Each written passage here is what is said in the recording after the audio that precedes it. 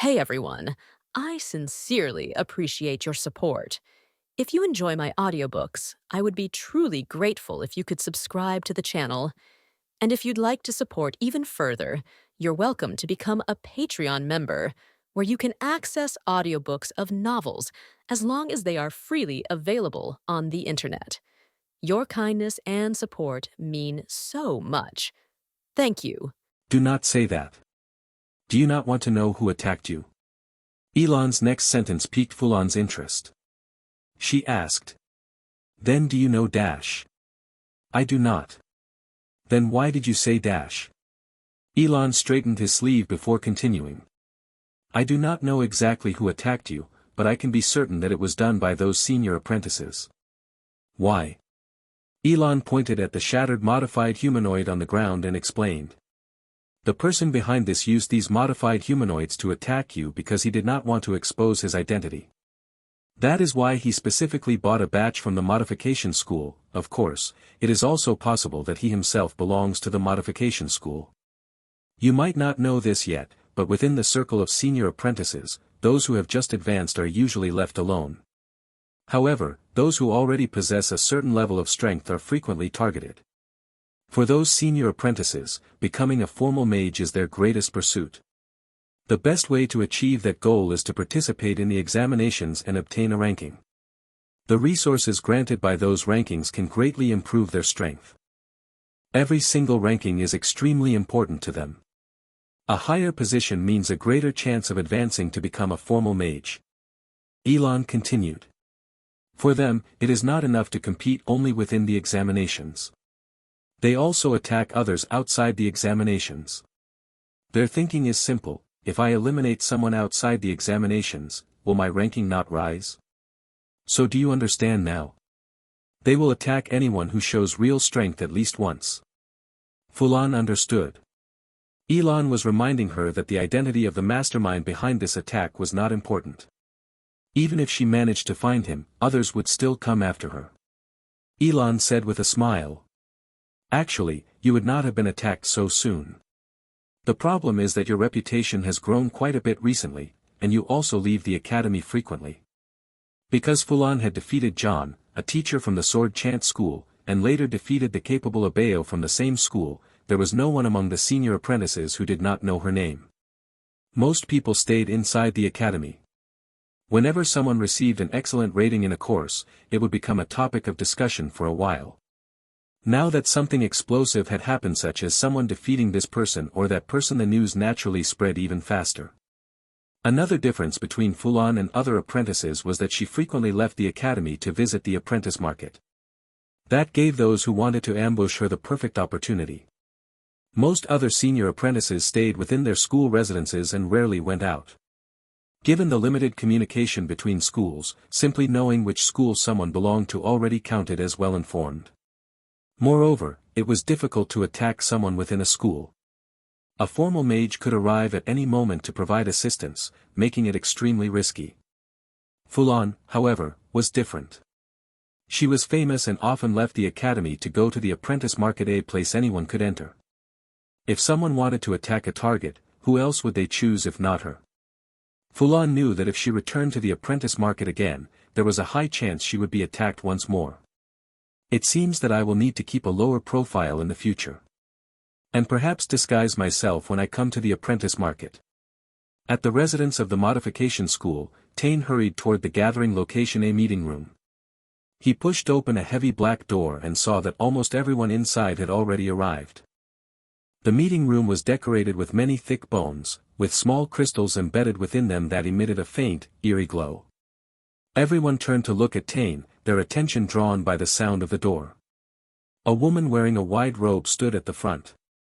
A faint metallic sheen was visible at her neck, and her long green hair draped over her shoulders. She looked at him coldly. Tane, you are a little late, but not too late. We have only just begun announcing the matter. Come in. My apologies, Mentor Bellori. I was at the market just now. As soon as I received the notice, I came here immediately. With that, he squeezed into the crowd. Mentor Bellori was a formal mage and the main leader of their society, the Life Renewal Society. She usually announced the school's notices and missions. One of her most distinctive habits was issuing urgent notices whenever something happened, summoning everyone immediately and assigning tasks without wasting a single second. She was extremely displeased with apprentices who arrived late. All apprentices, listen carefully. The school has issued a task. It is not mandatory for everyone to participate, but any apprentice who succeeds will receive a reward. Upon hearing this, nearly all the apprentices focused their attention. They longed desperately to become formal mages, and the rewards issued by the school were never disappointing. You may already know that one of your fellow apprentices, Richter, has gone missing and has now been confirmed dead. However, he carried a notebook that may contain knowledge from the Modification school. Your task is to retrieve that notebook or confirm that it has been destroyed and that the knowledge has not spread. I will personally teach a successful apprentice a session on the cultivation and transplantation of enhanced organs. Oh, and Richter obtained an item with the property of plundering during the examination. If you can find it, I would not mind teaching you how to cultivate organs related to that ability. The apprentices began whispering among themselves, astonished by the generosity of the reward. Modification surgery was the foundation of their school and knowledge they absolutely needed to become formal mages. In the past, mentors only taught such techniques to students who performed exceptionally well in examinations. Now, simply completing this task would grant them access to that knowledge. It was clear how seriously the school regarded this mission. You are dismissed. I now permit you to investigate Richter's residence for clues. Tane followed the other apprentices out the door when someone he knew called out to him. Tane, how was that batch of modified humanoids I gave you? Were those defective pieces useful? Tane recalled their miserable performance earlier. The first two had been acceptable, but the last three were so pathetic that he could barely stand to watch. They had simply run away. In fact, he had also arranged for one modified humanoid to shoot arrows with a crossbow from the rear. However, that one fiddled with the weapon for a long time and never managed to fire a single arrow. In the end, Tane could only let it run along with him. Not very good. I gave them some simple commands, and they could not even perform those properly. Hey, do not say that. Although those were defective pieces I made, you know the level of modified humanoids at this tier.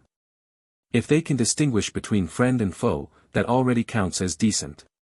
The reason is that they were all modified from corpses. If you could bring me a living one dash. Tane interrupted him. That is enough. At the price you charged, I have no complaints. Call me again next time you have another batch. They can still serve as raw materials for organs. Tane remembered that he had bought those modified humanoids for 10 silver coins. Because of that low price, he was rather tolerant of their poor intelligence. Inside the city of apprentices, a wide classroom was surrounded by numerous apprentices waiting outside for the door to open. When the designated time arrived, the classroom door vanished like dissipating smoke. The apprentices waiting outside hurriedly squeezed inside. So many people. Fulon stared at the crowded stream of people in front of her, dumbfounded. It is fine. This classroom uses spatial expansion technology. It is much larger inside than it appears from the outside. There will not be a shortage of seats. But this is still too many people. Do all these people really have that many points? I remember that the normal enrollment for this course is only 300. Lai answered Fulon's confusion. They can buy points from others. As long as someone exchanges for a course selection certificate at the points exchange hall, they can sell it to someone else. You can do that?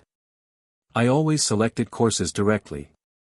Fulan and Lai waited outside for a while before the crowd finally began to thin. Let us go. We can enter now. The two of them lined up and entered the classroom. Seeing that the front rows were already full, they had no choice but to find seats in the back. It had to be said that spatial expansion technology was truly powerful. There were hardly any people left outside now, yet inside the classroom, nearly half the seats were still empty.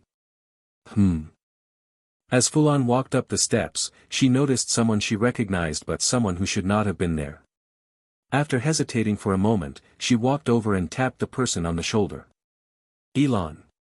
Elon turned around awkwardly. He had never expected such a situation to occur. Earlier, his mind had been entirely occupied with the tasks Selin had given him. He had never imagined that someone he knew would see him here. The reason he had come to attend this class was because he could not normally find at Habos. This was the only place he could be certain to see him, so the moment class ended, he planned to rush forward immediately. "Why are you here? Do you not already belong to a school?" Fulan was extremely surprised. She had never expected Elon to appear here. In her eyes, Elon looked rather old. No matter how she looked at him, he did not resemble an academy apprentice. To enroll in this course, one first had to be a student of the academy who had not yet graduated. Members of the various schools could not take this class. Moreover, when apprentices entered the academy, they were usually teenagers. Those who were slightly older had already been sent here long ago. It was rare for someone of advanced age to become an apprentice. Yet Elon clearly did not look like an apprentice, and he already belonged to a school. There was simply no reason for him to appear here. "You two know each other?" Lai asked curiously. "Yes. I was ordered by my school to come here and greet that person." Elon hurriedly spoke up, racking his brain until he finally came up with a somewhat reasonable explanation. "Is that really a thing?" "Of course. You have never joined a school, so you would not know. Our schools actually maintain very harmonious relationships with one another. It is just that apprentices like you are unaware of it." Fulon scratched her head. She was not sure whether that was true or not, but she did not pursue the matter further. She sat down with a seat between herself and Elon. At this time, many apprentices in the classroom were whispering to one another, discussing the class that was about to begin. At a certain moment, all the apprentices suddenly fell silent. It was not because they realized that class was starting or that some important figure had arrived and they needed to be quiet. Rather, they simply could not speak. Fulon was astonished to discover that she could no longer hear the voice of an apprentice 3 meters away even though the person's mouth was still moving. This is a directional sound device. You can only hear the voices of people nearby, as well as the teacher's voice. It reduces interference from other apprentices. Lai explained the reason behind the phenomenon. Elon, meanwhile, sighed inwardly in admiration. As expected of a 4th-tier mage, this was truly an impressive display. He had lived in the city of apprentices for 6 or 7 years, yet this classroom had only been activated 3 or 4 times. That alone showed how rarely it was used. Since its construction, the classroom had mostly remained unused because almost no one could afford to activate it. Each time the classroom was used, it consumed an enormous amount of materials. Every additional device that was activated cost dozens of gold coins. First there was the spatial expansion technology. Every apprentice who entered required extra spatial stabilization costs. That one was the cheapest. He estimated that even after the class ended, the total cost would probably not reach 30 gold coins. The real expense was the directional sound device. In his estimation, it would likely be used only for this single class session. Just one class cost 35 gold coins. Besides that, there was also a spatial transfer device. If you wanted to bring someone to the front, activating it would instantly teleport that person to your location. It was extremely convenient, but each use cost 3 gold coins. Elon recalled that several years ago, the elemental school had publicly recruited apprentices and had chosen this classroom in a display of wealth. However, they had been forced to change locations after recruiting for only a single morning. They simply could not afford to keep spending the money. He guessed that Habos would not change classrooms. For one thing, it would be embarrassing. After all, others might not be able to afford it at the 1st or 2nd tier, but if a 4th-tier mage could not afford it, what would that say? Besides, dozens of gold coins were not much to high-tier mages. Sometimes they spent more than 100 gold coins just to cast a single spell. At most, Habos might regret spending some of his funds on these meaningless functions. While the apprentices were still marveling at the magical directional sound device, a steady voice reached every person's ears. "Welcome, apprentices, to my class. My name is Habos Roins, the chief of the Forge Furnace School. As you may have guessed, I will recruit apprentices who perform well in this course to join my school. The apprentices looked toward the figure standing below the steps with expressions of excitement. He looked far younger than Elon had expected.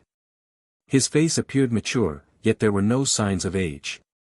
He wore a violet mage robe. Unlike the robes of the apprentices, his robe bore many decorative patterns, and the seams were intricately designed. On his left hand were 3 large rings set with red gemstones. On the sleeve of that same arm was the emblem of a red sword. The apprentices gasped in amazement, but under the effect of the directional sound device, none of those sounds reached Habos' ears. Looking at the excited apprentices, he could not help but feel a hint of anticipation. I hope a few promising seedlings appear. The school is truly short of people. For the apprentices, joining a school was extremely difficult. Even Fulon had struggled to gather information about other schools, let alone these ordinary apprentices. Those schools that publicly recruited apprentices set their standards one higher than the next. Even slightly weaker apprentices could not enter. Meanwhile, these apprentices had long hoped to find a school, yet many of them did not even know the names of other schools. Now that this course had clearly announced that it would recruit apprentices, how could they not be excited? Some apprentices were already imagining the glory of becoming formal mages after joining a school. But Elon remained expressionless. He knew that if even the chief had to personally recruit students, then the school must have serious problems with its low-tier spells. The apprentices listened attentively to the lesson that Habos was delivering, all of them acting as if they had been injected with a surge of energy. However, after the class had continued for 10 minutes, the apprentices began to look at the people they knew with blank expressions. None of them understood what Habos was actually talking about. Lai even turned her head to glance at Fulon. When she saw that Fulon had already begun picking at her fingernails out of boredom, the tension in her heart finally eased. You cannot understand it either. Lai whispered. Huh? Lai repeated the question in an even softer voice. Meanwhile, Fulon glanced at the notification displayed on her panel. Forging, beginner, proficiency, 45 out of 100. The craft of forging objects. You listened to a master's lecture. Forging proficiency plus 20. To be honest, Fulon had not understood anything at the beginning either. However, her proficiency had increased rapidly, allowing her forging skill to immediately reach the beginner level. After that, she found that she could understand perhaps 2 sentences out of every 10, but she still could not grasp what Habos truly meant. No matter how much she thought about it, she could not figure it out, so she simply decided to wait until her proficiency rose further before trying to understand again. A master's lecture truly granted enormous proficiency gains. The increase was incredibly fast. Without this class, she would probably have had to swing a hammer endlessly to improve her forging skill. Of course, she could not explain this to Lai, especially not that she was gradually understanding more and more. So she loudly replied. Of course I cannot understand it. Fulon's voice was far louder than Lai had expected. Lai froze for a moment before suddenly realizing why she had spoken in such a quiet voice earlier. Do not shout like that.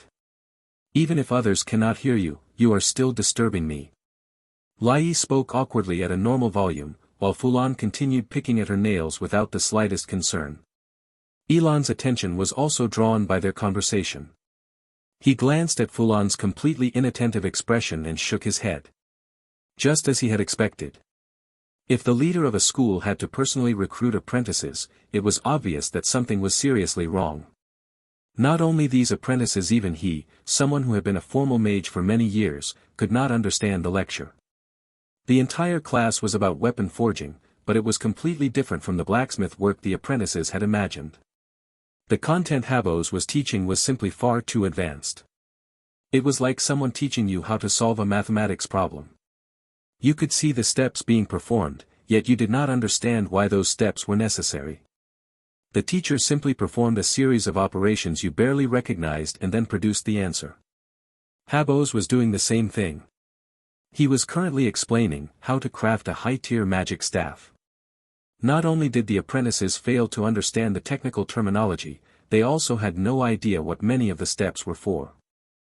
What was polygonal gem placement? What was spell reaction time?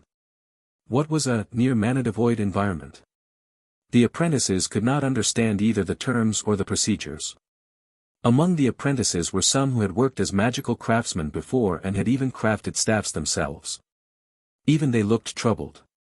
It was understandable that those who had never made a staff could not follow the explanation, but for those who had experience, failing to understand it was rather embarrassing. Was crafting a staff not simply about selecting suitable materials and embedding amplification gems? Why did the gem have to be cut into special shapes? At most, one could carve mana-conducting patterns inside the staff. That already counted as an advanced technique. Learning it would ensure a lifetime of stable income. Elon understood why Habos was teaching such excessively profound content. The school he had founded was called the Forge Furnace School. With a name like that, it was obvious that it specialized in crafting weapons. And the reason Habos was teaching these things was because he had nothing else to teach. His school had only just been established and lacked basic low-tier knowledge. Habos had once been a member of the elemental school. Naturally, the spells he intended to teach in his school were the ones he had developed through years of personal research. But the problem lay here.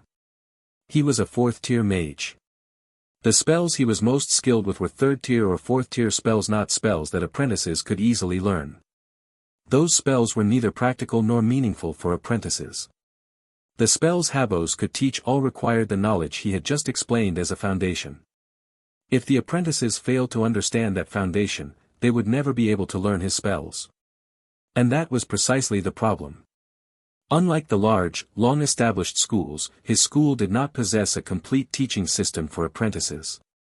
In fact, the lowest level spell he could currently teach was already a 1st-tier spell. Of course, he also knew spells from the elemental school, but he could not teach those to these apprentices. Before Habos, many founders of new schools had faced the same situation. Either you possessed strong connections and could persuade a large group of people to convert to your school, or you lectured about profound concepts like this and hoped to discover a few extraordinary geniuses who could help you develop low-tier spells. What if someone listened to your lecture, returned home, and created a spell based on what they had learned? While teaching, Habos was also observing whether any apprentices truly understood the material. That one does not understand. That one does not understand either. The one in the back has already given up. Habos's heart grew colder with every passing moment. He knew that his situation was even worse than that of many previous school founders. Most new schools were merely specialized branches of existing schools. For example, the Elemental School had produced branches such as the Flame School, the Frost School, and the Lightning School, while the Necromancy School had produced the Modification School. Although those schools initially lacked their own low-tier spells, they were still connected to the parent schools. It was relatively easy for them to modify a few spells based on previous teachings. But the path Habos had chosen was far more difficult. He had no low-tier spells to reference. Before coming here, he had already conducted tests. Ordinary low-level blacksmithing techniques and enchantment methods were simply incapable of supporting the spells he had created. The content he was currently teaching was already the most basic foundation that could barely sustain the casting of his spells. If only there existed a low-tier crafting technique capable of supporting my spells. Habos could not help but wish for such a method. High-level magical craftsmanship had undergone countless iterations over the years. The process of creating advanced artifacts had long since become abstract and complex. That made it extremely difficult for him to deduce low-tier spells from it. Of course, he could search through historical records to find older crafting methods. But identifying a suitable one among them would not be accomplished overnight. Besides, some of those records might even be false. Habos had already finished explaining the entire process of crafting a high-tier magic staff, yet the apprentices continued to stare at him blankly. That concludes the entire process of crafting a high-tier magic staff. If you can gain a deep understanding of this process, then you will be able to learn a spell and become a member of my school. Next, allow me to introduce this spell. It is called Equipment Augmentation. If you are able to master it. When Habos announced the end of class, Elon was the first to rush forward, while the other apprentices were still sitting in their seats with blank expressions. Sir Habos, may I speak with you privately? Habos glanced at Elon and immediately assessed his situation. A 1st-tier mage. Judging by his aura, he did not belong to the elemental school or the necromancy school. He had likely advanced many years ago, and the mana within his body was very stable. That is acceptable. The content he had taught required practical application. Without hands-on practice, those apprentices would never be able to learn it. Originally, he had not intended to pause the first lecture to answer questions from apprentices. This situation provided a convenient opportunity to deal with such matters. Why did he take the teacher away? Lai looked at Fulon with confusion, while Fulon herself had no idea what Elon was doing. I am not sure either. Fulon watched Elon leave the classroom and scratched her head. She decided she would simply ask him about it next time she visited the Emerald Heart Tavern. By the way, are you planning to learn that spell? Fulon asked. No. That spell is not something apprentices like us can learn. Anyone capable of mastering it would probably have already advanced to become a formal mage. Why do you say that? Fulon asked, puzzled. Habos had just demonstrated in detail how to practice the spell and explained that its principle involved manifesting a weapon one had personally forged, granting the wielder a certain degree of enhancement. Although the complexity of the structural model was rather frightening. Just look at the structure of that spell. It is definitely a first-tier spell. How could apprentices like us possibly learn it? Inside a meeting room, Elon and Habos sat across from one another at a red hardwood table. Allow me to introduce myself first. I am Elon, a member of the law school and also the headmaster of Cuilan Academy, appointed under the laws of the Alliance. What do you want? I wish to join the Forge Furnace School. Habos fell silent for a moment after hearing this before finally speaking. Are you certain you want to abandon the school through which you advanced and join mine? Are you not afraid that your spells may never progress further in this lifetime? Although the methods of advancement for mages were broadly similar, mages who advanced through different spells and methods developed very different abilities. During the apprentice stage, if a mage mastered certain spells, there was a chance of gaining a specialization related to that type of spell. This was the easiest way to obtain a specialization. All other methods were extremely difficult, and even attempting them could consume years. Advancing to a second-tier mage or even higher required specializations. A specialization was one of the most important prerequisites for advancement. Under the current mature training system, mentors required apprentices to master spells thoroughly before advancing. In recent decades, almost every formal mage had obtained a specialization when they advanced. However, different specializations produced different effects, and they could not replace one another. Combined with the fact that some spells were difficult to learn outside one's original school, very few mages dared to switch schools. Especially in Habos's case. He had pioneered a completely new path with no related schools nearby. Naturally, no one dared to gamble their future by joining him. Of course I know that. I have already informed the third seat of the law school, and he has agreed. Habos glanced at him, immediately understanding why Elon dared to join his school. Elon still maintained ties with his former school. Although nominally he could no longer follow the original path of his school, the situation changed if the decision came from above. After all, who would care how a mage from a school advanced? This situation was quite common among mages who joined new schools. Sometimes they simply wished to test whether another school suited them better. If it did not work out, they could always return to their original school. Of course, such arrangements required approval from those above them. Betraying one's school was highly frowned upon in the mage community. So what can you offer me? Habos now understood Elon's purpose and the intentions of the school behind him. Elon had not come because he believed the Forge Furnace School had great prospects or because its spells suited him. He still maintained connections with his original school. That raised an obvious question. Why should Habos allow someone who was not truly loyal to join his school? I am the headmaster of Cuilan Academy. If you can provide some small assistance, I will ensure that the entire academy prioritizes sending its students to the Forge Furnace School. Habos raised an eyebrow and fell into deep thought. Elon did not dare interrupt. Elon's position as headmaster had been appointed by the Alliance. The various schools only had the right to make suggestions regarding such matters, the final decision belonged to the Alliance Council. When the council made appointments within the system, its principle was always balance, maintaining an equilibrium in the number of positions held by each school. Elon had obtained the headmaster position precisely because the law school had been expelled from the city of apprentices. The council had balanced the situation by assigning the position to him. If Elon could obtain Habos' support, he would be able to regain control over Cuilan Academy rather than relying on the law school's uncertain return. And the benefit for Habos would be the apprentices. Although Habos currently appeared quite impressive with apprentices from across the academy attending his class, the truth was that these were merely the students left over after other schools had made their selections. The truly talented apprentices had already been noticed by their instructors and invited to join schools during their first academic year. When Habos' course opened, first-year students were not allowed to select it. This restriction had been negotiated between him and the other schools. Although Habos was a fourth-tier mage, many of the mages teaching in the city of apprentices had powerful connections. Some could even directly contact fourth-tier mages. Therefore, he could not push matters too far. However, controlling an academy would be different. First, its scale was relatively small and still within the tolerance of other schools. They would not unite to oppose him over such a matter. Second, he would possess legitimate authority. After all, what was wrong with helping mages from his own academy? Of course, such matters could eventually be reported to the council. But due to the slow processing of council affairs, it would likely take 5 or 6 years before Elon's lifetime appointment as headmaster was revoked and everything returned to its original state.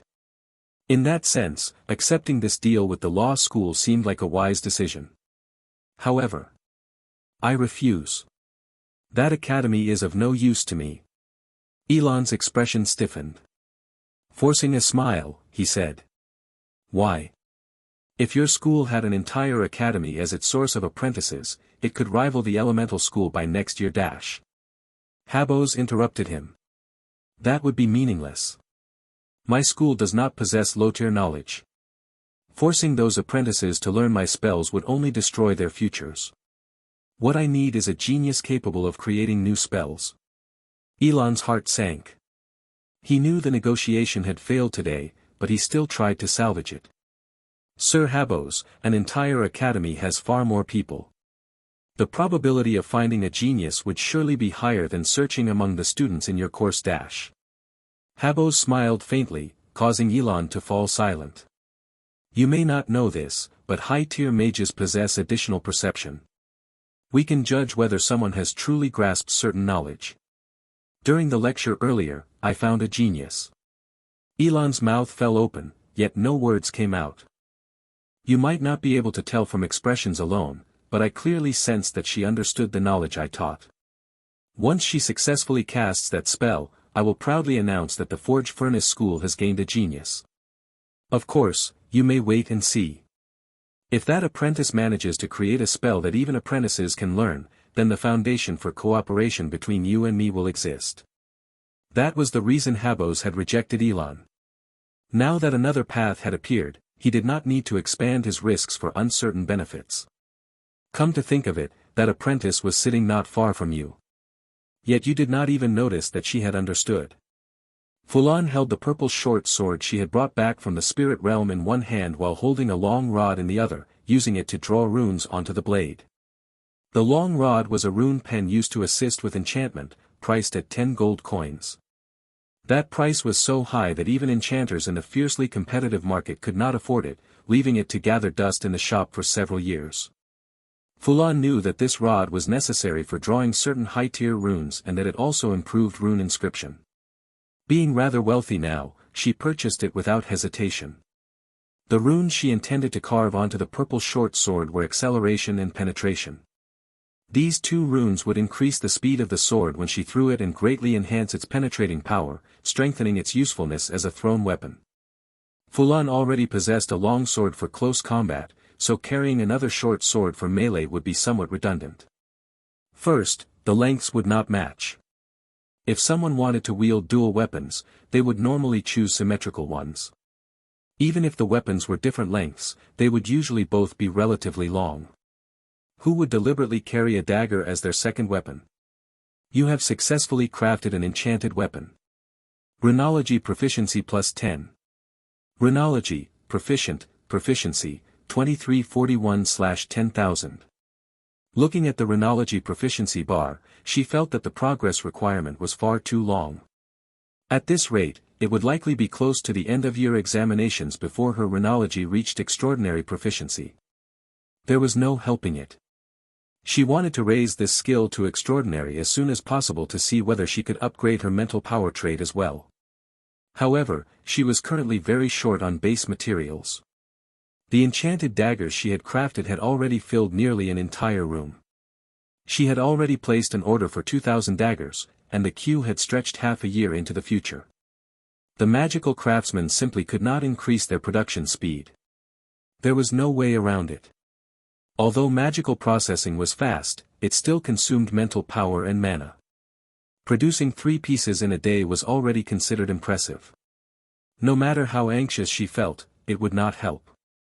Their hands were simply that fast, so she could only wait patiently.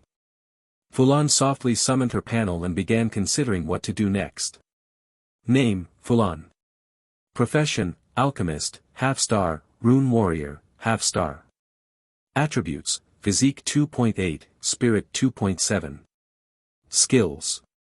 Pharmacology, Extraordinary, Proficiency, 3675/100000. Forging, Mastery, Proficiency, 341/1000. You should be able to forge weapons skillfully. Elven Swordsmanship, Mastery, Proficiency, 69/1000. You can wield elven swordsmanship like a true elf. Hard Scale Rock, Mastery, Proficiency, 341/1000. Light Prayer, Mastery, Proficiency, 400/1000. Wind Blade, Proficient, Proficiency, 241/10,000. Magic Missile, Beginner, Proficiency, 42 out of 100. You can now cast a fairly decent magic missile. Keep it up, apprentice.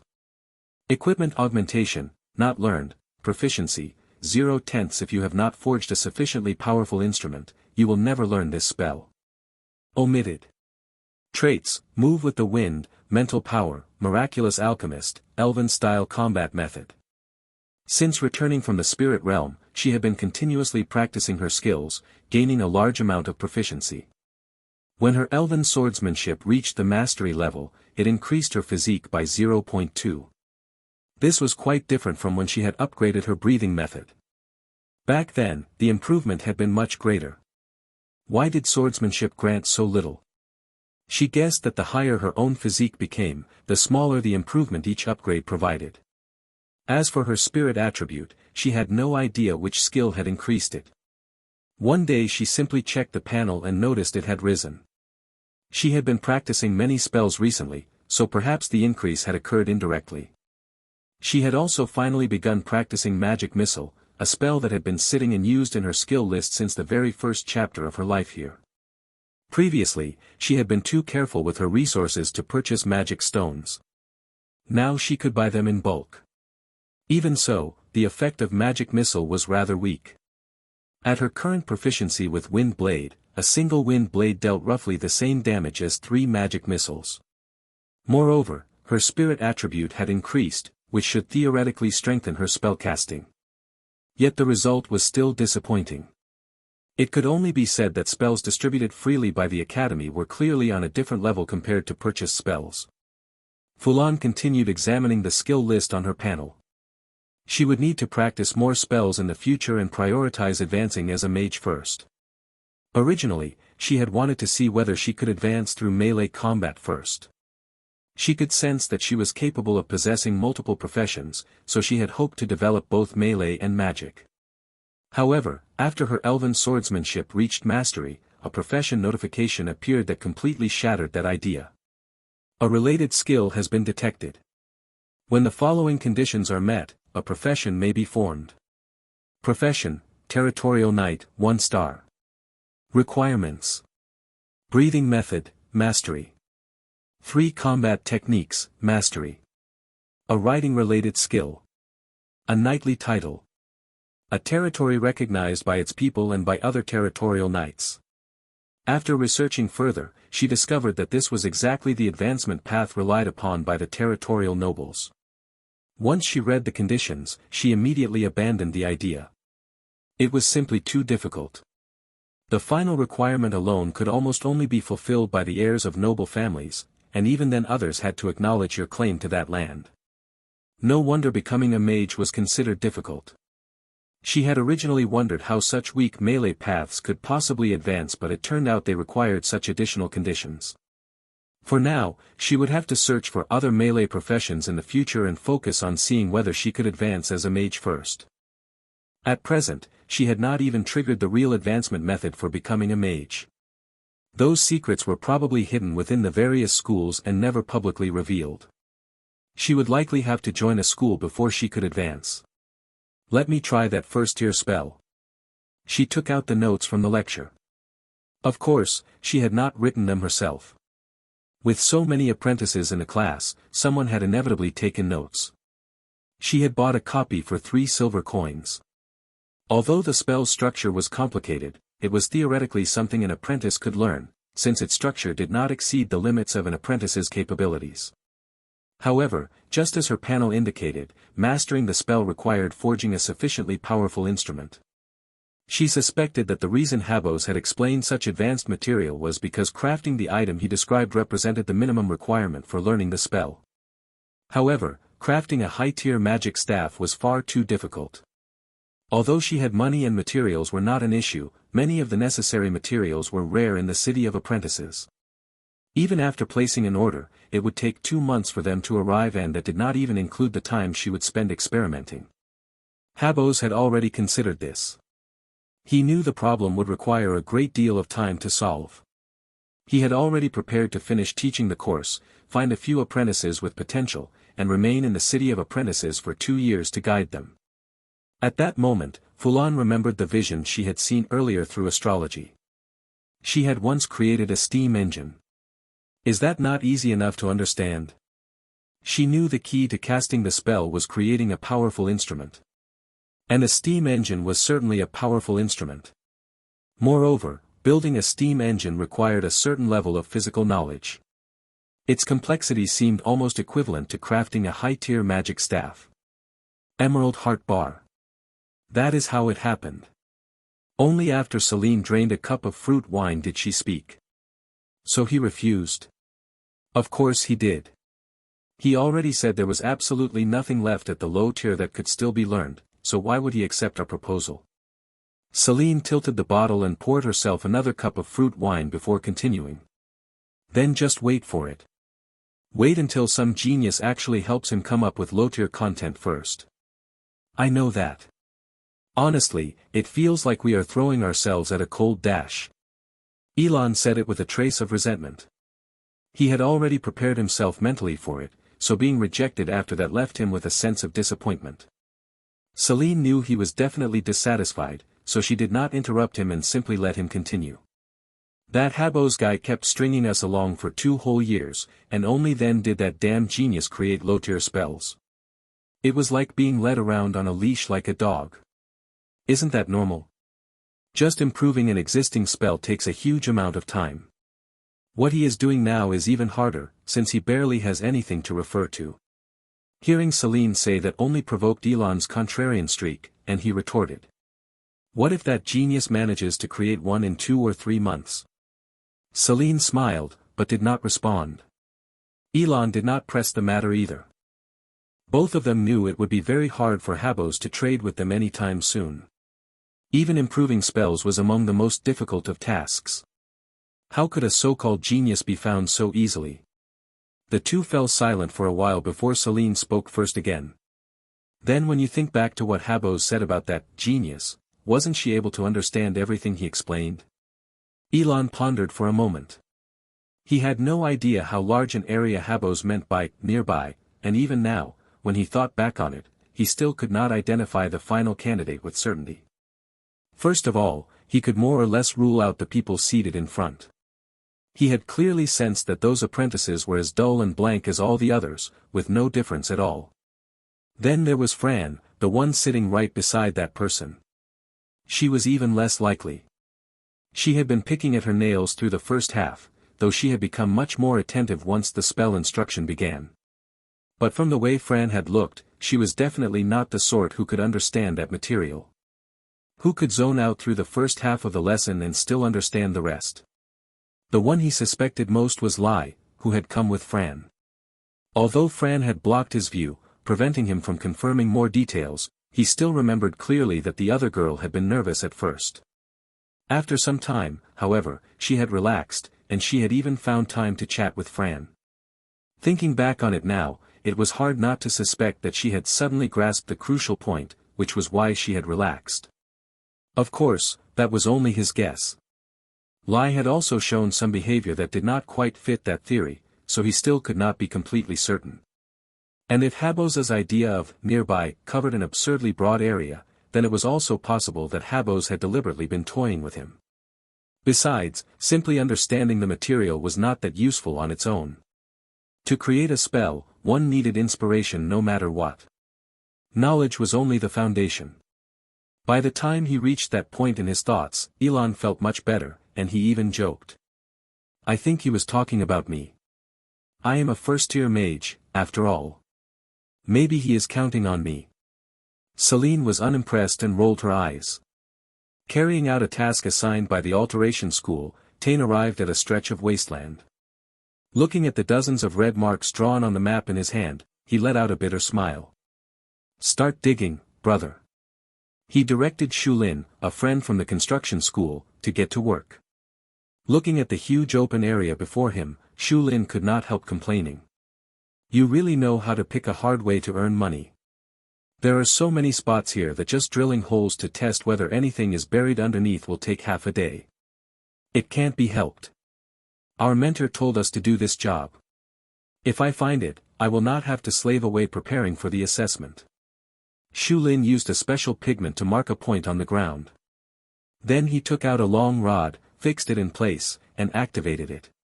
The rod began to spin and slowly pressed downward into the earth. Then your mentor is actually pretty decent, giving you a reward like this. Tane rolled his eyes and said irritably. Decent, my ass. The Academy investigated this for ages and got nowhere, so our mentor only handed it to us as a gamble. We came here to try our luck too. He only took the task because he had nothing else to do. Since the reward was so generous, he figured he might as well try his luck. What if he really did find it? Originally, he had planned to kill a few high-tier apprentices around his own level to ease the pressure of the assessment. Their corpses would have made for a pile of excellent materials too.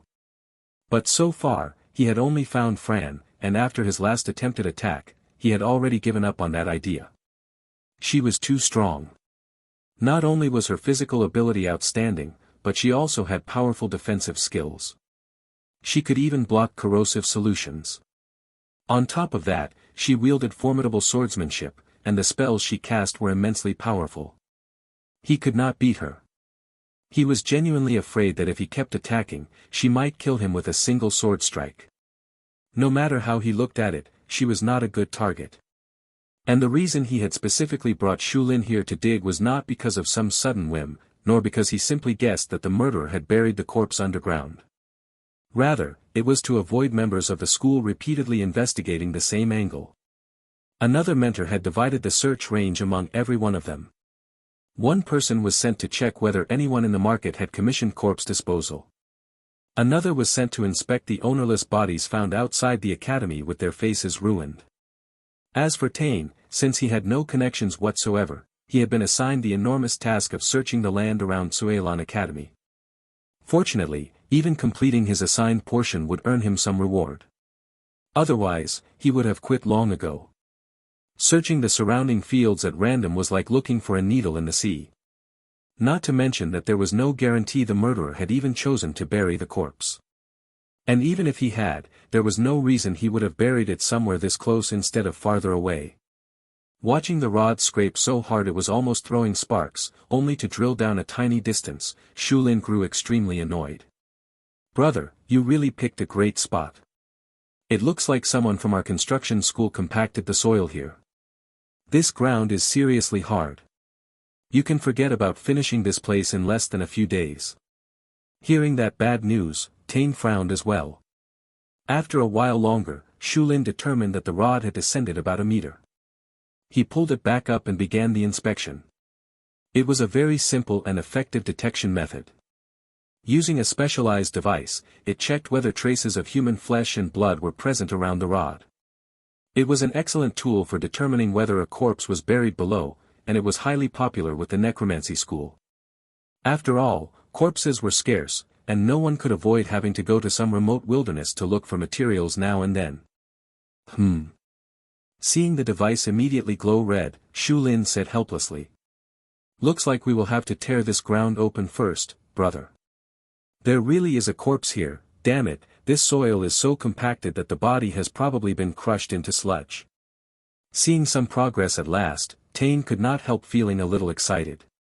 He began riffling through the documents in his hand. You just need to dig some of it up. We have a way to check whether it is the target. Let me see who filed the work order for this plot of land. The Alchemists Association. Didn't it already go bankrupt? A reception area of a magical craftsmen's association. Sorry, but our orders are already scheduled 3 months in advance. If you do not choose the expedited option, we cannot deliver within the deadline you requested. The receptionist smiled at the apprentice who had come to place an order. Every word of his speech subtly implied the same thing, pay more.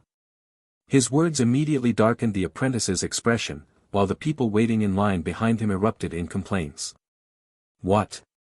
Why are the orders full again? I have already visited 3 associations today. Damn it, I have been at the academy for 5 years, and this is the first time I have seen so many associations with full order queues.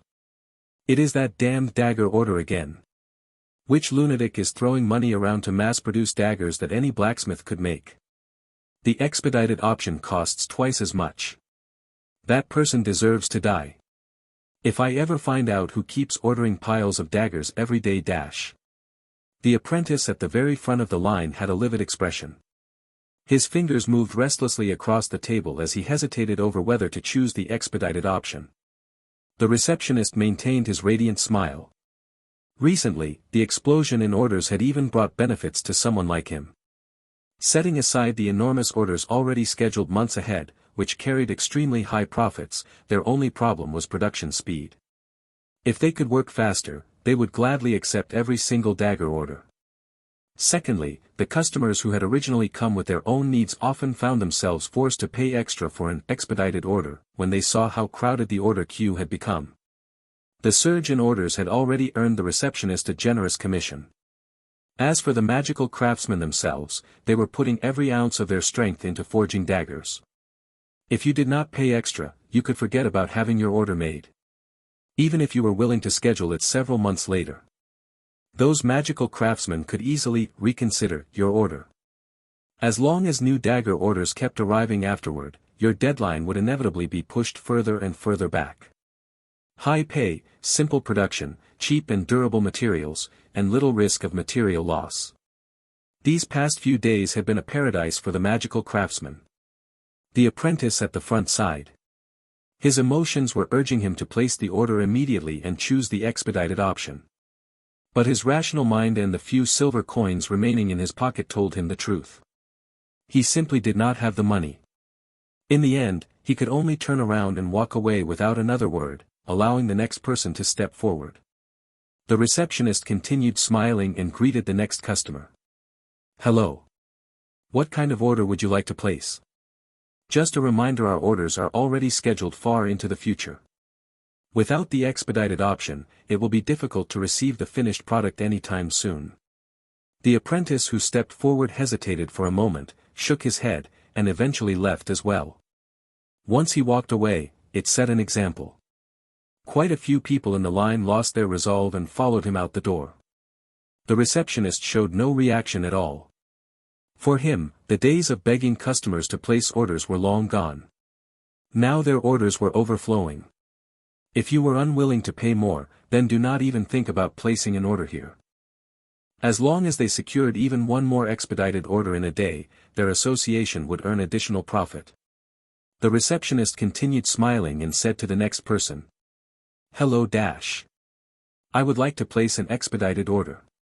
I would also like to purchase some materials. The one who spoke was Fran. After hearing the complaints in the line, she could not help but show an awkward smile. She walked to the front of the line and interrupted the receptionist's greeting. The receptionist's eyes lit up. Another expedited order. That meant another round of profit. And their association also sold materials. That news delighted him even more. The materials that had been sitting and used in the warehouse could finally be sold. The receptionist accepted a blueprint. On the paper was a large wheel, many strange joints, and several oddly shaped connecting rods. The receptionist was no longer surprised by such things. Although he could not imagine what the device was supposed to do, this was perfectly normal. Most people who commissioned them were creating experimental prototypes. It was not unusual for the finished product to be completely useless.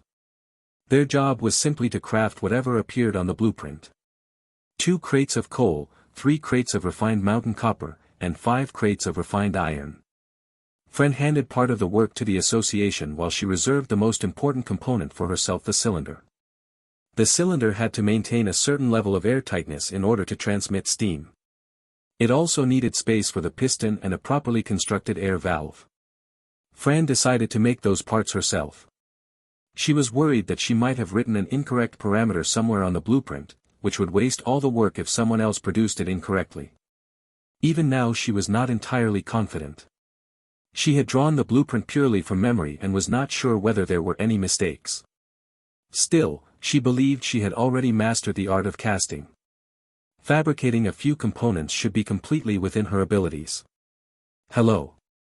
The total comes to 1 gold coin and 57 silver coins. Fran casually took 2 gold coins out of her pocket and said, "Add 3 more crates of mountain copper and refined iron. Convert the rest into coal. Do not bother returning the extra change." The receptionist was thrilled. He accepted the 2 gold coins, his hands trembling slightly as he rubbed them to confirm their authenticity. After confirming they were real, he quickly began recording the transaction. What a major client. He felt this customer was almost comparable to the mysterious person who kept placing those dagger orders. After arranging for someone to deliver the materials to her residence, Fran turned to leave. But a conversation between 2 people at the very end of the line caught her attention. "Have you heard? Something big happened in the alteration school." What happened?" "They found the corpse of a high-tier apprentice who went missing a long time ago. It was buried underground and recently dug up." Fran stopped abruptly when she heard that. She pricked up her ears and carefully listened to the news that was once again connected to her. Apparently it was Richter. He died and was buried there. Seriously? Him? Good riddance. Did they find out who killed him? I remember he had plenty of enemies. The mentors of the school all went to the scene, but they could not find any clues at all. Now they are investigating along another lead. Tell me more. It seems that the land where the body was buried had been compacted by the construction school. By the time the corpse was found, it had already been crushed into fragments. Now they are trying to trace who placed the construction order for that land. Those guys from the construction school are really unlucky. I bet those poor fellows knew nothing and still got dragged in for interrogation. Thank goodness I did not choose the construction school back then. That path is miserable. Fran's lips twitched slightly. Her mood sank straight to the bottom. How had the body been discovered? Before she decided to act, she had investigated extensively. She knew that once the corpse was crushed into fragments like that, very few magical methods could still locate it. Had Richter informed someone before she killed him? That seemed unlikely. Fran could not figure it out. She took a deep breath, forcing herself to calm down. The discovery had already become a fact. Although she was confident that ordinary methods could never trace the crime back to her, there was no guarantee that some magical method might directly identify the murderer. She glanced at the signed receipt in her hand. Anxiety crept into her mind. She had to hurry. The wasteland outside Cuilan Academy. Bellally walked a long distance before finally arriving at the target location. The land where Richter's flesh had been detected had now been dug into a massive pit, while the excavated soil was piled onto carts nearby. When Bellally arrived, an apprentice who had been standing there absent-mindedly immediately ran over. "Mentor." Bellally raised a hand and said. "What is the current situation? Have you found anything?" The apprentice organized his thoughts before replying. "We have confirmed multiple times that Richter's flesh and bones are present here. It is certain that this is the majority of Richter's remains. As for the 2 items you were looking for, Mentor, they have not been discovered yet." A faint ripple passed across Bellally's otherwise calm face, but it quickly settled again. "Where is Mentor Losky? Take me to him." The apprentice immediately led Bellally to the edge of the pit, where a man in a long robe was standing. Losky had brown hair that seemed to have gone untrimmed for a long time, and his robe bore several stains. Yet when he turned his head, it was clear that his skin was unusually clean. "Ah, you finally arrived." Then he seemed to remember something and called out to an apprentice. "Tane." "Yes, come here for a moment." Tane walked over with a nervous expression. Losky calmly introduced him. "This is the apprentice who discovered the corpse." Bellally lowered her gaze and examined Tane. "You did very well, apprentice. I will include you when I next conduct surgical instruction." Tane stiffened for a moment before relaxing, joy appearing on his face. "Thank you, Mentor Bellally." Bellally waved him away, dismissing him. Then she turned back to Losky. "Has the other side found any clues? Can we identify the murderer?" Losky cleared his throat and lowered his hands, revealing his clean palms. "The astromancy school cannot help in this matter. The corpse is no longer intact, and too much time has passed. They cannot locate the killer through divination. I have already sent another apprentice to investigate the Alchemists' Association. We should have news soon." Bellally frowned slightly and said with some confusion. "That does not match the school's policy. We should minimize the number of people exposed to this knowledge.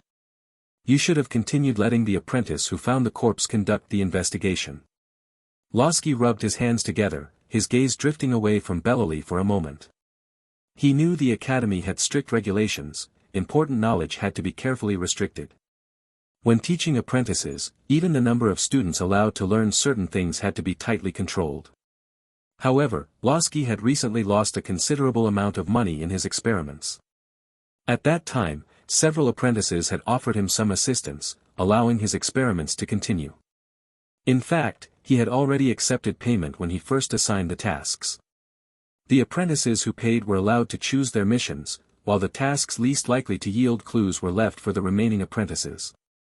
Who would have thought that the tasks that seemed like searching for a needle in the sea would actually uncover the crucial clue? Losky personally did not care. His own matters had already been settled. It was merely a stroke of luck. Whoever had better luck would find the clue.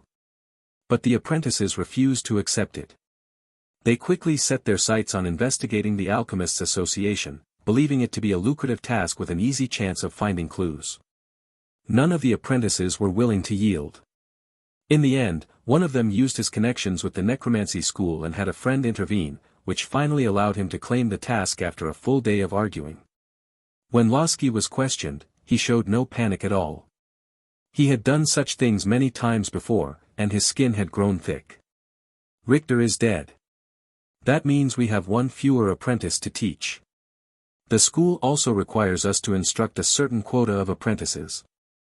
Bellally's lips pressed downward slightly. She was displeased, but she did not continue questioning Losky's decision. Those who had become official mages rarely came to the city of apprentices. There were few opportunities here to advance to higher ranks, materials were scarce, and the location was remote. The official mages who did come here usually had no choice. Some were sent here by the school, some had offended powerful figures, and others came to retire quietly. She would not risk becoming enemies with Losky over such a trivial matter. If he decided to leave, what then? As the head of the alteration school here, any trouble that arose after his departure would ultimately fall on her shoulders. Oh. The apprentice I sent out has returned. I will go see what happened. Losky noticed an apprentice running over, gasping for breath, and slowly walked toward him. Bellely turned her attention to the mound of soil piled on the carts and began forming an idea. Perhaps tracking insects could use these traces of flesh to locate the murderer. But there were too many impurities mixed into the soil. What? Losky suddenly let out a furious shout, as if he had heard something unbelievable. Bellely turned toward him. Losky lowered his voice and scolded the apprentice a few times. The apprentice shrank back nervously before Losky walked over. This situation has become troublesome. There are no leads from the Alchemists Association. Losky's face was tense and unpleasant. Investigating the possible leakage of knowledge was their primary duty. If they failed in this matter, they might face punishment. Perhaps we should avoid reporting the full truth. He glanced at Bellely but quickly dismissed the thought. The head of the school would never accept such a suggestion. What exactly happened? Losky explained. The apprentice traced the former president who signed the documents. After some interrogation, he learned the identity of the person who delivered the file. Then he tracked down that person and applied some additional methods, eventually forcing him to reveal who had instructed him to place the construction order with the construction school. Losky paused before continuing in disbelief. That person said it was Richter who ordered him to place the construction request. What? Bellely could hardly believe what she had heard. What kind of situation is that? The apprentice also believed he was lying, so he intensified the interrogation and even used methods from the alteration school. Yet the man still insisted that Richter had placed the order. Bellely's tightly furrowed brows showed no sign of relaxing. After pondering for a moment, she said slowly. So you are saying that Richter personally placed the construction order, buried himself underground, and arranged for the construction school to crush his body? Losky did not respond. He was still thinking about how to continue investigating the real murderer. That finally made Bellely laugh in disbelief. What an absurd joke. So Richter committed suicide, hid the items somewhere, and left us running around like fools. Then her expression relaxed, and the corner of her lips lifted slightly. In that case, use the same method that discovered the corpse. Send those apprentices out with tracking insects. Anyone who had contact with Richter, bring them all in. Elon looked at the person standing in front of him, someone wrapped head to toe in a black robe with their head covered, leaving almost no skin exposed except for their eyes. He scratched his head. Who are you? It's me. Fran's voice came from beneath the hood, startling Elon. He spun the cup in his hand before speaking again. Why are you dressed like that? Fran offered no lengthy explanation and replied directly.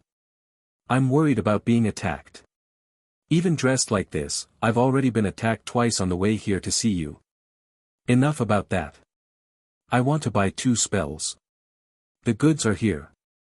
Fran pointed at the crate beside her foot and nudged it forward with a kick. Elon handed over the sheets containing the spells and picked up the crate at his feet, grumbling as he did. Isn't it because people hate you? Every time someone attacks you, it's because you had a conflict with them. My bar is widely recognized by apprentices as a safe place. And could you at least put the crate on the table when handing it to me? That was incredibly rude. Fran ignored Elon's complaints and immediately chose the spells she had already decided on. These 2 mage hand and shadow concealment. Elon raised an eyebrow and joked. What, planning to steal something? Those are suspicious choices. Fran did not bother explaining. Hurry up. Give me my change. I still have things to do. Elon said nothing more. He handed over the 2 silver sheets recording the spells, then took out a pen and did a quick calculation before returning the change.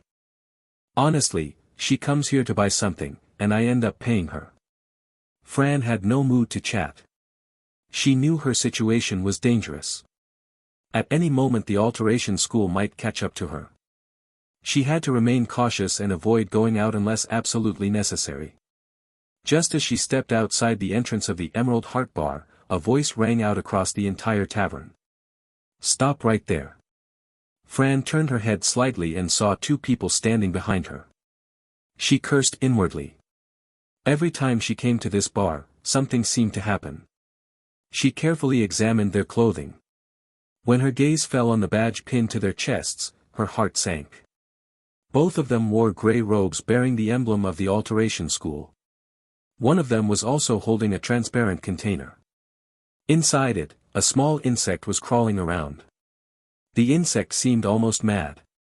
It repeatedly hurled itself toward her direction, only to bounce off the container each time. What was going on now? Had the Alteration School discovered that I killed someone? Fran remained calm. Her face was concealed anyway, so no one could read her expression. At that moment, one of the apprentices spoke with a sinister expression. You were seen meeting Richter before his death. You are suspected of murdering an apprentice of the Alteration School. Come with us. Fran did not move. Instead, she felt slightly relieved. As long as they had not already confirmed she was the killer. But there was no way she could go with them. Whether she was the murderer or not, she knew the truth perfectly well. Zion's sinister expression tightened. He had not expected someone to remain unmoved even after hearing the name of the Alteration School. The frustration he had been suppressing surged up again, turning into anger. He had originally taken this mission because he coveted its reward. He had even spent 2 gold coins to secure the task of investigating the area around Richter's residence. In the end, however, it was an apprentice assigned to a hopeless, needle-in-a-haystack task who discovered the corpse. Afterward, Zions had quickly bribed a teacher from the necromancy school and then paid another sum to Mentor Losky to obtain the assignment of investigating the Alchemists Association, which he believed would definitely yield results. But the conclusion turned out to be utterly absurd. Not only did he fail to earn the reward of surgical instruction, but if it were not for the amount of money he had already paid, Losky might have torn him apart on the spot. He had spent the most money and gained absolutely nothing. The worst part was whichever lunatic had arranged the team assignments. Zions had been placed in the same group as Tane the apprentice who had stumbled upon the corpse by sheer luck. Their task was to find people who had come into contact with Richter. That was one of the functions of the tracking insects. After consuming a portion of the corpse's flesh, they would pursue the people or locations the deceased had interacted with during life. Of course, because Richter's body had been mixed with soil for an unknown length of time, the insects would also react to anyone who had passed near the burial site or carried objects associated with the earth element. That morning alone they had already dragged 3 completely unrelated people away for questioning. They had found nothing. We are from the Alteration School. Zions emphasized the words. He struggled to suppress his anger. After all, this was the apprentice market, and the Alteration School still had to show some respect to the administrators here. They could not start conflicts casually. Does the Alteration School have law enforcement authority now? Can you simply grab anyone on the street and take them away? Fran lowered her voice and chuckled softly. Her words immediately triggered an uproar among the apprentices inside the tavern. These 2 apprentices had already detained several people there today. Although those individuals had voluntarily gone with them out of fear of the Alteration School's reputation, the apprentices in the tavern still disliked seeing them behave so arrogantly. Now that someone had finally challenged them, the crowd eagerly voiced their support for Fran. Well said. The Alteration School should get lost. What kind of trash school is that? Just an offshoot of the necromancy school barking here. Fight! Fight!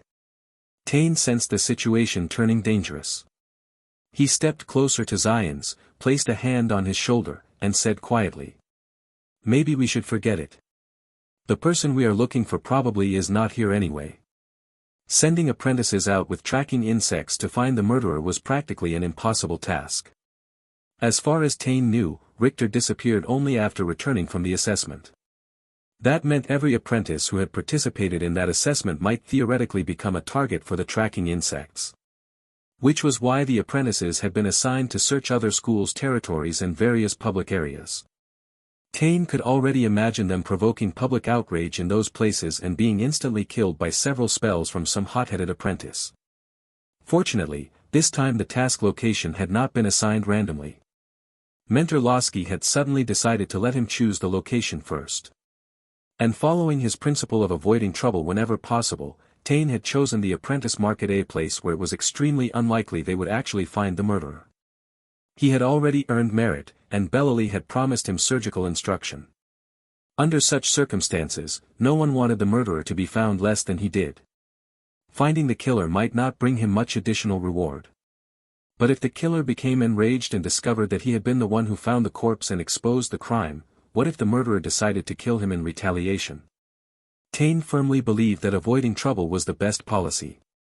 If he had been alone, he would have allowed the tracking insects to smash themselves to death against the container rather than arrest a single person. Right now the two of them were the center of hostility in the tavern. He was genuinely afraid that if a conflict broke out, someone might accidentally kill him. And then all his dreams of becoming a formal mage would vanish like dust. But Zions ignored him. He brushed away Tane's hand and raised the short wand at his waist with his left hand. Magic missile. Several blue spheres of light appeared in Zions's hand and shot straight toward Fran. After days of frustration, Zions's mood was extremely foul. He was like a barrel of explosives waiting to ignite. In truth, he had just calmed down moments ago and knew that starting a conflict here would be a terrible idea. With so many people around, the two of them would certainly suffer the consequences. But Tane's single remark had ignited the powder keg. He simply could not tolerate being advised to back down by someone he considered nothing more than a lucky fool. To him, it felt like mockery. Fran raised an eyebrow and activated the breathing technique trait spiritual power. Her physical attributes surged, and with a swift sidestep she avoided the incoming magic missile. The bright blue projectile brushed past her body and shot out through the doorway. That's not right. That magic missile can turn. Fran immediately realized that the projectile had passed far too close to her body. The edge of her black robe had been grazed, leaving a faint scorched mark. She knew this was an advanced technique used with magic missile automatic homing. Clearly, the opponent had spent a great deal of effort practicing this spell. If translated into the proficiency levels on her system panel, it would already be close to mastery. She knew the projectile would soon return from behind, so she seized the moment and lunged forward, closing the distance between herself and the two apprentices.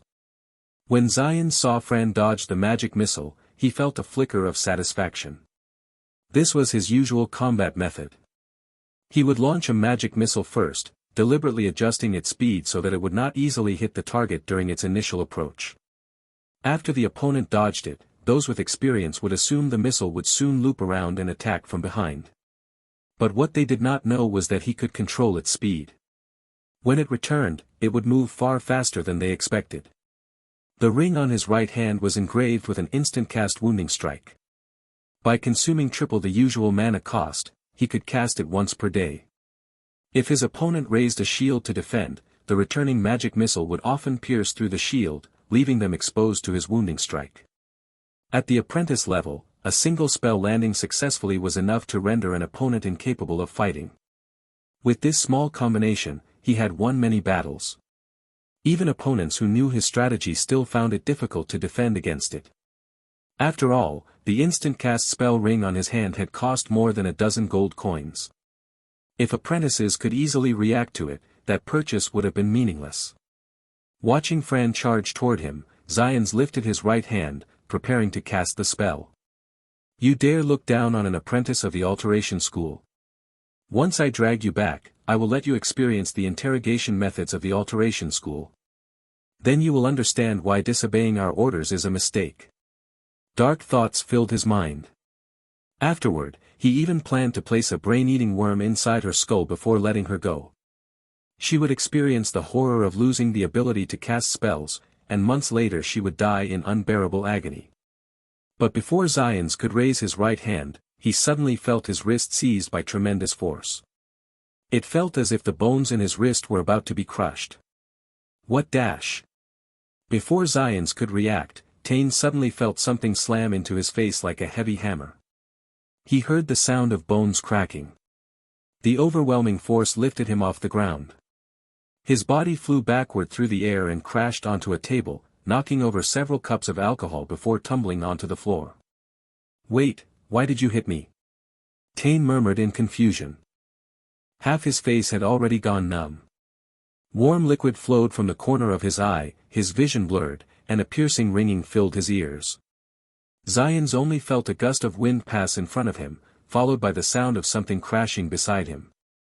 Then another force grabbed his robe and lifted him into the air. What is going on? When he looked down and saw the black-robed figure holding him up, a sharp pain suddenly exploded across his back. Ah! Damn it! Zion screamed. The returning magic missile blasted through his robe, leaving a burned hole. Beneath it, his skin had turned dark purple and black from the scorching heat, with blood seeping from the wound. He forced open his eyes despite the agony and stared at the black-robed figure, only the eyes visible with disbelief. Why would she dare attack apprentices of the alteration school? Did she not fear retaliation? Fran flicked her hand. Zions felt a powerful force throw him into the air. Gravity took over, and his body slammed heavily onto the floor. The pain left him powerless. He lay there gasping, his body trembling uncontrollably. When Zions launched his sneak attack, the entire bar had fallen silent. Only after Fran defeated both apprentices did the silence break.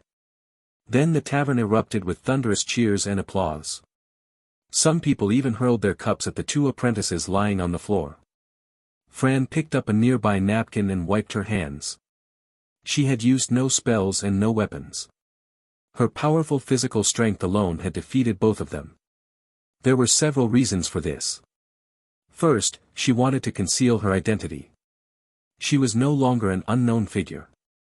If she used recognizable weapons or spells, someone might identify her. That would make her disguise meaningless, and people might guess her true identity. Second, she could not kill the two apprentices. Defeating them was acceptable. Apprentices fighting among themselves was quite common. But killing them in front of so many witnesses would be equivalent to openly humiliating the alteration school. Even Richter's secret death had triggered a large investigation. If she killed two apprentices in public, the consequences would be unimaginable. So she held back, knocking them down without doing anything further. Fran suddenly sensed something and looked toward the staircase. Elon was leaning against the railing, watching the chaotic scene below. When he noticed Fran looking at him, he immediately understood what she wanted. She was hoping he would use his influence to smooth things over again. Elon sighed helplessly and waved his hand at her, signaling her to leave quickly. Fran understood immediately. She nodded in gratitude and headed straight for the exit. Zion struggled to rise, but his body refused to cooperate. He could only roll onto his side and lift his head slightly. He watched Fran's back disappear through the doorway, his face filled with hatred and resentment. Do not think this ends just because you won today. Once I return to the alteration school, I will immediately report this to my mentor. Then you will learn the consequences of defying a school. His hands clenched tightly, as if Fran were already in his grasp and he intended to crush her. Ah! Zion screamed again.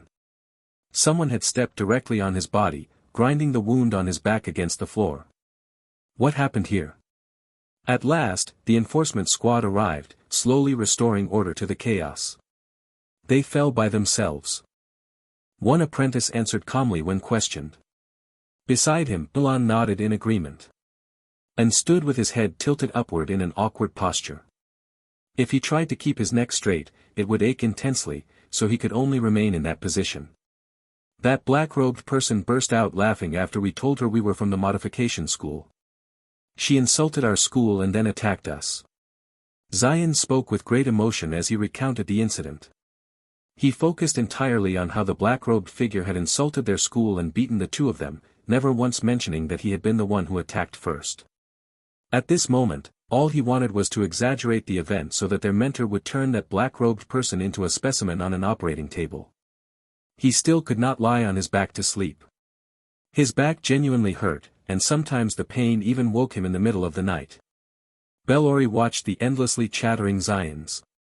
He was still describing how the black-robed person had insulted the Modification school, then struck them twice, and then cursed at them again.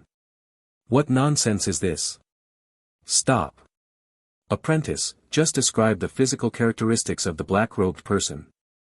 Zions acknowledged her and felt a surge of excitement. He believed that his mentor had been convinced and was going to cause trouble for that black-robed person. He could already imagine the black-robed figure being placed on the operating table as a reference specimen for the mentor's demonstration during surgical instruction. However, when he tried to organize his words, he suddenly froze and could not speak. That black-robed person, her entire body was covered. We could only see that her eyes had black pupils. She defeated us using only her fists. We never saw her use any weapon. At that moment, Tane spoke up and delivered all the useful information. Afterward, he fell silent. Bellori frowned. They did not even know who the opponent was. Finding her would already be difficult, let alone seeking revenge. Let this group's matter be handled later. She waved her hand, signaling that the two of them could leave. She had already heard the report. Tane let out a long sigh of relief. Now that he had confirmed he would receive the reward, he had no desire to get involved in anything else. All he wanted was to return to the dormitory, hide away, quietly wait for the mentor's surgical instruction notice, and then throw himself into training to break through to become a formal mage. Zions, on the other hand, looked ashen. Only now did he realize that he had absolutely no idea who the black-robed person was. Such vague information was very unlikely to attract the mentor's attention. After all, if they did not even know who the person was, how could anyone go looking for trouble with them? He dragged his heavy steps as he walked out, forming a stark contrast with Tane's light and brisk stride ahead of him. Bellori arrived at the place where Richter's corpse had been excavated. The pile of soil mixed with flesh and blood had already been reduced by half. This was the price of using the tracking insects. They had to consume a certain amount of material before they could track anything. Too much time had passed. As a result, the amount of flesh remaining in the soil was very low, so most of the tracking insects were essentially eating dirt mixed with only a small portion of the target material. She shook her head at the pile of soil and said to Lasky, who was standing nearby, "Stop using the tracking insects for the search. I will use these remaining materials for another method." Although this suggestion had originally come from Bellori herself, it was now obvious that the approach was not working. She had borrowed Lasky's investigative model, sending apprentices out to conduct a carpet search. Her reasoning had seemed sound. Richter's corpse had been discovered only after Lasky assigned tasks and ordered searches in all directions. So she had thought, if she used the tracking insects and sent apprentices throughout the streets to search, would they not eventually find the culprit? It could only be said that the idea was good, but reality was harsh. Richter had met far too many people on the day before he disappeared, and many of them were top figures from various schools. Sending apprentices to search for them throughout the streets was practically provoking every school. Now it was not just Tane and Zions who had been beaten in the apprentice market. Nearly a quarter of the apprentices had already been attacked, and several were currently lying injured back at the base. Bellori truly had spent most of her time conducting experiments. Whenever she received a notice, she would immediately issue orders without much consideration. As a result, even after serving as a person in charge in the city of apprentices for so long, she still lacked experience in handling matters like this. However, she also knew that when an experimental direction proved wrong, it had to be corrected quickly. It was obvious that this path would lead to no clues, so it was time to try another approach. Lasky followed Bellori's order and instructed an apprentice to quickly recall the apprentices who were still outside. At this moment, he did not know what to do either, so he simply listened to Bellori, who had served as a person in charge in the city of apprentices for many years. "What other method is there?" he asked in confusion. "I have summoned people from the astrology school." But had the astrology school not said that they could not predict who the murderer was? Had they not claimed that the connections were insufficient? Then why summon them again? Lasky placed a hand on his chin as he pondered in confusion. After a while, two people wearing purple robes walked over. Their robes were decorated with many curved patterns. "Bellori of the Modification School, correct?" asked Diana, who stood at the front. "Yes. I would like to request a sacrificial divination to predict how the person buried in this soil died." Diana glanced at the pile of soil and said, "Before we begin, let me make something clear. The results of sacrificial divination depend on the related materials you offer as sacrifice. You must decide how much of these related materials you are willing to sacrifice. If the materials are insufficient, there may be no result. All of it. Bellori uttered only those simple words. All of it? Diana asked again, worried she might have misheard. All of it. Lasky had no idea where to start with this case, and Bellori was in the same position. Apart from discovering Richter's corpse, they had found no useful clues whatsoever. If Richter had merely gone missing, then whether the notes on his person had been leaked would remain uncertain. But if only the corpse had been found while the notes were missing, then the leak of knowledge was practically guaranteed. As the person in charge, she had to investigate this matter thoroughly. Heya, use this magic dust to draw a circle on the ground.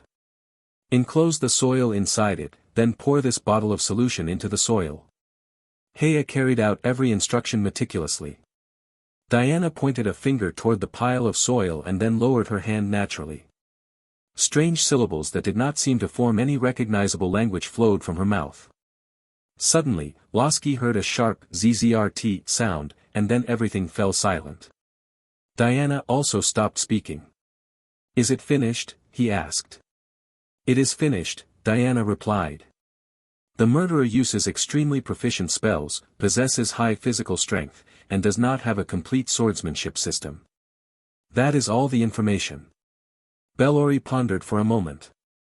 That description was far too distinctive. Then it must be the sword chant school, Lasky said with a frown. Bellori smiled slightly. Perfect. One of our apprentices was severely injured by them. In that case, I will go and pay them a visit. Fulan entered a room in her house that had just been cleared out. Using telekinetic hand, she moved several boxes inside before preparing to begin her work. She truly did not dare to go outside anymore. She was afraid of being caught by those apprentices carrying tracking insects. She was not afraid of the apprentices themselves, but she feared being caught by their mentors. Facing the search conducted by the Modification school, she tried to hide as much as possible to ensure she would not be discovered. When she killed Richter, she had left almost no traces. Even if there had been any, they had probably been crushed into fragments by those two from the construction school. Therefore, as long as she did not leave the house and was not caught by those apprentices reacting to the tracking insects, she absolutely would not be discovered. At the same time, she also had a premonition that as long as she stayed inside, she would not be captured by the Modification school. When she had used astrology, she had seen a scene of herself successfully building a steam engine. Yet now she had only just begun the process. If she were caught by the Modification school during the production process, she would certainly be finished. She would never have seen that future scene. In other words, within the future she had glimpsed, there was an implicit message: before she completed the steam engine, she would absolutely not be captured by the Modification school. After completing the steam engine, she was very confident that she could use it to accomplish the spell equipment augmentation. After that, if she went to Habos from the weapon forging class and demonstrated this spell, she would certainly gain his protection. From Fulan's observations since arriving in this world, the status of a school was extremely high and came with many privileges. Even first-tier and second-tier mages were merely members of a school. From that, it was clear that founding a school required a much higher level of magical power. A schoolmaster would at least need to be a third-tier mage. By that time, the Modification school would naturally no longer pose any threat. Of course, she could also seek protection from the sword chant school. However, she clearly understood which was more important: a promising apprentice or an apprentice who could already learn first-tier spells. Habos was clearly far stronger than Burnett. Just looking at their attire alone, the difference was enormous, not to mention the completely different levels of attention they received. Therefore, Fulon decided that until she finished building the steam engine, she would not step outside her house. She opened the boxes, revealing all the materials. Taking a deep breath, she first used telekinetic hand to bring out the mountain copper. She intended to use it to make the piston. The materials she had obtained were all standard ingots, so she first used a magical craftsman technique: mental cutting. The strength and speed of the cut depended on the intensity of one's mental power. And with the accumulation of several professions, Fulan's mental power had long surpassed that of ordinary apprentices. Thus, she quickly obtained half of a mountain copper ingot. She placed the piece into a small furnace she had purchased, added coal, and began heating it. Originally, she had planned to buy a spell that could release flames to handle the heating. That way she could practice a spell while getting the work done. Would that not be wonderful? However, the monopoly of the elemental school shattered her dream. How could they even keep the simplest ignite spell hidden? As a result, Fulan had no choice but to rely on the furnace. After waiting for a while, she felt the time was about right. She used telekinetic hand to lift the mountain copper into the air. You used mental power to keep telekinetic hand from dissipating after taking damage. Telekinetic hand proficiency +3. The mountain copper glowed with scorching heat. The moment telekinetic hand touched it, the high temperature nearly caused the spell to collapse. However, with Fulan's mental strength, she forced the hand to maintain its vague form. She lifted the mountain copper to a safe distance and began shaping it using magical craftsman techniques. The mountain copper seemed to respond to an external force. Its originally sharp edges gradually became smooth. A circular shape slowly appeared along the narrow side and continued expanding. Finally, a wide circular disc appeared before her. The blazing glow had dimmed, though one could still feel waves of heat when approaching it. You used magical craftsman methods to forge a small component. Forging proficiency +10. After the notification appeared before her eyes, she checked her panel. Sure enough, under the profession column, a new profession had appeared: magical craftsman. It also increased her mental attribute by 0.1, bringing it to 2.8. At the same time, she gained a new trait. Clever hands. Accuracy greatly increases when using magical craftsman techniques. Although she felt this trait could not compare with the one granted by the alchemist profession earlier, having something was still better than nothing. Being less likely to make mistakes was certainly beneficial. Obtaining the magical craftsman profession was within her expectations. After all, she had already mastered forging in theory, so logically it should have formed a profession. It seemed that she had only known the theory but had never practiced it before, which was why the profession had not formed until now. If she had studied traditional blacksmithing, she would have formed the blacksmith profession instead. However, she preferred learning advanced technology, so she chose to study magical craftsman techniques. After all, using mental power to work sounded far more reliable than hammering metal endlessly with a hammer. Moreover, if she needed to produce many precise components, it would have been difficult to achieve that through traditional blacksmithing. Looking at the pile of materials before her, Fulan sighed. Although she had successfully made one piston, there were still many things left to produce. Various small components still required adjustment and testing. She did not know whether the design she had drawn was actually correct. In addition, there was another extremely important component she needed to build: the water tank used to hold water. That would be her largest project. The steam engine she was building was somewhat large, which meant the amount of steam required to drive it would also increase accordingly. She did not know the optimal proportions for each component, so she adopted the approach of producing more energy first. As a result, she designed a massive barrel 3 meters tall with a diameter of 1.5 meters. Slowly, one step at a time. Welcome, apprentices, to continue attending my class. Habos appeared at the podium. He scanned the seats below but did not find that familiar figure. He frowned. Why had that apprentice he favored not come? This time, his lecture covered how to forge weapons specifically designed for certain creatures. For example, what kind of structure could slice through a monster's hide and what solutions could be applied to produce powerful effects. The content of this lecture was much simpler, and many apprentices could understand it. However, the examples he used were far beyond their reach, places such as the Sky Vault Mountains or the Vine River Bend. These locations were far from the city of apprentices. Transporting materials from those areas would cost an astronomical amount, making practical experimentation nearly impossible for them. After the class ended, Habos flashed beside the absent-minded Elon and brought him to the same place where they had spoken last time. Elon's vision blurred for a moment, and he suddenly arrived at a place that felt both familiar and unfamiliar. He was extremely nervous, but when he saw Habos standing opposite him, his expression finally relaxed. "Have you decided to accept the deal I proposed earlier?" Elon asked with a smile. However, Habos simply shook his head before speaking.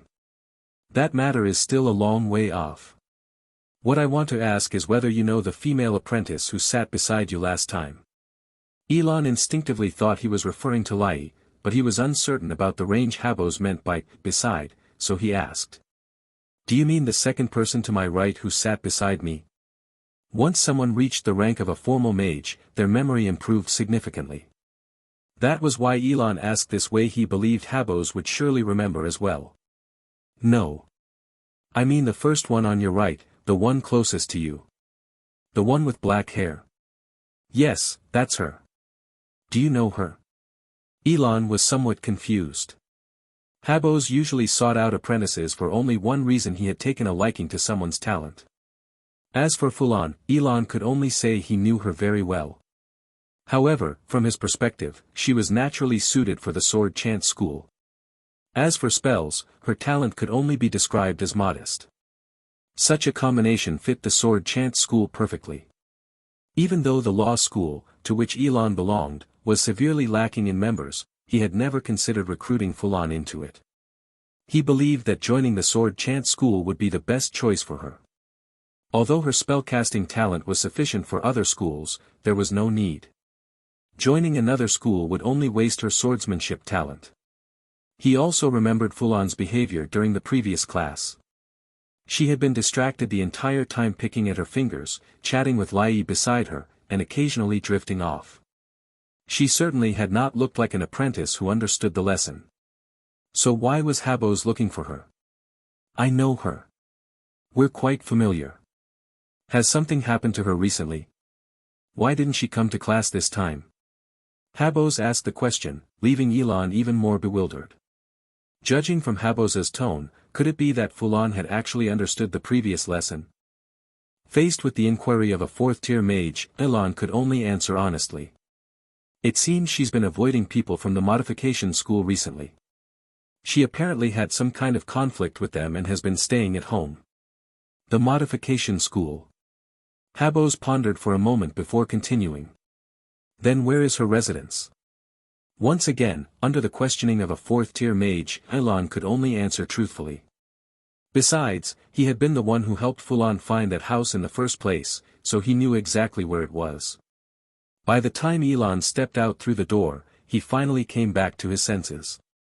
Judging from the situation, Fulon must also possess talent in weapon forging, perhaps even an uncommon level of it. That must be what caught Habos's attention. He scratched his head. Given the circumstances, he had no choice but to believe it. After all, could a fourth-tier mage like Habos really be joking with him? At the sword chant school's compound, the usual liveliness had vanished. Instead, a tense silence hung in the air, as though something was about to erupt. Dozens of apprentices gathered together, whispering among themselves as they discussed the situation unfolding in the distance.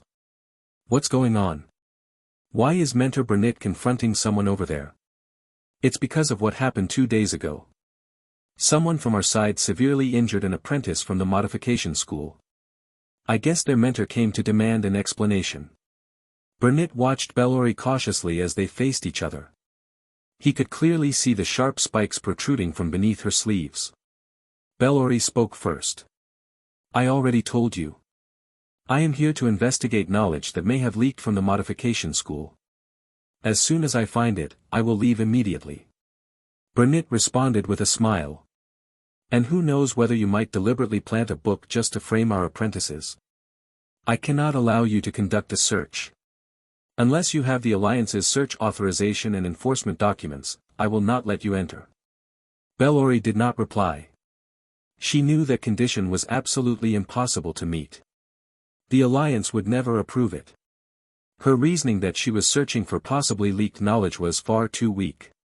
In the Alliance's responsibilities, there was no clause about safeguarding the knowledge of the various schools. Furthermore, the requirements for obtaining such documents were extremely strict. If you applied for them simply to capture a murderer, the answer would be no. Only when there was clear evidence of a dangerous task or item capable of causing large-scale civilian casualties would the Alliance issue such authorization. Even then, they would examine your qualifications. If your personal status was insufficient, they would simply take over the matter themselves. The various schools acknowledged themselves as part of the Alliance precisely because the Alliance had established a system that satisfied everyone when dealing with the schools. And Bellori could not meet those requirements. A trace of ruthlessness flashed through her eyes. It was clear that Burnett would never reach an agreement with her. Since the rules between schools had to be followed, then it was time for a test. The metallic structure in Bellori's throat emitted a white glow. She inhaled deeply and exhaled forcefully, causing cracks to appear across the floor between the two of them. Burnett immediately recognized that Bellori had launched an attack. He raised his sword above his head and assumed a defensive stance. Clang! A crisp sound echoed. Dense cracks spread beneath Burnett's feet, yet the hand gripping his sword did not tremble in the slightest. Bellori suddenly launched another attack. Her right arm abruptly extended, a long, spike-covered limb emerging from her sleeve. Its elongated claws lunged toward Burnett. Burnett remained calm. With a sidestep, he avoided the strike, then swung his sword back and slashed the arm. The blow slowed its movement. "Do you wish to continue?" Burnett asked with a tight smile. "There's no need. I will leave now." Bellori retracted her arm and slid it back into the wide sleeve of her robe. She turned and walked away without hesitation. From that brief exchange, she had already determined that Burnett would not be easy to defeat. And if she could not finish him quickly, then once the other formal mages of the Sword Chant School arrived, she would be the one in trouble. She knew that she would likely never get the chance to search the Sword Chant School this time. In the future, the Sword Chant School would certainly react by strengthening their defenses, leaving her even fewer opportunities. However, she took out several sheets of paper hidden inside her robe. They were filled with names. Bellori pulled a pen from her pocket. Her claw accidentally caught on the pocket, tearing a small hole in it. She frowned. "Looks like I need to change into another set of clothes again." Taking the pen, she crossed out the names one by one based on her memory.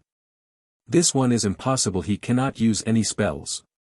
This one won't work either. His swordsmanship could not even defeat a few skeletons. He could never have killed Richter."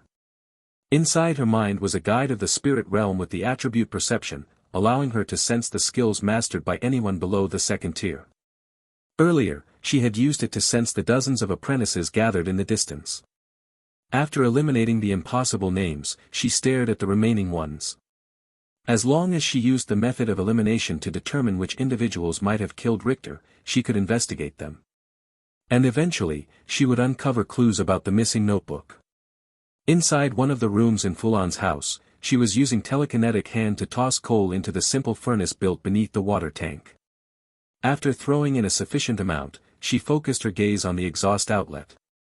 As time slowly passed, a sudden, urgent roar erupted, followed by a jet of white mist. A hint of joy rose in Fulan's chest. It seemed the part she had constructed was functioning properly. Using telekinetic hand, she immediately sealed the outlet that had been specially designed to test airtightness, then opened the air valve. The urgent roar fell silent in an instant. Fulan kept her eyes fixed on the cylinder. Suddenly, the piston connected to the sliding rod began to move. It traced a semicircle through the air, driving the flywheel into rotation. However, because the flywheel Fulon had commissioned was quite heavy, the sliding rod's rotation was still relatively slow. It would need some time to accelerate. When the sliding rod reached the lowest point of its arc, the cylinder expelled a burst of white steam. The rod struck the reversing valve, causing the direction of the steam flow within the cylinder to change. Only then did the rod regain power, continuing its rotation in the same direction, but now much faster. The rod rose again to the top of the circle, releasing another jet of steam as the flywheel completed a full rotation. The inertia of the spinning flywheel carried the rod forward in the same direction, the stored kinetic energy allowing the mechanism to repeat its earlier motions. With every cycle, the steam drove the mechanism faster. The intervals between the explosive roars grew shorter and shorter.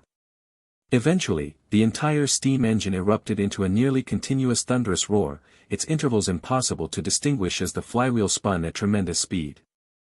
Fulan sat down on the ground and sighed. That was not easy at all. Then she once again felt that mysterious force surge through her body, the same sensation she had experienced when killing Richter. A moment later, it disappeared. She understood. She had once again verified the future she had foreseen. Several notifications appeared in her mind. You have once again completed a future you previously observed. Astrology proficiency plus 200. Astrology, mastered, proficiency, 387/1000. Fulon raised an eyebrow. Astrology had always been a spell that helped her greatly. She had long wanted to increase its proficiency, but her efforts had produced almost no results. After observing a location once, observing it again granted no additional proficiency. Now, even when she stargazed every day, she only gained a tiny bit of progress occasionally. So for astrology, she could only leave it in the skill panel and let it slowly improve over time. There were other notifications she had not yet examined. She dismissed the astrology notification in her mind, and another message appeared. You have created something that has never existed before. At the same time, it possesses enormous potential and room for further development.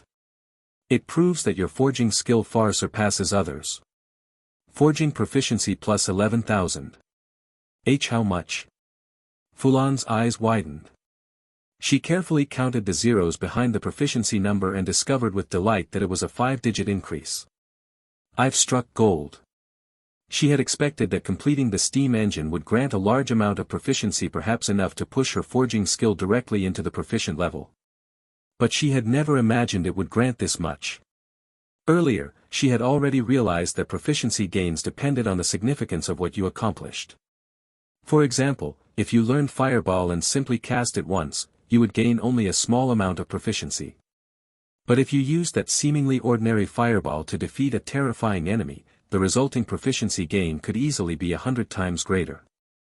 That was also why her forging proficiency had increased rapidly when she attended Habos's weapon forging class. Habos's level was extremely high, so the proficiency gains were correspondingly large. In that case, my forging must have reached extraordinary now. Maybe the earlier trait has changed as well. Fulan silently summoned her panel. Name, Fulan. Profession, alchemist, half-star, rune warrior, half-star, craftsman, half-star. Attributes, physique 2.8, mental 3.1. Skills. Forging, extraordinary, proficiency, 534/100000. You are now rarely matched in this field. Omitted. Traits.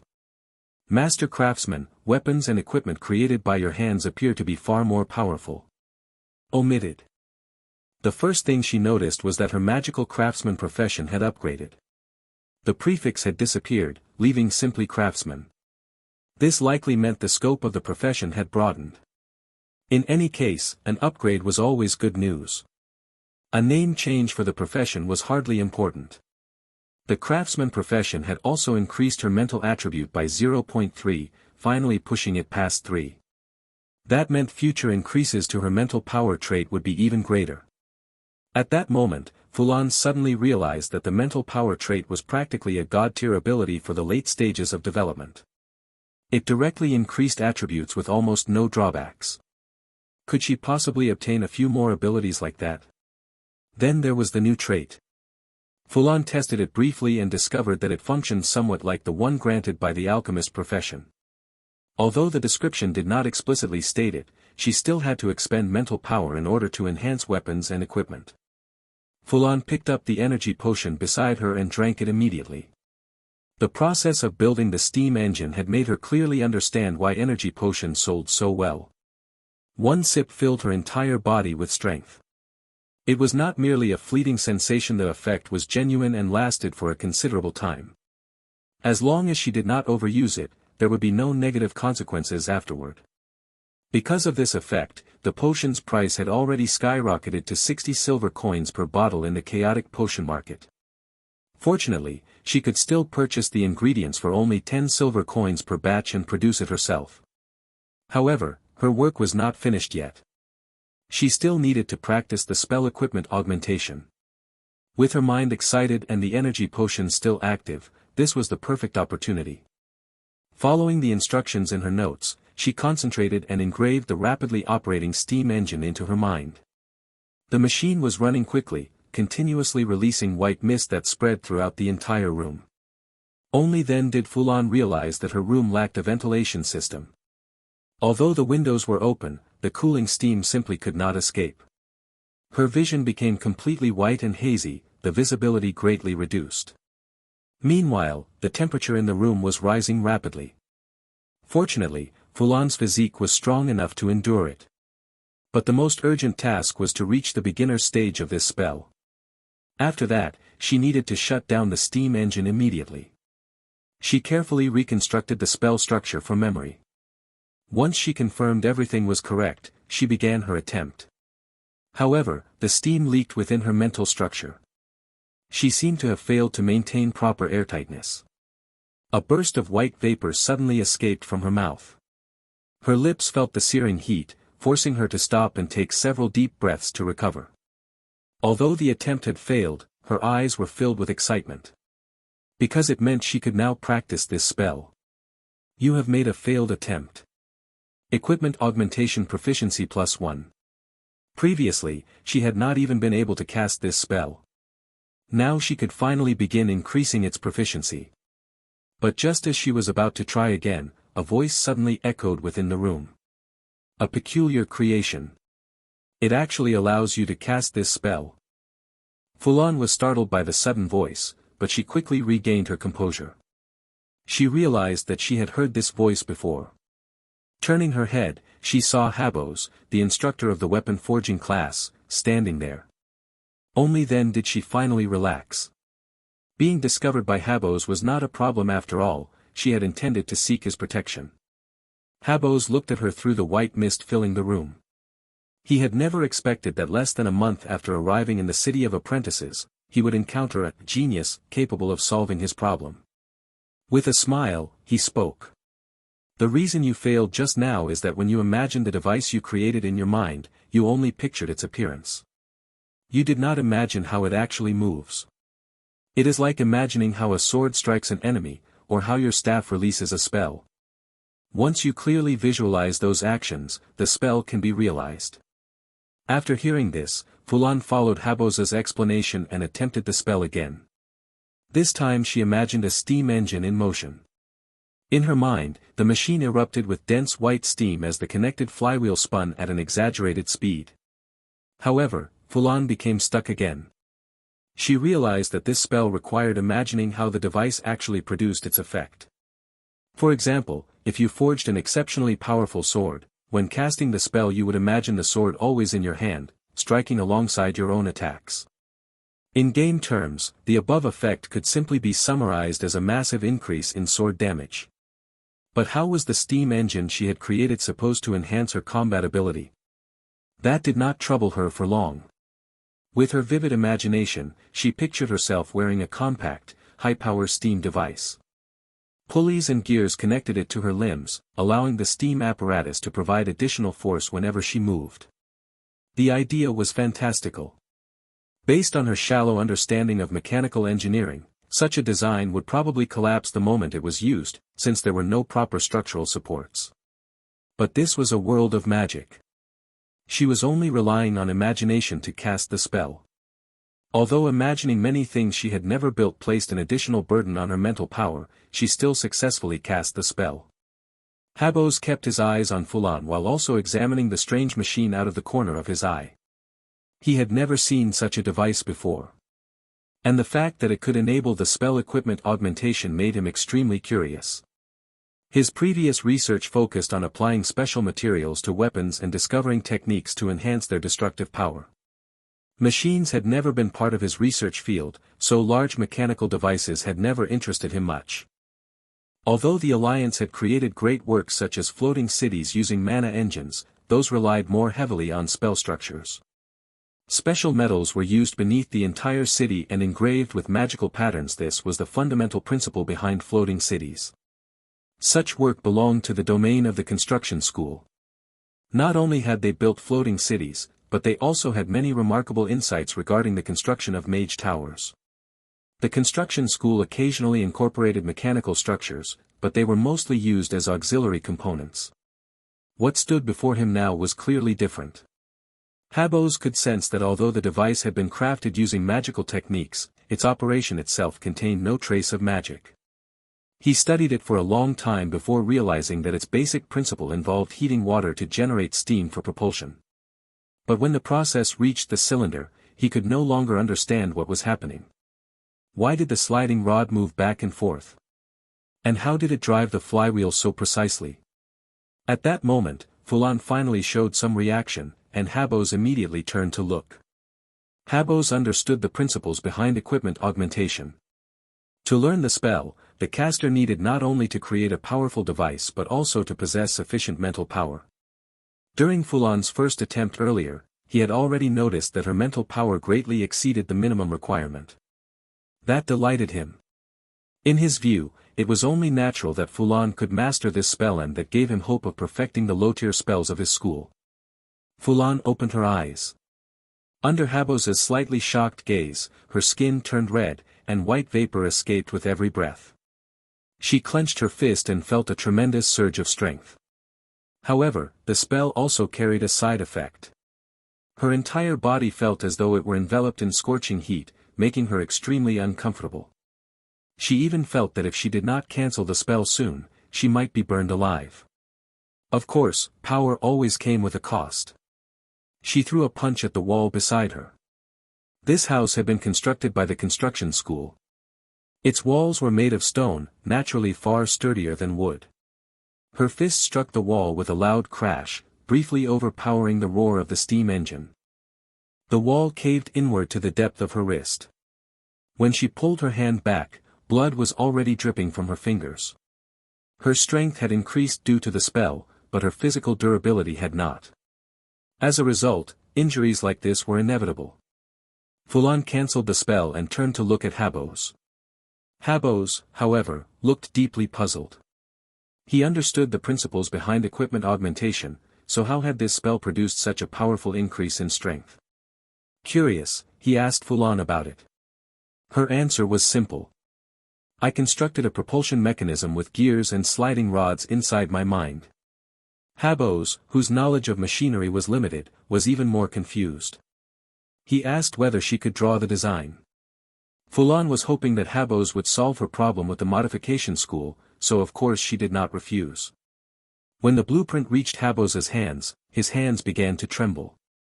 In that moment, all the pieces connected in his mind.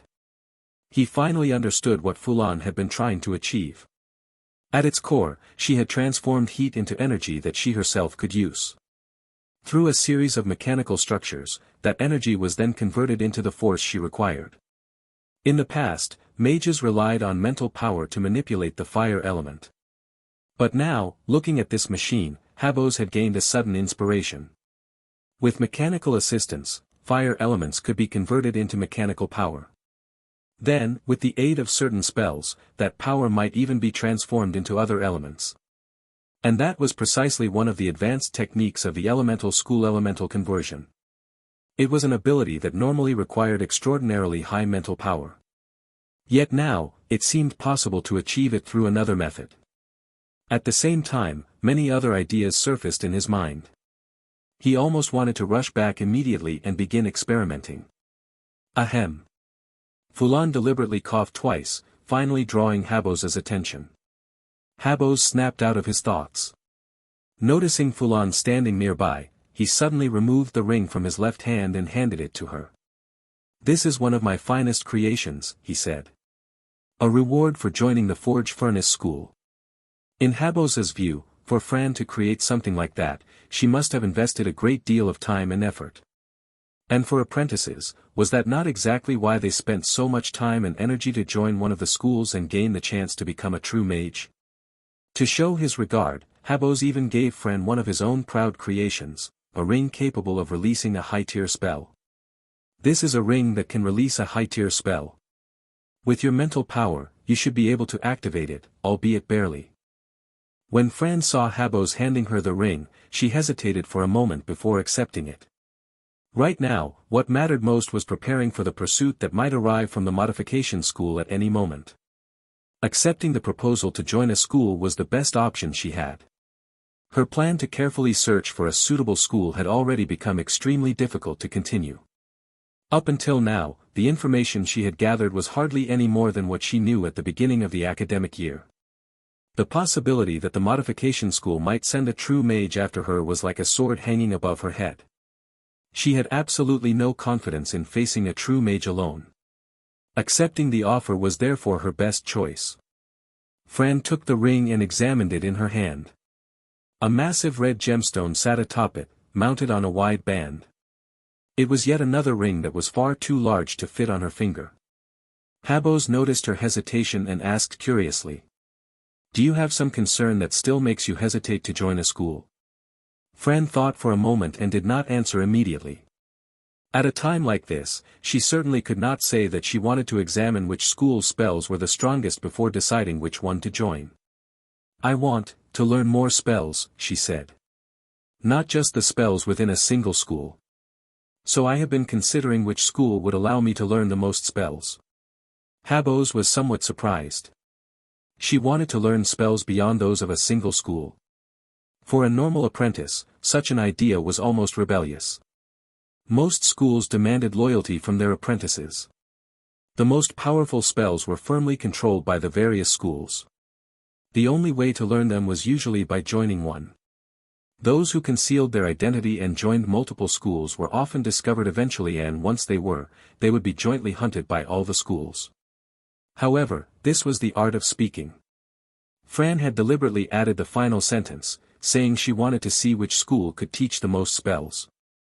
That made it sound as if she was merely interested in magic itself, rather than planning to switch between multiple schools. Habos pondered for a moment before speaking. "Are you certain you want to learn more spells?" He admired Fran greatly. With her talent, he believed that becoming a third-tier or fourth-tier mage was only a matter of time. But wanting to learn more spells? He had thought the same thing when he was young. In fact, many young people had the same idea: if they could learn the spells of other schools, they would surely use them better than anyone else. Yet the schools guarded their magical knowledge extremely carefully. Even members within the schools had to make contributions before they were granted access to spells. "Yes," Fran replied, the corner of her mouth lifting slightly. "Could there really be another possibility? If what you want to learn are first-tier or second-tier spells, then it is possible. However, you must first become a true mage." Habos decided to give Fran an opportunity. He knew of a place where one could indeed freely learn first-tier and second-tier spells. However, he did not truly believe that learning so many spells would ultimately benefit her. The spells within any single school were already more than sufficient for a mage. If one mastered the spells they already had, advancement to higher tiers would naturally follow. And higher-tier spells were far more powerful than lower-tier ones. Learning numerous low-tier spells had little meaning. Moreover, those spells were not easy to master. Although Fran had already managed to cast a first-tier spell while still an apprentice, proof enough that her magical talent was exceptional. Each spell required different knowledge. Mastering one did not guarantee mastery of another. "Thank you, Mentor," Fran said after a moment of consideration, ultimately deciding to address him that way. By doing so, she signaled that she had joined the Forge Furnace School. Habos smiled. Fran's decision also benefited him. In fact, he had already begun planning what he would do next. He had gained many inspirations from Fran and needed time to research new spells. First, he would develop a method within the Forge Furnace School to help Fran advance to become a true mage. After her advancement, she would leave the city of apprentices and spend some time conducting research. Once the advancement method was finalized, he could trade it to the law school, which had long wanted to make a deal with him. At that point, the task of cultivating more mages would fall to him. As for Fran, he would send her to that place to learn whatever spells she might be able to master. And when Fran eventually realized that she should not waste her time and energy on so many useless spells, he would begin teaching her the high-tier spells he had researched. Once he guided Fran to become a third-tier mage, his school would finally take proper shape. It would be considered a fully established school. Who would have thought that just yesterday I was worrying about how to develop my school, and now I can already see its brilliant future, Habos thought with great satisfaction. You must be exhausted after learning this spell, Habos said. Tomorrow, come to the headmaster's office at Cuilan Academy and see me. I will give you the method to advance to a true mage. All right. Thank you, mentor. Although she did not know why she had to go to the headmaster's office at Cuilan Academy, she assumed it was because Habos held a high rank. It would be quite normal for the headmaster to show him some favor. This time, not only had she gained a shield that would prevent the modification school from troubling her, she had also resolved the dilemma that had long plagued her regarding which school to join. Her mood improved greatly, and a smile appeared on her face. After watching Habos leave, she had no intention of resting. She had just drunk an energy potion. Although she had cast equipment augmentation twice, she still felt energetic, and her mental power had not been heavily consumed.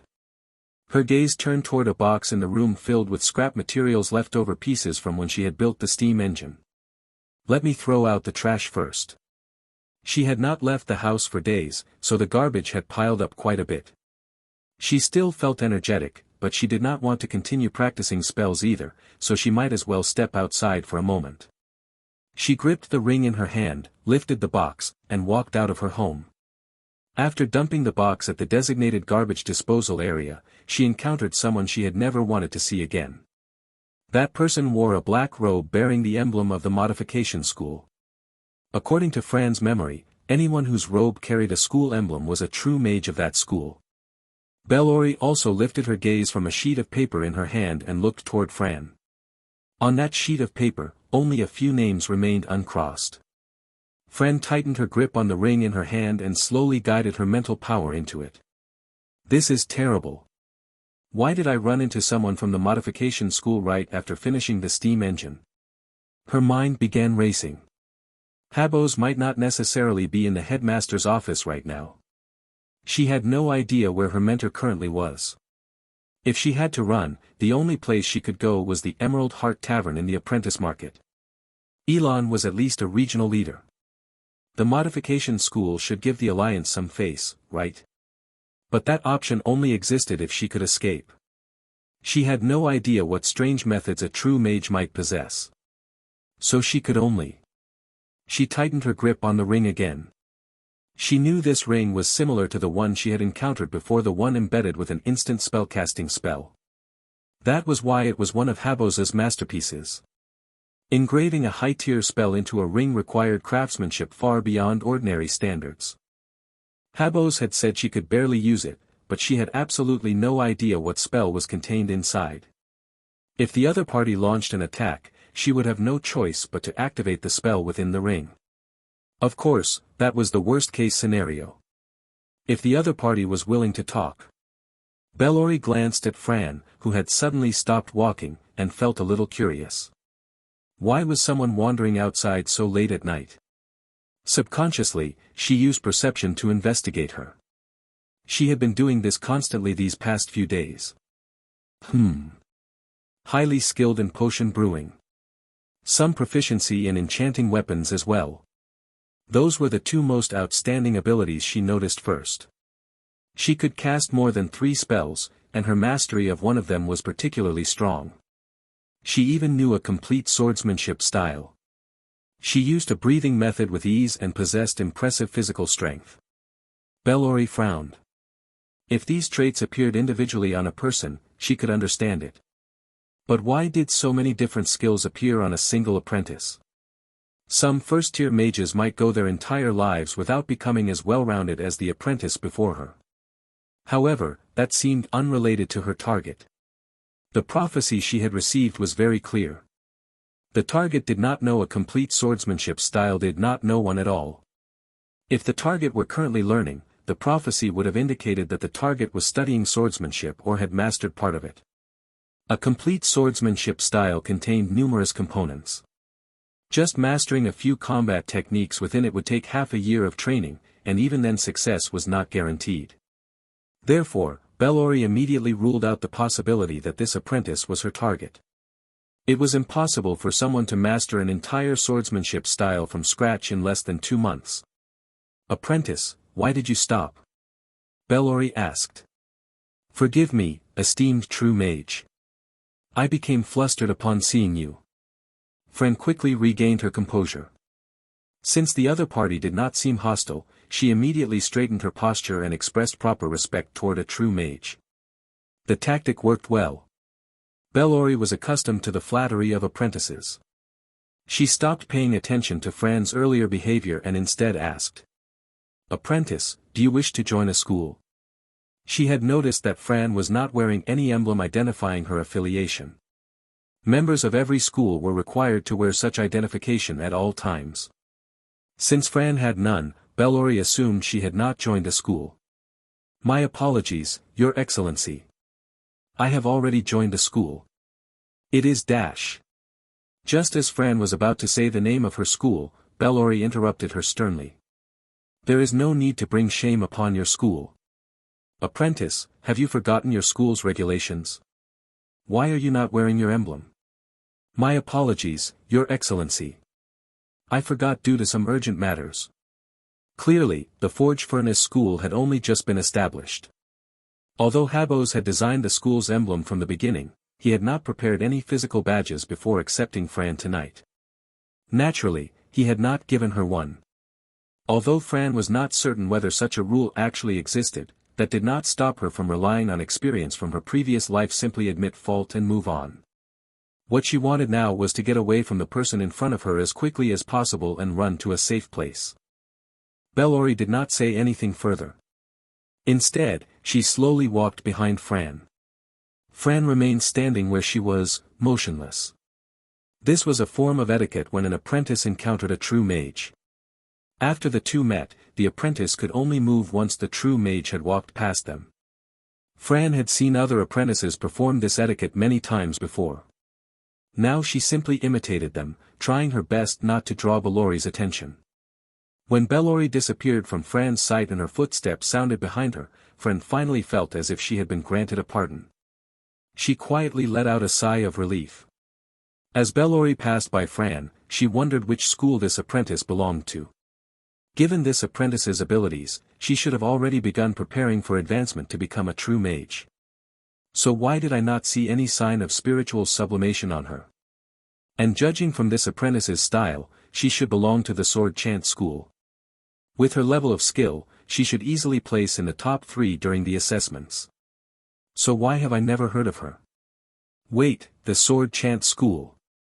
Bellori's mind suddenly clicked into place. She remembered something else. When she had used perception on Fran earlier, there had been a faint red glow on her body. That was the spiritual resonance of plundering. "Apprentice, come with me." She slowly turned her head.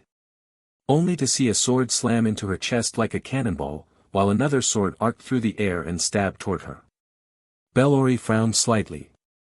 She had not expected an apprentice to dare defy her command. Looking down at the short sword embedded halfway into her chest, she spoke in a deep voice.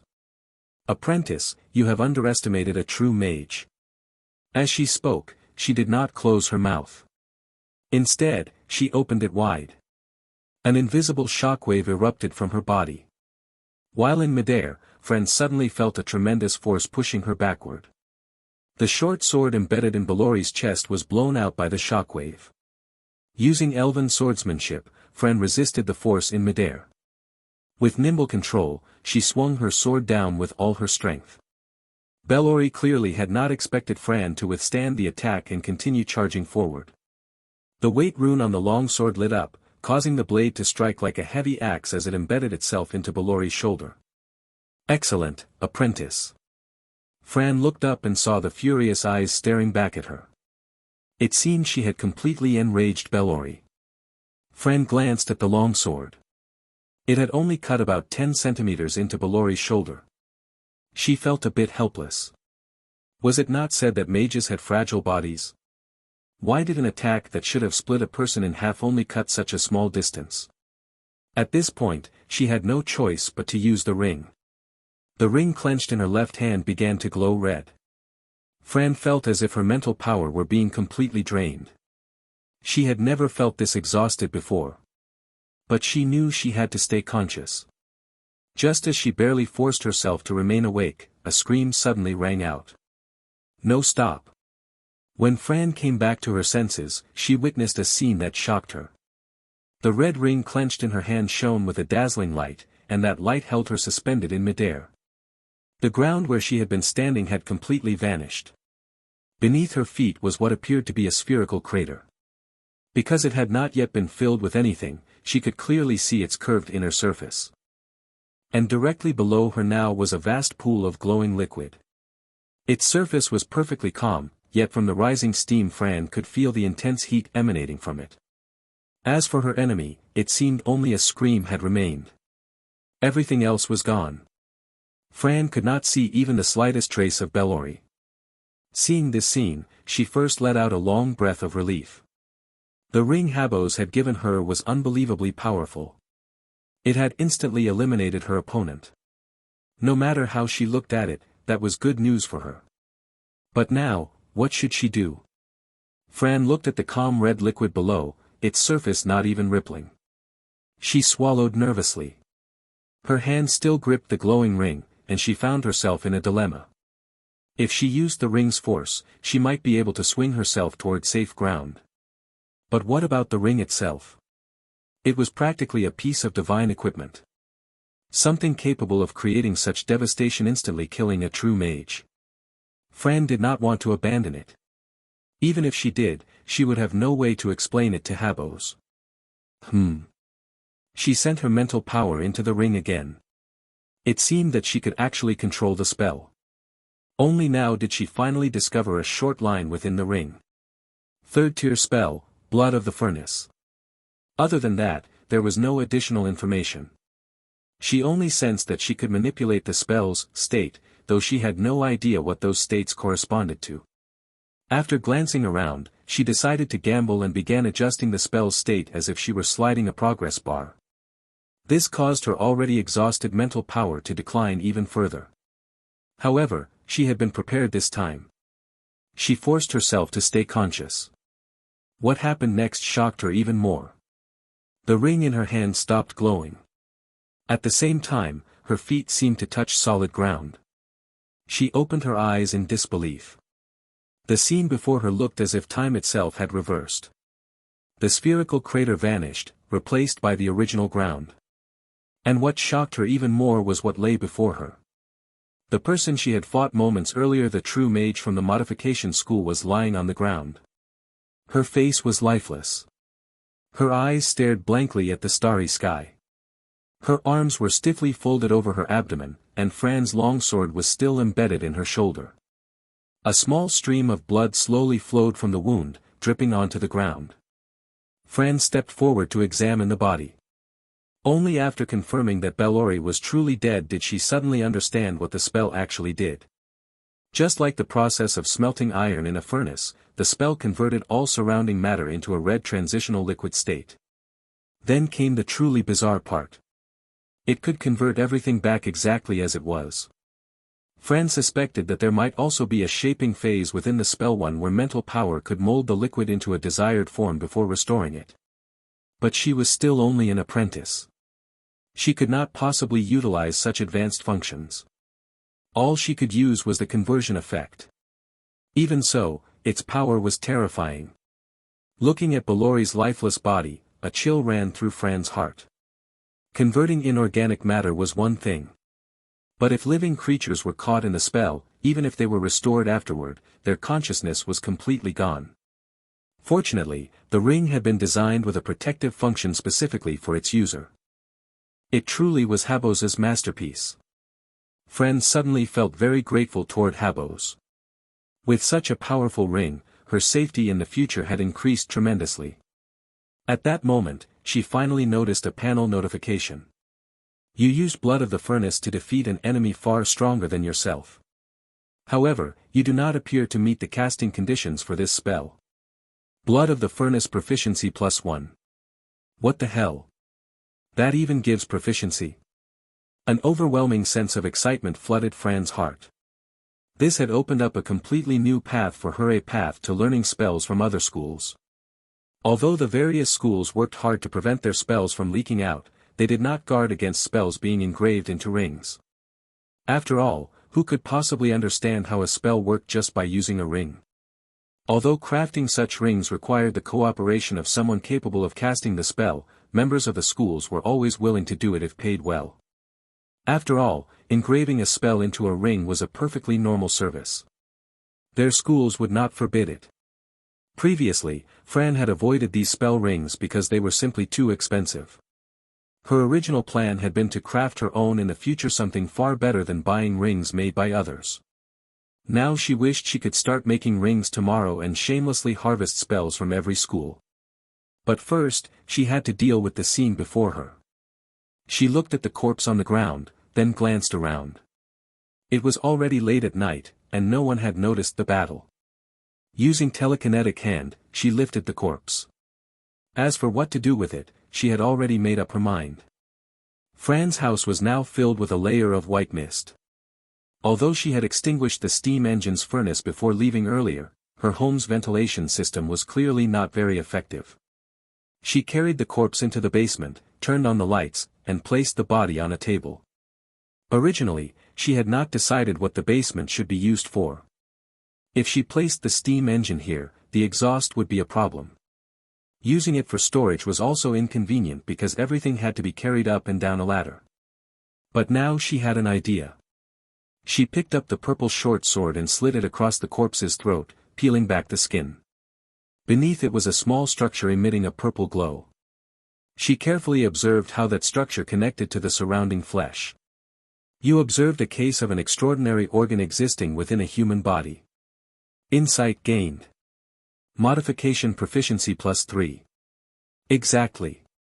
Fran was simply making the most of available resources. As a true mage from the Modification school, dissecting this corpse alone would probably grant her plenty of proficiency. She tried using the short sword to pry out the small purple object. However, she had misjudged its stability. She applied only a little force, yet the structure suddenly popped free, shot up to the ceiling, bounced several times around the basement, and finally landed on the floor, its glow completely gone. You performed a failed extraction of an extraordinary organ, but you mentally recorded the mistake to avoid repeating it. Modification proficiency +5. Fran remained expressionless. Although she had just lost something that looked extremely valuable, she knew there was no way she could safely keep several extraordinary organs anyway. Using them to farm proficiency was the wiser choice. This liver has clearly been cultivated, the heart seems to have been soaked in some kind of liquid, turning it blue, and there are green bumps on the skin. What are those? After raising her modification skill to the beginner level, she could now understand how many of these organs had been altered. However, some procedures still confused her. After an entire night of effort, Fran looked at the skills section of her panel. Modification, Mastery, Proficiency, 13 out of 1000. You have mastered how to cultivate an organ and transplant it into a human body. Of course, the success rate still requires verification. Fran looked at the 5-story building before her. Its broad walls were covered with intricate patterns, and numerous sculptures decorated the surrounding area. This building looks incredibly impressive. None of the other buildings in the academy exceeded 3 floors. Although many of them had large footprints, none were built taller than that. Yet the building before her had 5 stories. It was the academy's administrative building, and the headmaster's office she was looking for was inside. Fran yawned as she stepped over the threshold. She had not rested at all the previous night. She had only managed a brief sleep in the morning and did not arrive here until the afternoon. The moment she entered, she heard loud arguments echoing through the hall. That idiot actually switched schools. I have never seen anyone so disloyal to their school. He switches schools today, and when his headmaster gets removed by the Alliance, he will have to switch again. Was it not enough for him to stay quietly in his own little corner? He just had to rush to become a high-tier mage. Fine. Let's all leave. I want to see how he arranges this year's courses. As Fran stepped inside, she saw a group of elderly people in the distance moving furniture. Some of them looked to be 60 or 70 years old, yet they carried large crates with one hand while muttering curses as they walked. They were hauling items out of a room and piling them in the corridor. Although Fran found it strange, the place she needed to go was on the 5th floor. The stairs were nearby, and she would not even pass by that area, so she ignored it. When she reached a door with a plaque reading Headmaster's office, she stopped and looked at the entrance curiously. The door handle shone brilliantly, as if it had just been polished. But the door itself was covered with a layer of dust, as though no one had cared for it in a long time. She knocked. A familiar voice came from inside a moment later. "Come in." Fran immediately realized it was not Habos. Instead, it was someone she knew, though she could not quite recall who. When she stepped inside and looked carefully, she finally recognized the man sitting behind the desk. It was Elon from the Emerald Heart Tavern. "Hey, my friend. What brings you here?" Elon said this proudly, clearly in a very good mood. Fran could not understand why he was here and asked. "Why are you here?" Before she could finish, Elon interrupted her. "Of course it is because I am the headmaster of Cuilan Academy." "You are the headmaster?" "Of course. Otherwise, why would those enforcement team members give me face? If I were just a tavern owner, where would that influence come from? Did you not say you were the person in charge of that region?" "I am the person in charge of the Cuilan Academy region. Why would the Alliance care about matters in the apprentice market?" Fran scratched her head, still somewhat confused. However, one thing had become clear.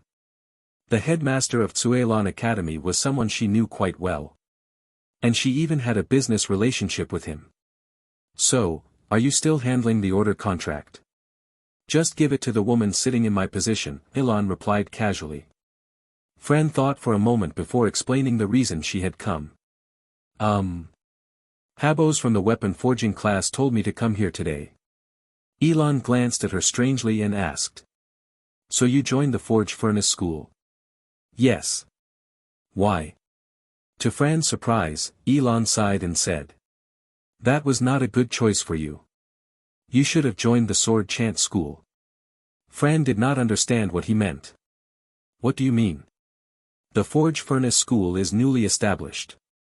It does not have the complete apprentice advancement system that the older schools have developed over many years. In other words, if you had joined the Sword Chant School, you might already be making your final preparations to become a true mage. But now that you have joined the Forge Furnace School, that process will probably take much longer. Right now, aside from Lord Habos, the Forge Furnace School probably only has me." "Oh wait, no. There is also a mechanical master that Habos somehow recruited from who knows where. Since I just took this position, I still have to discuss course arrangements with her." Elon had been summoned by Habos late the previous night. Habos had told him directly that he now possessed knowledge that could be promoted on a large scale. It was time to agree to the transaction. Habos worked extremely quickly. Elon had only arrived at this building that morning, and before noon those old men had already gathered outside his office door, shouting curses. Elon believed that the reason Fran had come was probably because she had been persuaded by Habos. Something like, "Our school's spells are unbeatable," perhaps. He assumed Fran had joined the school because of that. As far as he was concerned, there were two matters to deal with. First, he needed to discuss the Forge Furnace School's curriculum with the incoming mechanical master. Second, he needed to receive the apprentice Habos favored. As for the possibility that Fran herself was the mechanical master, it never crossed his mind. In Elon's view, Fran was merely an apprentice. If she could already master spells well, that was impressive enough. Where would she find the time to study mechanical engineering as well? As for the mechanical master Habos had mentioned, Elon had never met her, so he could not judge. Still, he did not have high expectations. He simply could not imagine how mechanical engineering could help Habos develop his school. So even though Elon technically belonged to the Forge Furnace School now, he still spoke badly about it. However, what was done was done. Fran had already agreed to join Habos, and there was no turning back. As he spoke, Elon used his mental power to activate a round disc in his hand. A few seconds later, Habos appeared inside the room. Habos first looked toward Fran.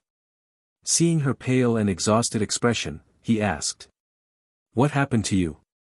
Did you not rest well last night?" "Yes. I was a little too excited." Fran certainly was not going to explain that she had accidentally encountered a true mage while going out last night, killed her, and then spent the entire night dissecting the corpse. Habos turned to Elon and said. "This is the genius I found. A mechanical master. I saw her use a machine she built to cast the first-tier spell I taught her." "What?" "I will discuss some matters with her first. When she returns, you can talk with her about the course arrangements." Elon stared in stunned silence. He had never imagined that Fran was actually a mechanical master. He watched her leave the room with an expression of pure shock. Even after a long time, he still had not recovered. So Fran could brew potions, wield excellent swordsmanship, forge weapons, and also possessed considerable expertise in machinery. How did she learn so many things? Wait. Fran was the one who was supposed to cooperate with me to design the curriculum. It was called cooperation, but Elon understood very well that this was actually Habos's condition. Strictly speaking, it was not cooperation at all. He was the one assisting in establishing the course. Which meant that, in theory, he would have to follow some of Fran's instructions in the future. Habos brought Fran into a small windowless room. After locking the door, he cast a spell upon it to ensure their conversation could not be overheard. Only then did he begin speaking. "First, I need to clarify something. You probably heard Elon mention this already, right? The advancement method of our Forge Furnace school is not very complete yet." Fran asked with some confusion. "Then how do we improve it?" Habos placed his hands on the table and said. "In truth, before the schools were established, the advancement method was public. However, it was extremely difficult to achieve, which resulted in very few mages existing. It was only when certain individuals realized that the requirements for becoming a true mage could be lowered and that they could profit from doing so that the various schools were created. I personally advanced using the method of the elemental school. However, that method cannot be used by people outside the elemental school. So you must develop an advancement method based on the things I tell you. Only then will you be able to become a true mage. But do not worry. For you, this should be very simple. It will not be difficult." As he spoke, Habos pulled out a sheet of golden paper from beneath the table and handed it to Fran. "This is the earliest apprentice advancement method.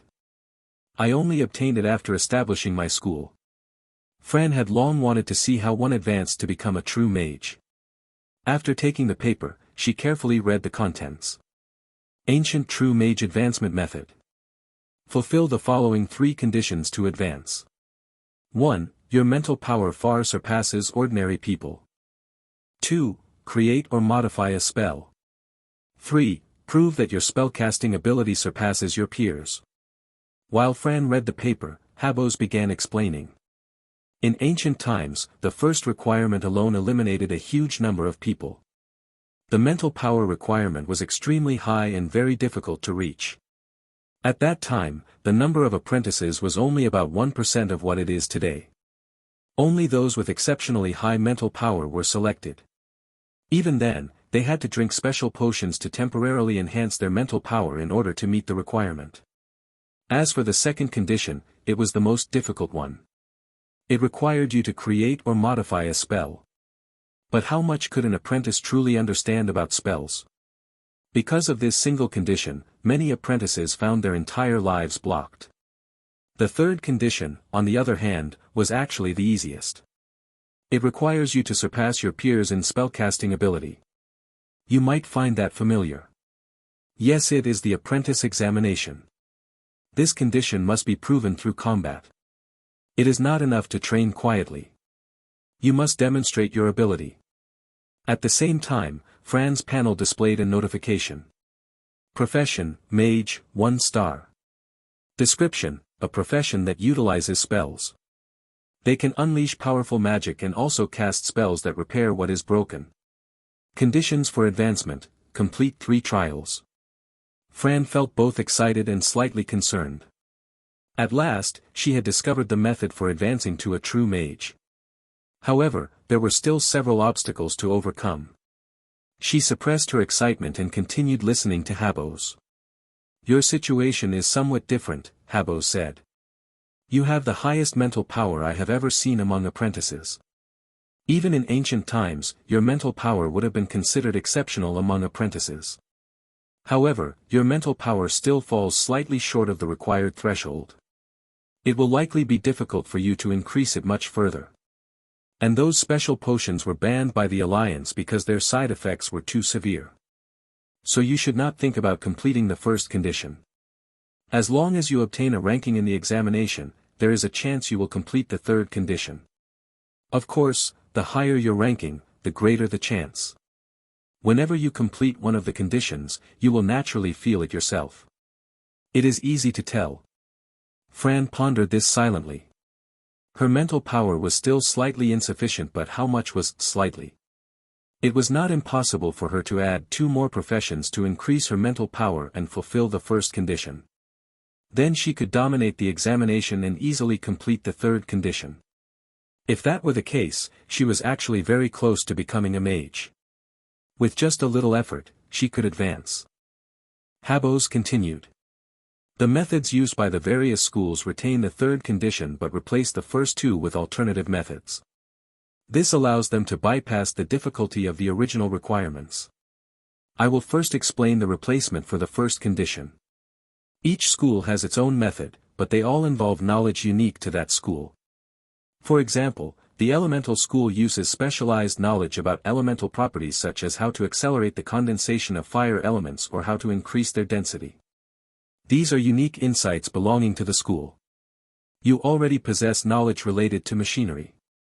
That knowledge can fill the gap in our apprentice stage curriculum.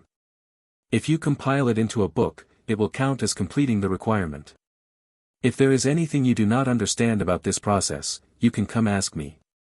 Habos felt fortunate that he had encountered Fran. In his view, the steam engine she had created could already serve as apprentice-level material. It directly solved the biggest problem his school faced: the lack of foundational knowledge for apprentices. Fran, meanwhile, thought about the items available in the points exchange hall. Many kinds of knowledge could be exchanged there as well. "Are the items in the points exchange hall knowledge from the various schools?" she asked. "Yes. That place contains some of the more basic knowledge from the different schools. After a school exists for a long time, it naturally accumulates a large amount of material and releases some of it there. However, the knowledge you truly need may not necessarily be found there." Fran understood. The schools had existed for so long that countless people had written books for them. Naturally, many of those books missed the core principles entirely. Since the schools had no need to preserve such materials internally, they simply released them publicly. The second condition, Habos continued, is the spell system established by each school. Usually, the truly important knowledge is only open to apprentices after they obtain a ranking in the examination. The number of spells required within each school's spell system varies. Some schools require only 2 spells, while others may require 4. Habos paused briefly before continuing. "You only need to create a single spell based on the steam engine you built. As for the Forge Furnace School's full spell system, we will leave that to future generations to develop." He knew Fran could easily derive a spell from the steam engine. That alone would allow her to complete the second condition. There was no need to construct an entire spell system. At the same time, Habos was confident. Once the first step from 0 to 1 had been achieved, the rest would become much easier. However, he added, if you do not have a complete spell system, you may fail to obtain the related specialization when you advance to a true mage.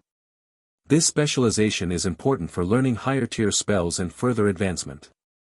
Of course, you currently do not possess any high-tier spells, so whether you obtain it or not does not matter much. After hearing all of this, Fran fell into deep thought. As someone who possessed a system panel, she still wanted to build a complete spell system. Perhaps doing so would grant her a special trait on the panel. Besides, with the knowledge of Earth as her inspiration, how could she possibly fail to create spells? At the headquarters of the Modification School, inside a conference room, Losky anxiously questioned an apprentice who had just rushed back. "Did you find her?" "No." The apprentice tried to speak, but his words were interrupted by his heavy breathing. After pausing to catch his breath, he continued, "We searched the entire city of apprentices, but no news has come in."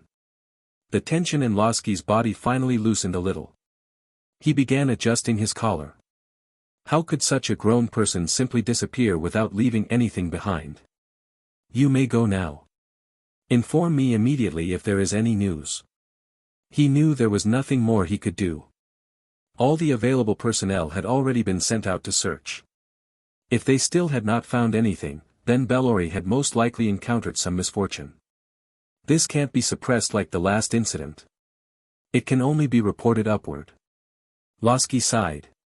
He knew that the disappearance of a school's chief administrator was an extremely serious matter, far more severe than the previous knowledge leak incident.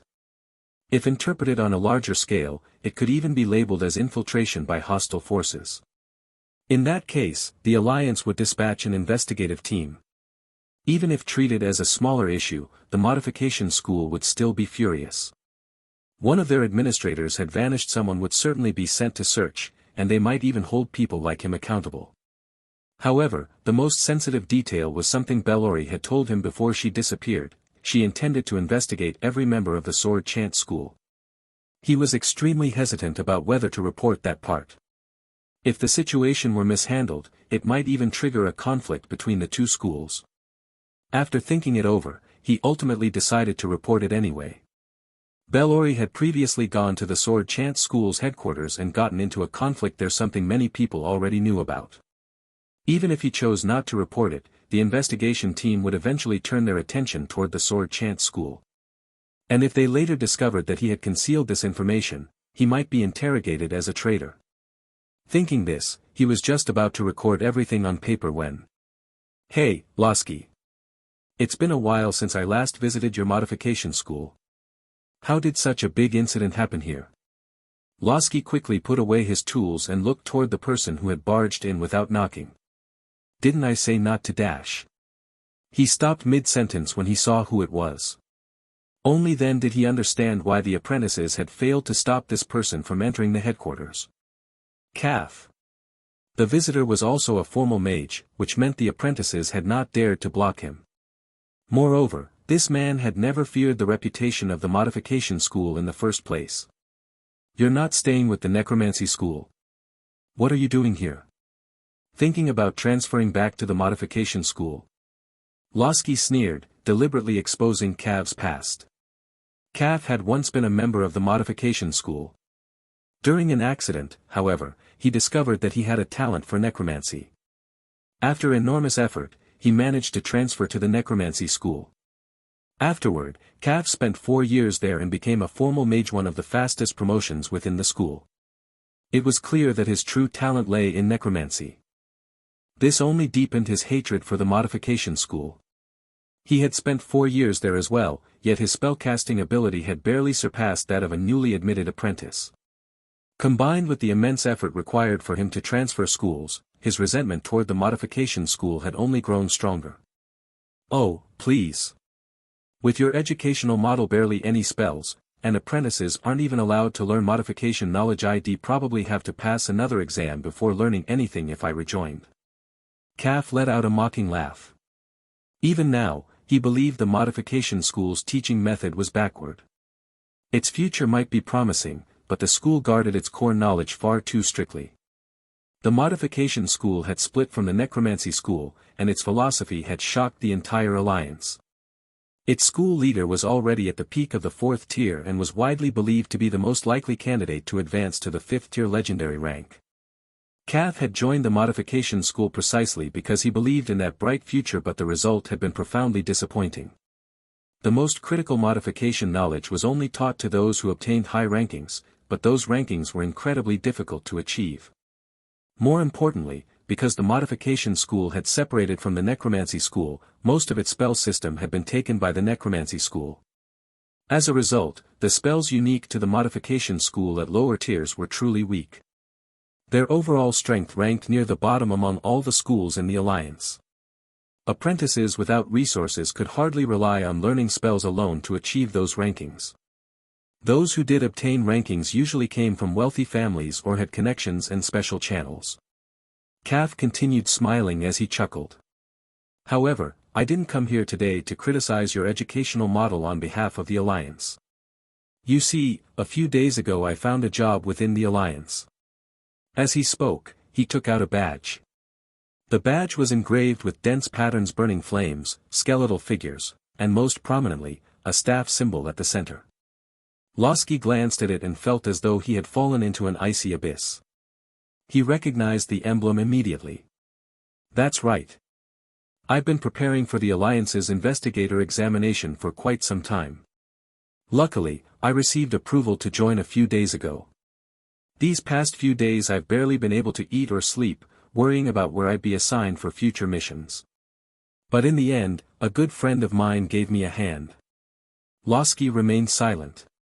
He was already considering how he would deal with this lunatic afterward.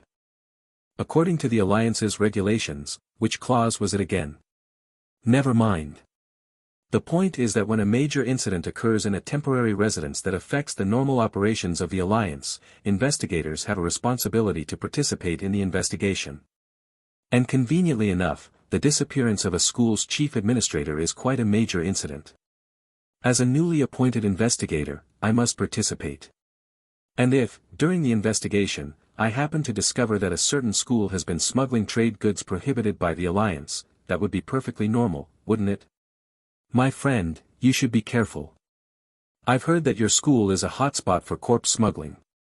Our necromancy school reports it every day, but nothing ever comes of it. And another thing, my friend, have you privately performed surgical modifications on outsiders? Our school's vice leader specifically emphasized at the council that such procedures require identity tokens. It was written into law 2 years ago. Oh, and I won't start the investigation until the day after tomorrow. That should give you time to prepare. After all, I have no idea what Bellori was doing before she disappeared. With your help, I'm sure I'll uncover the truth much faster. Calf deliberately dragged out his final words. After finishing, he stared at Losky for a moment before standing up and walking out of the room. Once Calf had left, Losky's face darkened. He cursed aloud. Damn it. How did the Alliance let Calf exploit this loophole? No, I need to dispose of those things first. Under normal circumstances, the Alliance would never allow people with personal grudges to investigate related matters. The Alliance had always preferred compromise, avoiding situations where opposing sides might directly clash. But this case was clearly an exception. Calf had only just become an investigator, and his official assignment had not yet been issued. During this period, he could freely investigate any related matters. Critch was the president of the society, the Best Weapon Shop. Unlike other societies that hired someone to serve as a receptionist, Critch handled the front desk himself. The reason for this was simple: although it bore the name of a society, it actually operated more like a brokerage. The members of his society were weapon craftsmen who had passed special tests. They possessed skilled craftsmanship and were capable of forging products according to customers' descriptions. Thanks to Critch's careful management, the society had become the largest weapon craftsman society in the city of apprentices 3 years ago. It also sold the greatest number of high-quality weapons. When Fulon glanced around outside before stepping in, Critch recited his usual line as if reading from a template. Hello. You may look at the weapons on the wall. If you want to try one, notify me and I will take it down for you. If you wish to commission a custom weapon, come to me to register. Although he had hung many signs around the shop explaining these things, not every customer bothered to read them. As a result, he reminded every customer once whenever they entered. I'm not here to buy anything. I'm here to join the society and take on commissions. You? Critch looked puzzled. It was not unheard of for women to join the society and take on commissions, but those women were almost as large and muscular as men. Fulon, however. He looked at her small figure. Her pale and slender arms, the long robe hanging loosely on her body, she looked more like a 16-year-old girl than a weapon craftsman. With a body like that, how could you possibly forge weapons? Never mind. Do you have a recommendation letter? Unlike Hall, who had previously accepted money, Critch spoke bluntly and said exactly what he thought. Although he did not really believe that Fulon was a weapon craftsman, he still asked whether she had a recommendation letter. He had already decided that if she did not have one, he would immediately throw her out. He ran a weapon shop to make money, not to entertain little girls. Yes. This is a recommendation letter from Hall, the president of Second Weapon Craftsman. He told me to come here to take on commissions. Oh, Hall, the one who specializes in enchantment. No wonder you're so thin. He glanced at Fulan again and stopped halfway through his sentence. No wonder, my foot.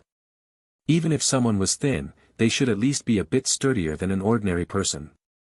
With her appearance, it was hard not to doubt her ability. Still, since she had a recommendation letter, the proper procedure had to be followed. He called out. Baul, come down for a moment. Someone needs to take a test. Almost as soon as he finished speaking, a voice replied. Coming. After hearing the response, he closed the door and said. Since you have a recommendation letter, you should know that our testing process is strict. If you fail, I cannot allow you to take commissions here. I understand. Seeing Fulon's confident expression, Critch had little more to say. He led her into a room in the back. Baul was already waiting inside. He tidied up the tools on the table, turned around, and spoke. Very well. What test are you here for? Where's the person? Baul looked around and found no one. He spoke in confusion. I'm here. Fulon stepped out from behind Critch. Baul stared at her blankly, scratching his head. You. Critch leaned closer to Baul and whispered. She's here to take enchantment commissions. Her build may be a bit thin, but she has a recommendation letter from an enchanter society. Baul felt the same doubt Critch had earlier. Could someone this small really forge weapons? Still, Critch's reasoning made sense. Since she had brought a recommendation letter, they ought to test her at least once. If her skill was lacking, they could simply reject her afterward. Otherwise, if they threw her out without even testing her, she might spread rumors that they rejected people without examination and only accepted commissions through favoritism. For business, reputation was extremely important. So Baul decided to conduct the test first. He asked. What type of commission do you plan to take? We only test the type of commission you want to accept. This rule existed to save time. After all, everyone's time was valuable. The time spent testing craftsmen might already be enough for them to complete a commission. So they only tested the specific type of work someone wanted to accept. If that person later wished to take on other types of commissions, they could return for another test. Spell rings. This was the commission Fulon wanted to take. Enchanting swords for others was far less profitable than completing potion orders. Right now potion prices were extremely high. She could easily make money with just a few batches. Why bother with the thankless work of weapon enchantment? The real reason she wanted this job was simple, she wanted to steal other people's spells. While crafting rings for others, occasionally damaging one or two, through wear and loss, would be perfectly normal. At that point, she could use the damaged spell rings to practice the spells. Once they appeared on her panel, they would become spells she had mastered. Baul's expression changed. After thinking for a moment, he said. That kind of work is very difficult for us to take on, and it's also hard to verify your craftsmanship. Spell rings could be considered the most advanced type of equipment. When someone wore a spell ring, they could immediately cast another spell after using one. Moreover, a person could wear up to 10 rings at once, essentially turning themselves into a walking arsenal.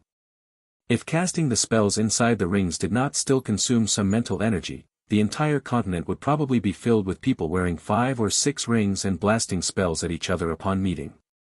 Business of this level was a bit too high-end for their society, even though they were known for selling high-end equipment. They had never handled such commissions before. An ordinary spell ring without instant casting, cooperative enhancement, or other special properties could easily sell for 10 gold coins. The most expensive weapon they had ever sold was a long sword made from the bones of a sub-dragon, and even that had only sold for 19 gold coins. Orders worth 10 gold coins were extremely rare for them. This kind of business was simply too high-end. Usually, only famous masters and their apprentices publicly accepted commissions for spell rings. A small society like theirs rarely had the opportunity to get involved. I can pay for all the materials used in the test. Could you let me try? Fulon knew that the material cost of crafting a spell ring alone would probably reach 1 gold coin. If she did not cover the cost herself, there was no chance they would let her attempt it. Critch leaned closer to Baul and whispered a few words in his ear. Baul's expression changed. We can let you try. But we need to be clear first, our society has never handled spell ring commissions before. We reserve the right to notify you 3 days in advance if we decide to stop accepting this type of commission. Agreed. Fulan accepted casually. To her, making spell rings for others was not important. What mattered was copying their spells. Even if she did receive commissions, she would deliberately set the price just high enough to barely cover the costs. The reason Fulon came to this society to take commissions was because she had no other way to promote the fact that she could craft spell rings. Her skill in crafting spell rings came from Habos, but Habos had no connections within the city of apprentices. So even if she used Habos's name as a banner, it would not matter. If the people who actually needed spell rings could not see her work, there would never be any orders. In the entire Grey Soil province where the city of apprentices was located, the spell ring industry operated under a master-apprentice inheritance system that was even more backward than the old clan monopolies. Even if someone wanted to pay to learn the trade, without connections they could not even find the path to enter the industry. Worse still, others monopolized all the trading channels. Forget major clients, if you only had money but no connections, you would not be able to find a single person willing to engrave a spell ring for you. That was why Fulon came to this society. She hoped to use the society's reputation for high-end equipment to see if she could attract some orders. After all, the shop sold high-grade equipment. If someone suddenly noticed that a service for custom spell rings, something they had searched for unsuccessfully for a long time, was offered here, they would surely be tempted to give it a try. Baul hesitated for a moment but ultimately decided to let Fulon attempt the test. After all, she was paying for the materials herself. Since the society would not suffer any loss, there was no harm in letting her try. He unlocked a cabinet positioned high on the wall and took out 3 gemstones along with several prepared ring bands. Although they normally did not sell spell rings, they did sell rings with minor enhancements such as a ring of strength that slightly increased physical power. Naturally, those sold for much less than spell rings. The cheapest ones might only cost 70 or 80 silver coins. Are you testing the engraving of spells for others? Even the crafting of spell rings was divided into 2 types. The first type was when the creator already knew the spell themselves. In that case, they could cast the spell during the process without assistance and naturally complete the ring. The second type required cooperation from another person. During the crafting process, the other person would cast the spell, and the creator would record the spell into the ring before completing a series of finishing steps. Only then would it become a true spell ring. The first method was easier than the second. When casting the spell yourself, the coordination was naturally better than relying on someone else. The other person's spellcasting proficiency might not be high, which made success less certain. Of course, most custom orders were of the second type. After all, a craftsman's energy was limited. They could not learn every useful spell. If they did not know the spell themselves, how could they craft the ring alone? Moreover, many clients would bring along someone who could cast the required spell. That way, the spell could be engraved into the ring without the client needing to learn the spell personally. Of course, others might craft spell rings to earn money, but Fulon genuinely intended to steal other people's spells. Very well. I'm from the elemental school. Let's engrave Ignite once. Baul proposed this. He was an apprentice of the elemental school, but his magical talent was insufficient, so he had become a craftsman instead. The elemental school was a major school, and every year new apprentices attended a welcome ceremony. Baul had never seen Fulan at such a ceremony, so he instinctively assumed she was not from the elemental school. Engraving a spell from another school was something craftsmen often encountered. Although the structure of Ignite was relatively simple, Baul believed it would still reveal Fulan's true skill. There are 3 sets of materials here. If you think that isn't enough, we can add 2 more sets but no more than 5. That's fine. Good. Begin when you're ready. Call me when you need me to cast the spell. Fulan picked up 1 set of materials from the table. First, she compared the ring band to ensure the size was appropriate. Then she examined the gemstone's quality to determine whether it was suitable for engraving the spell. After confirming everything, Fulan nodded. She used telekinetic hand to lift both the gemstone and the ring band into the air. A very skilled telekinetic hand. She's definitely a qualified craftsman, Baul thought.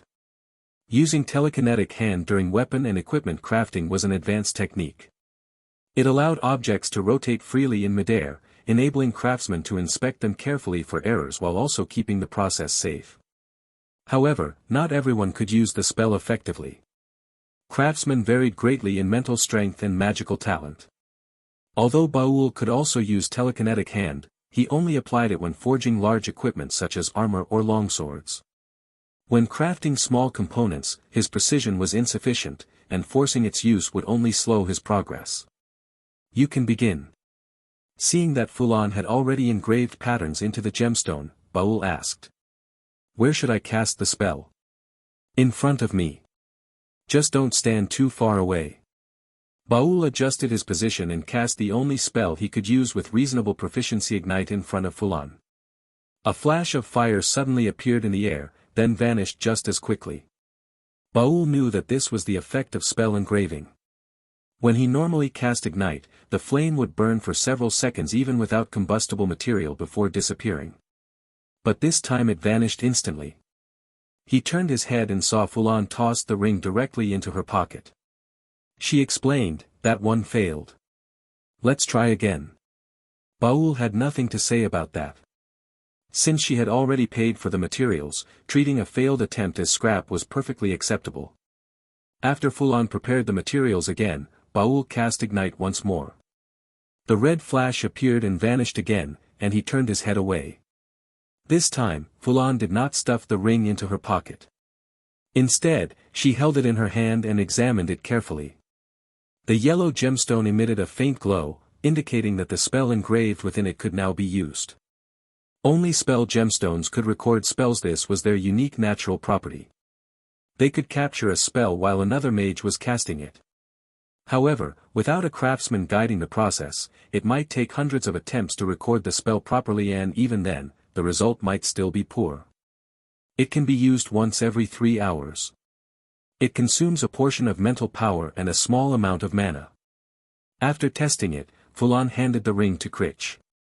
Critch placed the ring on his index finger, gathered his concentration, and cast the spell toward the air. After a second, a small flame appeared in the air. A few seconds later, it vanished, and the gemstone on the ring dimmed. Impressive. You really have skill. Critch exclaimed in surprise. He had never imagined that one day a craftsman capable of making spell rings would appear in his society. Our society's rule is that we take a commission fee. For your commissions I'll only take 10%. That's fine. Seeing Fulan agree without hesitation, Critch scratched his head. He had been fully prepared for her to bargain for an even lower commission rate. Fulan's quick agreement left Critch momentarily at a loss. Still, he did not mind earning a higher commission. In his opinion, offering this commission rate already showed considerable sincerity. Normally, when an unknown craftsman came to him, he would take a 30% cut. For someone with some reputation, he would reduce it slightly to 20% or even lower. So, what commission price are you planning to set? This was also part of his job, to help these craftsmen determine a reasonable price for their commissions so they could receive orders. That was one of the reasons his commission rate was so high. Many craftsmen never considered supply and demand and simply kept raising their prices. Critch had spent a great deal of effort persuading several of them to lower their prices. However, some people were stubborn. No matter what he said, they refused to reduce their prices and even suspected he was trying to cheat them. His commission was fixed. If they earned more, he would earn more; if they earned less, he would earn less. When he advised them to lower prices, it was only so they could secure more orders. In the end, those stubborn craftsmen often returned dejected after failing to receive any orders. Only after adjusting their prices did they finally start getting commissions. Although Critch had never dealt with the spell ring business before, based on the prices he had seen for spell rings, he could estimate a reasonable range. He believed that a custom spell ring should cost around 8 gold coins. After all, his society had never handled spell ring commissions before. If they immediately charged the same prices as famous masters, customers might not even glance at them. Ultimately, it was a matter of reputation. If someone had a sum of money and wanted a spell ring crafted, would they choose a roadside stall to do it? Although his society had a strong reputation for crafting high-end equipment, its reputation for spell rings was non-existent. He believed that setting the price at 8 gold coins would encourage the shop's regular customers, those who usually purchased equipment, to try ordering a spell ring. If the price were higher, they might feel it was not worth the risk. Once they built a reputation, they could raise the price later. If Fulon earned more, he would also earn more. I think crafting a basic spell should cost 3 gold coins. Spells exclusive to specific schools should cost 4 gold coins. If the client brings 2 sets of materials, the price can be reduced accordingly. Fulon spoke casually, confidence radiating from the extraordinary level of forging skill she possessed. Before coming here, she had already tried engraving spells herself. The only thing she had never attempted was engraving spells for someone else, which left her slightly uncertain.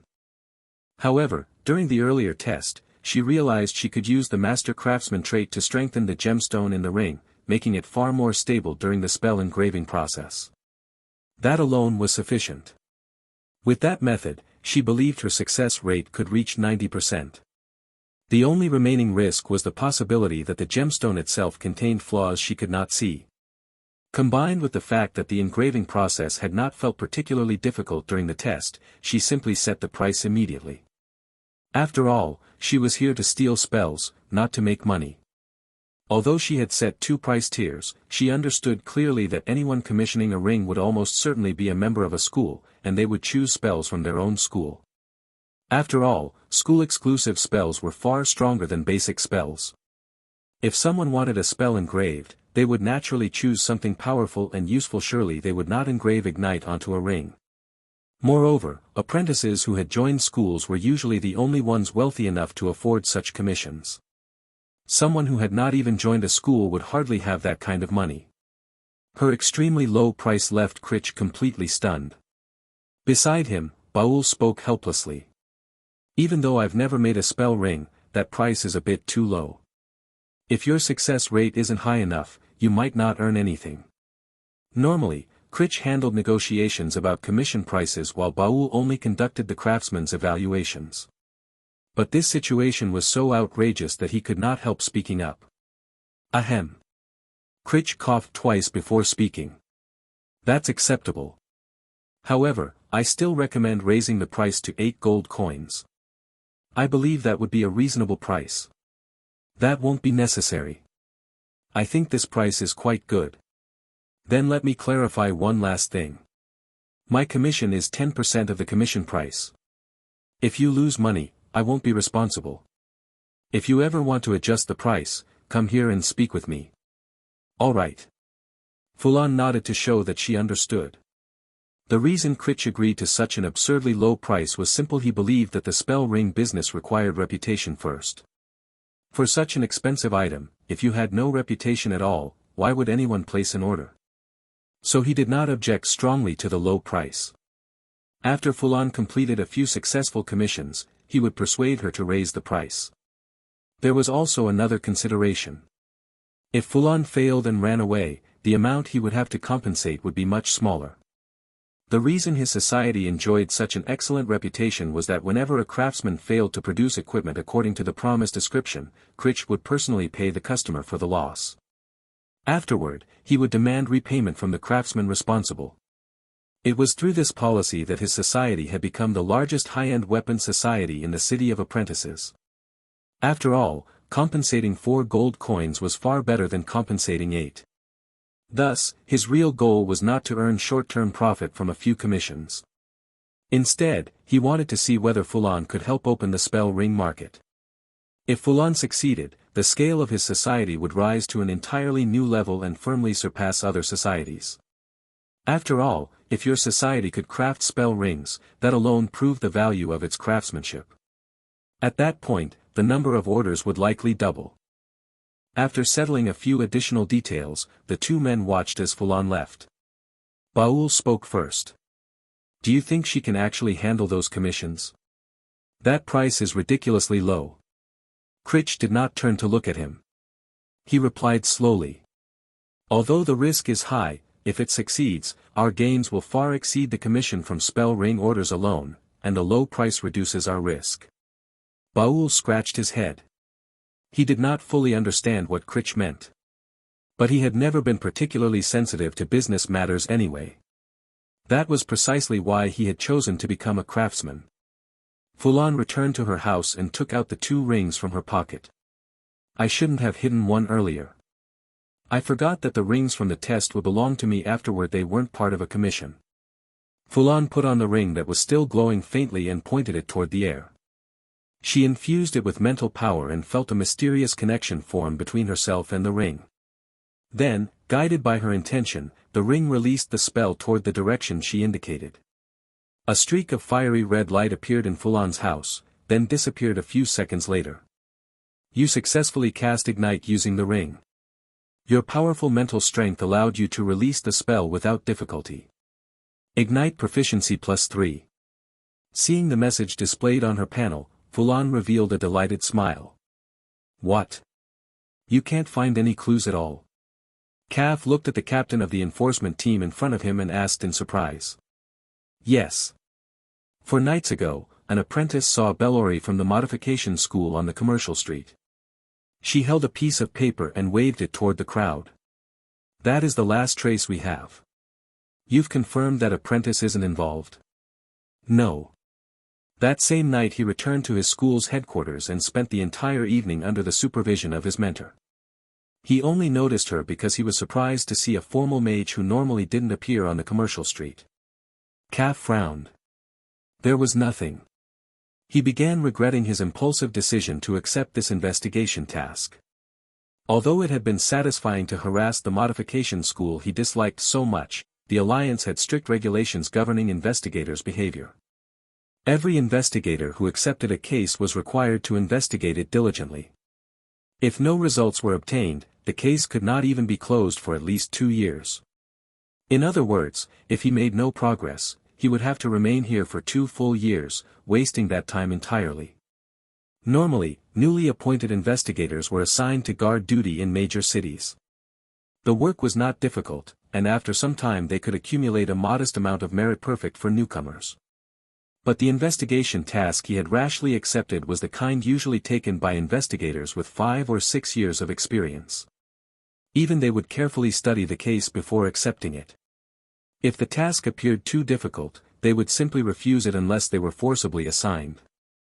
He had been completely blinded by the opportunity to investigate the Modification school. Without thinking, he had immediately applied to headquarters for the investigation task. The request had already been sent. By now it was probably already under review.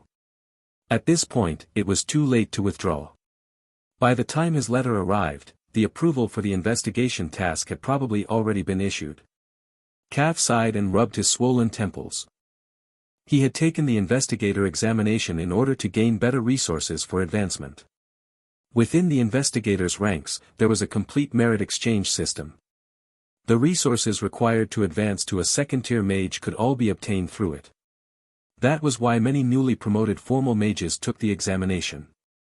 Calf had actually been rather lucky. His exam results were only average, ranking 6th in the region.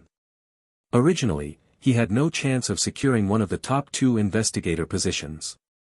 But among the top 5 candidates, 4 of them ran into serious trouble. One died horribly. After the exam results were announced, fragments of his body were discovered scattered throughout his home.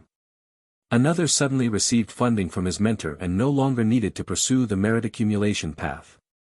One more won first place in a managerial examination organized by his school and chose to develop his career there instead. The final candidate was discovered to have cheated during the examination, bribing examiners, murdering a companion, stealing exam materials, slandering the chief examiner, and bringing prohibited items into the examination hall. He was probably already in prison by now. Incidentally, that last candidate had originally been ranked 3rd. When Caf received the investigator appointment letter, excitement overwhelmed him. The very next day he heard that an administrator of the modification school had gone missing. With 2 pieces of good news arriving together, he abandoned rational thought and mailed his application that very night. After that, he had even gone to Losky and flaunted his authority arrogantly. Thinking about it now still felt satisfying. But when he considered this investigation that had made no progress whatsoever, his mood sank again. By the way, investigator, an apprentice from the modification school, also went missing earlier. Just like Bellori, he disappeared overnight. Oh. Caf suddenly became interested. Tell me the details. That apprentice's name was Richter. He disappeared on the night after an examination ended. The modification school searched for him continuously. 2 weeks ago, fragments of his body were found on a piece of land that had been processed by the construction school. After that, the modification school prevented us from participating in the investigation, claiming it might involve the leakage of school knowledge. We don't know what happened afterward, but we do know the modification school caused quite a stir while searching for the murderer. Bellori may have disappeared while investigating Richter's killer. A few days ago she also had a conflict with members of the sword chant school. After hearing this information, Caf fell into thought. He had not expected so many connected events. Until now, he had been focused only on searching for direct clues and had not realized that Bellori was connected to so many other matters. Do we know who placed the order for the land where Richter's body was found? The Alchemists Association. Coincidentally, the project began the day after Richter's disappearance was confirmed. Cav's eyes lit up, convinced that he had found a lead. Then what are we waiting for? Let's investigate the Alchemists Association. But the modification school already investigated them and found nothing. Heh. Caf sneered. At this point he was not afraid of doing useless work. What he feared most was having nothing to pursue at all. They might have missed something hidden.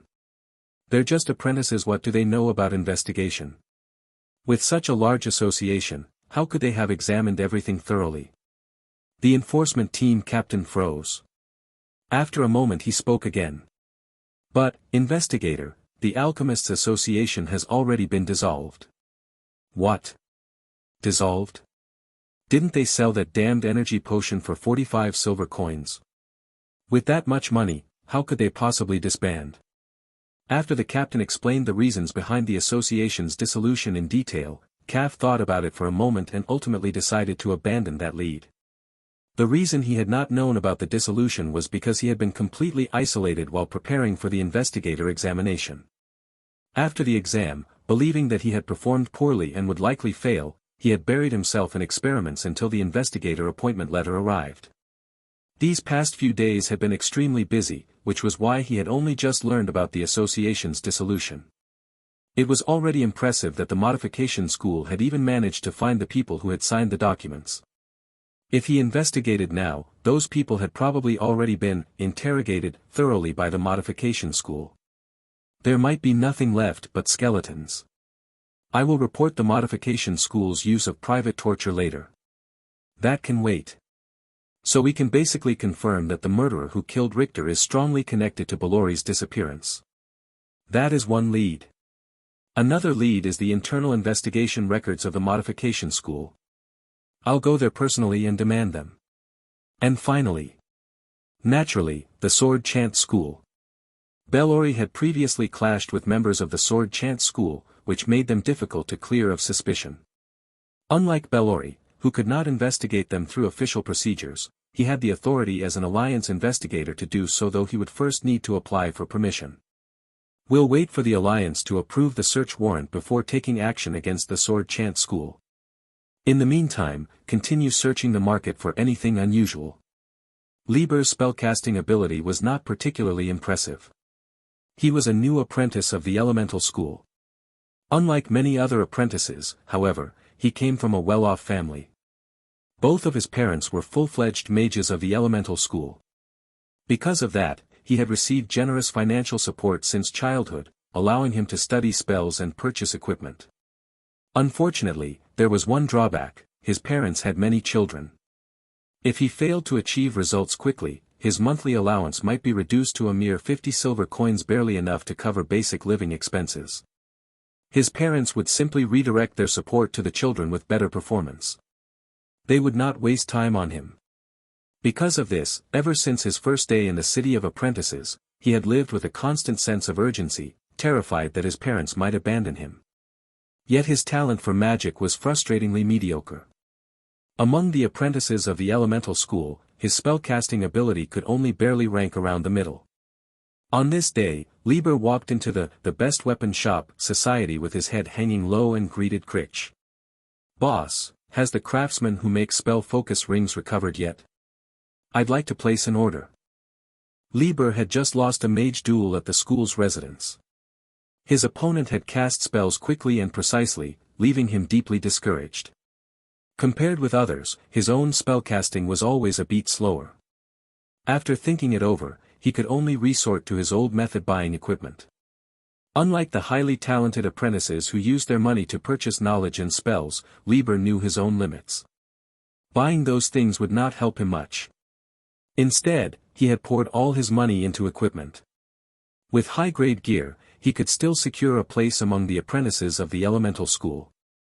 At this point, someone might ask, if he lacked magical talent, why buy so much equipment?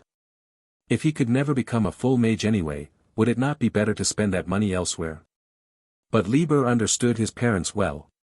They were extremely busy and only cared about results. If he managed to achieve a ranking in the assessments, their financial support would continue for another 7 or 8 years. By then, with more money in hand, he would have plenty of options for how to use it. At the same time, he had developed a deep understanding of equipment combinations and knew how to maximize his combat strength. Now, the spell focus ring was one of the few pieces of equipment that could still greatly improve him. He came to ask about it once every week. "That craftsman hasn't come back to me yet, so I have no idea what happened," Critch said, shaking his head. Lieber sighed again and flipped through the list of craftsmen offering services, searching to see if any of them provided what he needed. At that moment, Critch said cautiously, "Lieber, you might want to check the first craftsman on page 7. They might be able to help you." Hearing this, Lieber immediately turned to page 7. He trusted the boss's reputation. But when he reached the page, he frowned in confusion. This person only makes basic equipment. I don't see anything about equipment that assists with spellcasting. Why recommend this one? Critch quickly realized the mistake and corrected him. "You're looking at the second one. The first craftsman is still above it." Only then did Lieber notice that the first craftsman's introduction was extremely short. Because it took up so little space on the page, he had mistaken the second entry for the first. "This entry is tiny. The second one is 4 times longer. My mistake. I'll fix the layout later," Critch said apologetically. He had spent the entire night thinking about the commission for that spell ring and how it should be made. As a result, he had made a basic formatting error. Lieber then read the description carefully. It was very brief, with most of the space dedicated to the detailed pricing. "Accepts commissions to produce spell rings." "Spell rings?" Lieber exclaimed in shock. He immediately looked up at Critch and asked, "Boss, are you sure this is real? Someone here can make spell rings?" Critch smiled.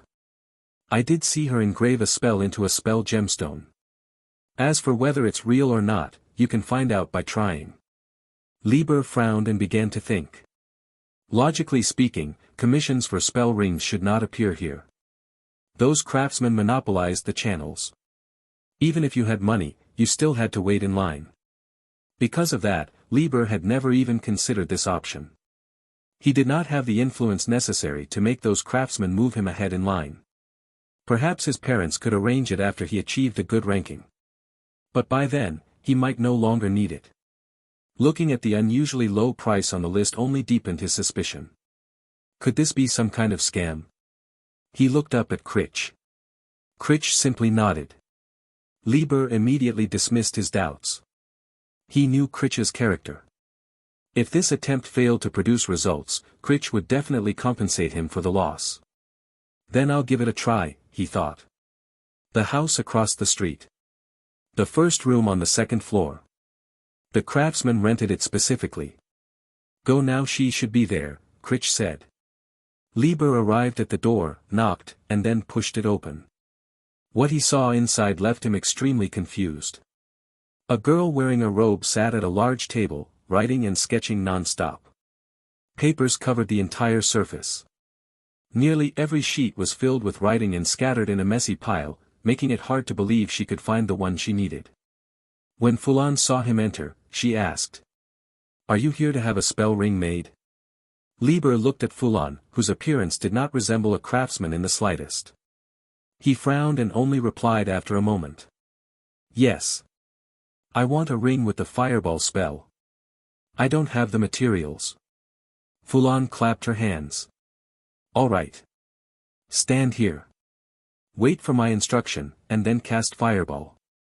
Lieber followed the direction of her finger and looked at the circle drawn on the floor.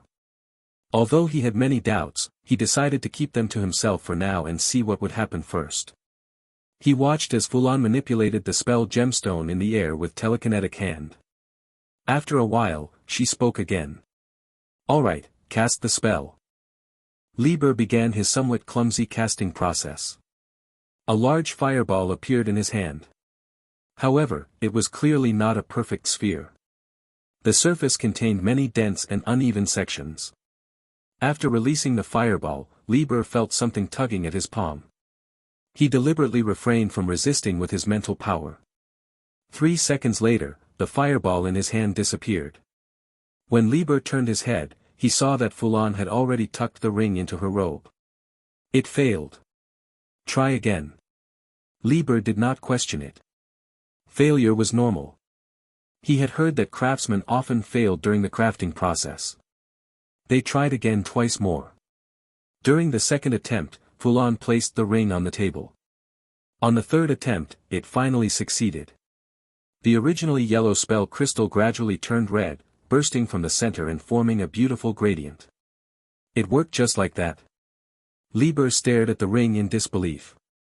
Before entering the room, he had estimated his chances of obtaining this spell ring at only 10%. Yet it had actually succeeded. "It's basically finished," Fulon said. "If you want additional services like reducing the cooldown time, adding coordinated casting, instant casting, or other special attributes that will require extra fees." Lieber swallowed and handed the ring back to Fulon. "Add faster cooldown and coordinated casting. That will be 4 gold coins in total."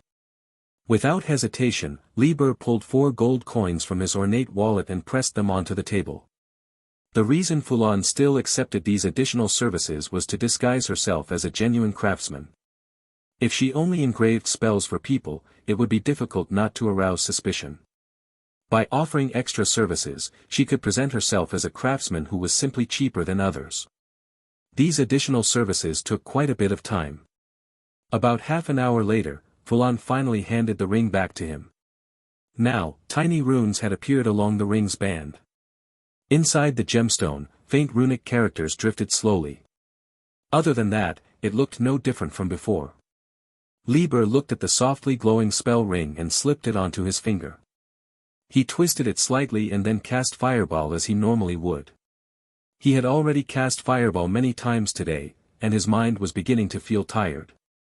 Yet after wearing the ring, casting the spell felt far smoother than usual. "This is coordinated casting," he exclaimed as he felt the real effect. This was another function of spell rings. After undergoing special treatment, they could assist the user during casting and enhance the power of the spell. A fireball larger than before appeared in his hand. This time, he could clearly feel how solid the fireball was. The fire elements were tightly compressed together. He had never cast a spell so smoothly before, nor had he ever felt such control over a spell. He cancelled the fireball and looked at the now dim ring in his hand. Then he glanced at the other empty fingers. An idea formed in his mind. He removed the ring that enhanced mental power from his other hand. Earlier, he had already noticed that the ring had no effect when he used the spell ring. And now, he no longer needed the slight mental boost it provided. I want 6 more fireball spell rings. He glanced at the remaining space on his fingers. There was a protective ring and a physique-enhancing ring that he could not remove. Besides that, he was almost out of money. So for now, he could only make 6. Fulan's face immediately fell. She had not expected anyone to commission so many identical rings. However, her eyes turned slightly, and she still accepted the request. Well, I might as well earn some money today, she thought. Once these fireball rings were finished, she could close shop for the day. She did not have enough mental power to waste on endlessly crafting rings. She still had books to write. Fulon sighed and took out the materials stored beneath the table. Lieber returned to the residence of the elemental school and immediately sought out the apprentice who had easily defeated him earlier that day. Bang! Bang!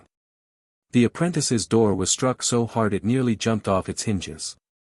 The force pushed the door slightly inward before it rebounded with a loud clattering sound. After quite some time, Jelen finally opened the door. Dark circles hung beneath his eyes, and he looked tired, though excitement still lingered on his face. However, he was clearly displeased about being interrupted and kept frowning. What are you doing here? Jelen spoke coldly. He had been reading a newly purchased spellbook and intended to study late into the night. The interruption had completely ruined his mood. Lieber smiled and said slowly. Let's fight again. This time, I'm prepared. Jelen looked puzzled but spoke indifferently. Oh. Another duel? Did you buy a flame explosion spell scroll and come to blow me up? He had little interest in this opponent whom he had defeated effortlessly that morning. In his eyes, Lieber's combat ability depended entirely on his equipment. His spellcasting, on the other hand, still needed a great deal of refinement. You're not scared, are you? Are you afraid of my new equipment?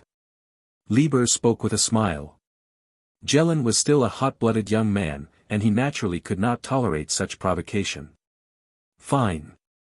Let's go again. This time I'll show you that a mage's strength comes from spells. All that trash equipment of yours is useless. He could not stand someone who flaunted equipment in the dueling arena all day. In Jelen's view, spells were the true foundation of a mage. His financial situation was quite good, but he had spent all his money on spells and spellbooks. Even the door he had accidentally blown up while experimenting with magic a few months ago had never been repaired. Some time later, the two appeared in the dueling arena. Night had already fallen. Only a few damaged lamps remained lit, providing faint illumination. When Jelen and Lieber stood at a distance from each other, Jelen suddenly noticed something reflecting light on Lieber's hands. When he looked closely, he saw that Lieber's fingers were almost completely covered with rings. 6 of them had large gemstones. Jelen rarely bothered to learn about equipment. Anyone else would have immediately recognized them. Damn it, that's 6 spell rings. Only spell rings use gemstones that large. Trying to look mysterious, Jelen scoffed dismissively. He thought Lieber was simply wearing decorative items. There was no way such things could defeat him. Begin. As soon as the duel started, Jelen immediately cast a flame shield around himself at incredible speed. He knew that most of Lieber's spells were fire-based, so a shield with high resistance to fire damage was perfect for dealing with him. Sure enough, Lieber immediately threw a fireball. It struck the flame shield directly, causing the shield to tremble violently, as though it were about to collapse. Still using fireball, Jelen thought with satisfaction at having predicted the spell. Yet at the same time, confusion arose in his mind. Why was this fireball stronger than before? That morning, his flame shield had blocked the attack easily, it certainly had not nearly shattered. And why had Lieber cast it so quickly? This time the fireball had arrived immediately after Jelen finished casting his shield. Earlier that day, Lieber had always been 2 seconds slower. Before he could think further, another fireball rushed toward him. He had no choice but to abandon the attack spell he had been preparing and instead reinforce his flame shield with mental power. When the second fireball exploded, flames spread across the ground around him. Even through the shield, Jelen could feel the intense heat. How is he so fast?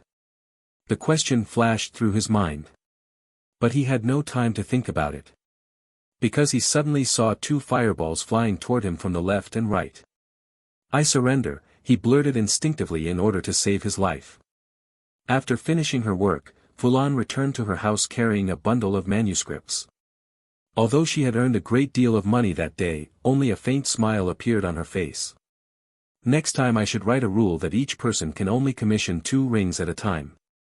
Otherwise, if another person like that shows up, when will I ever have time to collect spells from the other schools?"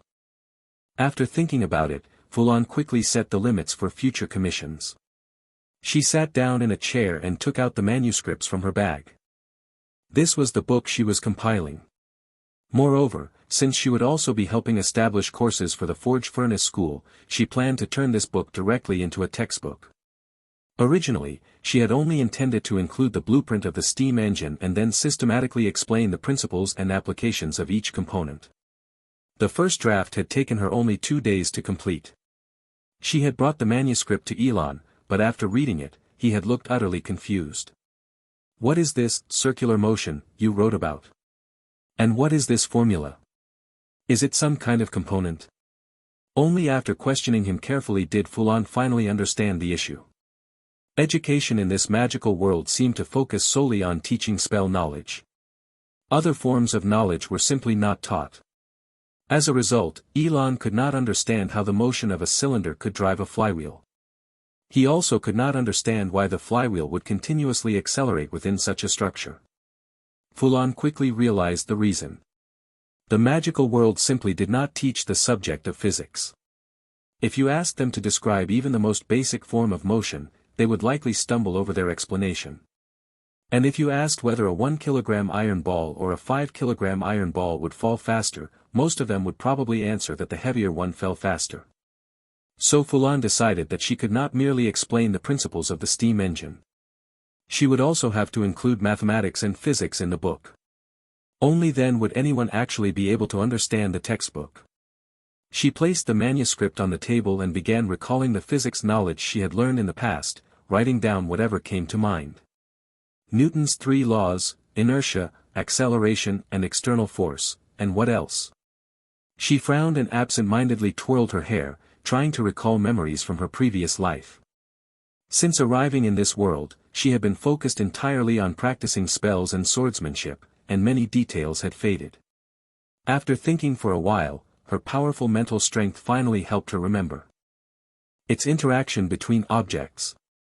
Forget it. I'll deal with it tomorrow. I really don't feel like thinking about this anymore. Fulon gathered the manuscripts neatly and placed them back into her bag before considering what to do next.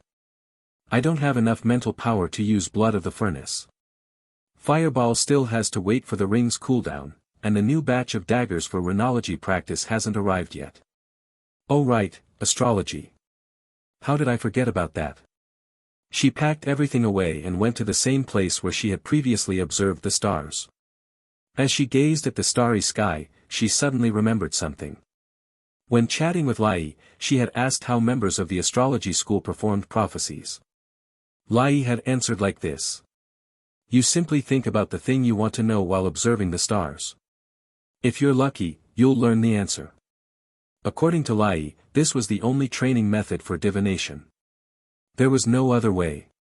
Most members of the astrology school could not master it at all, which was why many of them ended up working as navigators in remote wilderness regions or out at sea. Fulon decided to try it herself. After thinking for a moment, she realized she was curious about something. She had once studied physics, hadn't she?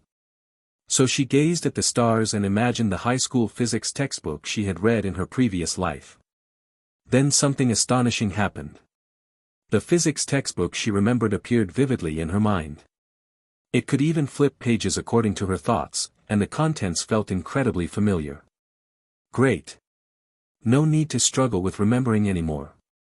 In a couple of days I can just copy the content down and finish writing the book. Satisfied, Fulan let the image of the textbook fade from her mind and turned to the real purpose.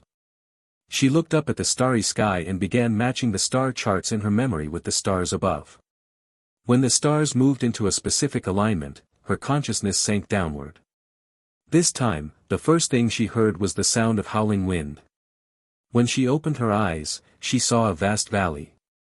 Sparse trees grew along the stone cliffs on both sides, surrounded by layers of protruding rock formations. The scenery was magnificent. But, where am I? Where am I in this scene? Fulon looked carefully and finally spotted several human figures far below in the canyon. She tried to zoom in on the scene. As her mental power moved, she discovered that she could shift her perspective within the vision.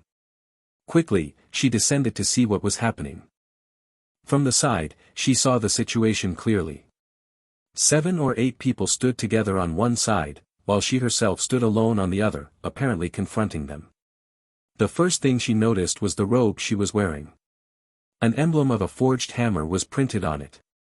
Judging from the attire, she had already become a full mage at this time. Her opponents, on the other hand, were all wearing leather armor or plate armor. None of them appeared to be spellcasters. One of them immediately caught her attention. He stood tall in the center of the group, positioned at the front, staring directly at Fulon. He wore black armor that covered his entire body, leaving no skin exposed. Sharp spikes protruded from the shoulders, and an emblem of a wolf's head decorated his arm. What drew Fulon's attention most was his presence. Among everyone present, his aura was the strongest. In Fulon's judgment, he was a second-tier professional. Can I defeat him? Fulon felt uncertain. Could she really defeat someone of a higher tier than herself? At that moment, the Fulon in the vision moved first. She raised both hands as if casting a spell. Her opponent had no time to react. The earth began to shake. Spikes erupted from the ground, forcing the enemy to scatter. The once flat terrain became jagged and uneven, making it difficult to stand. Several people fell to the ground and struggled to get up. Fulon felt puzzled. Isn't this earth uplift from the elemental school? How do I know that spell? That was a first-tier spell. Those full mages would never come to her to commission spell rings. She knew her own limits. When it came to first-tier spells, people usually went through special channels to find skilled craftsmen. Why would they ever come to someone like her? At that moment, a man in pure white armor charged forward, raising a greatsword as he slashed toward her. Judging by his speed and strength, he was a first-tier professional.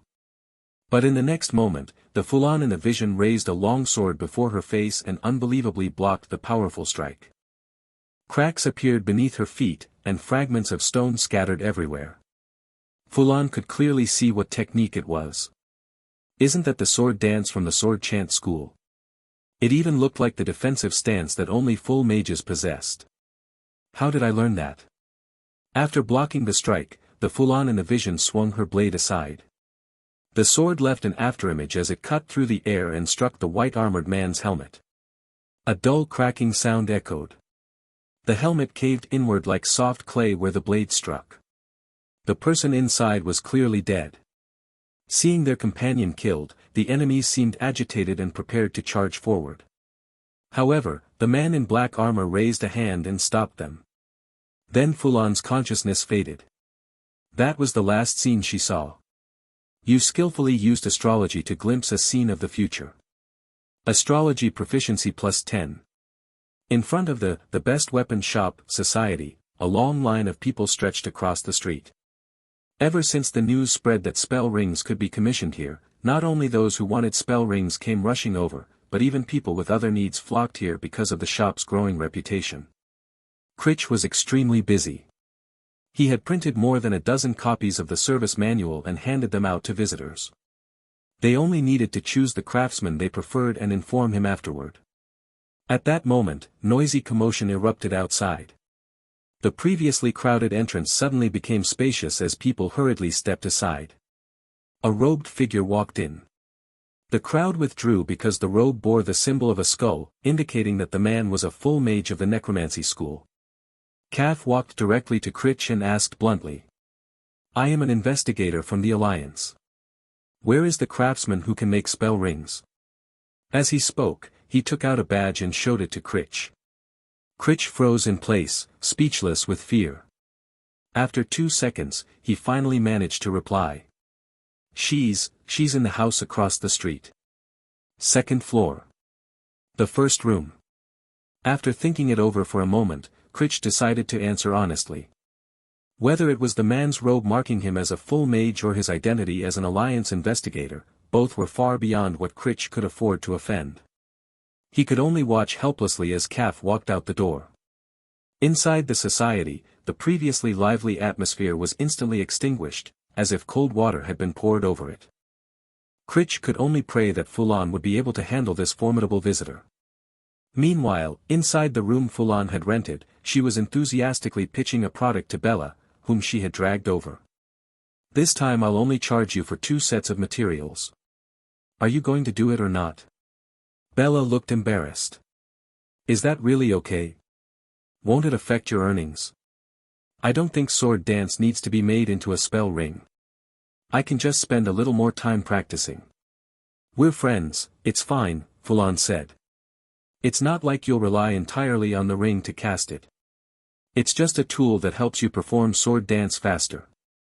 Unable to resist Fulon's enthusiasm, Bella finally agreed to help test the spell ring. Just then, several knocks sounded at the door, interrupting their conversation and Fulon's work. Who is it? Fulon sounded displeased. Had the person she hired to maintain order outside failed at their job? The door was unlocked from the outside with a key. The first thing Fulon saw was a terrified face. Behind him stood the reason for that fear. A full mage. Fulon felt a headache coming on. Perhaps this full mage had come to jump the line and demand priority service. But she was not afraid. After all, the strongest person in the city of apprentices right now was her mentor, a 4th-tier mage. She doubted anyone would dare provoke someone with that title. Alliance investigator. Cav displayed his badge. This surprised Fulon. Why would an Alliance investigator come here? Although she did not know whether the badge alone was enough to prove his identity, the man was also a full mage. Given her current status, she should at least show basic respect. You are Fulon. Hearing the rather impolite tone, Fulon frowned but still replied. I am. What do you want? A smile appeared on Cav's lips. I am an investigator of the Alliance. My current assignment is to investigate the disappearance of Bellori, the primary representative of the Modification School in the City of Apprentices. Fulon's heart skipped a beat, but she maintained a calm expression. And? What does that have to do with me? Cav rested his hand on his waist and chuckled lightly. You have displayed the most suspicious behavior, apprentice. I don't know where you learned the technique of crafting spell rings. You somehow managed to bypass the monopoly others maintain over that technology. I heard that the craftsmen who produce spell rings are forced to remain on a certain island for their entire lives. Even their families are required to stay there. So tell me, how did you obtain this craft? Without waiting for her response, he continued. There is another matter. Recently, the Magical Craftsman Society has received an unusually large number of dagger orders. According to the enforcement team's investigation, those orders were also placed by you. How do you explain that? Instead of answering directly, Fulon asked a question in return. What does any of that have to do with your investigation? Cav's smile gradually disappeared. He had originally shown some courtesy because she possessed the rare ability to craft spell rings. But she seemed ungrateful and was now questioning his authority. This displeased him. Since becoming a full mage, no apprentice had ever dared speak to him like this. Keeping his face expressionless, he said calmly. This is also a regulation of the Alliance.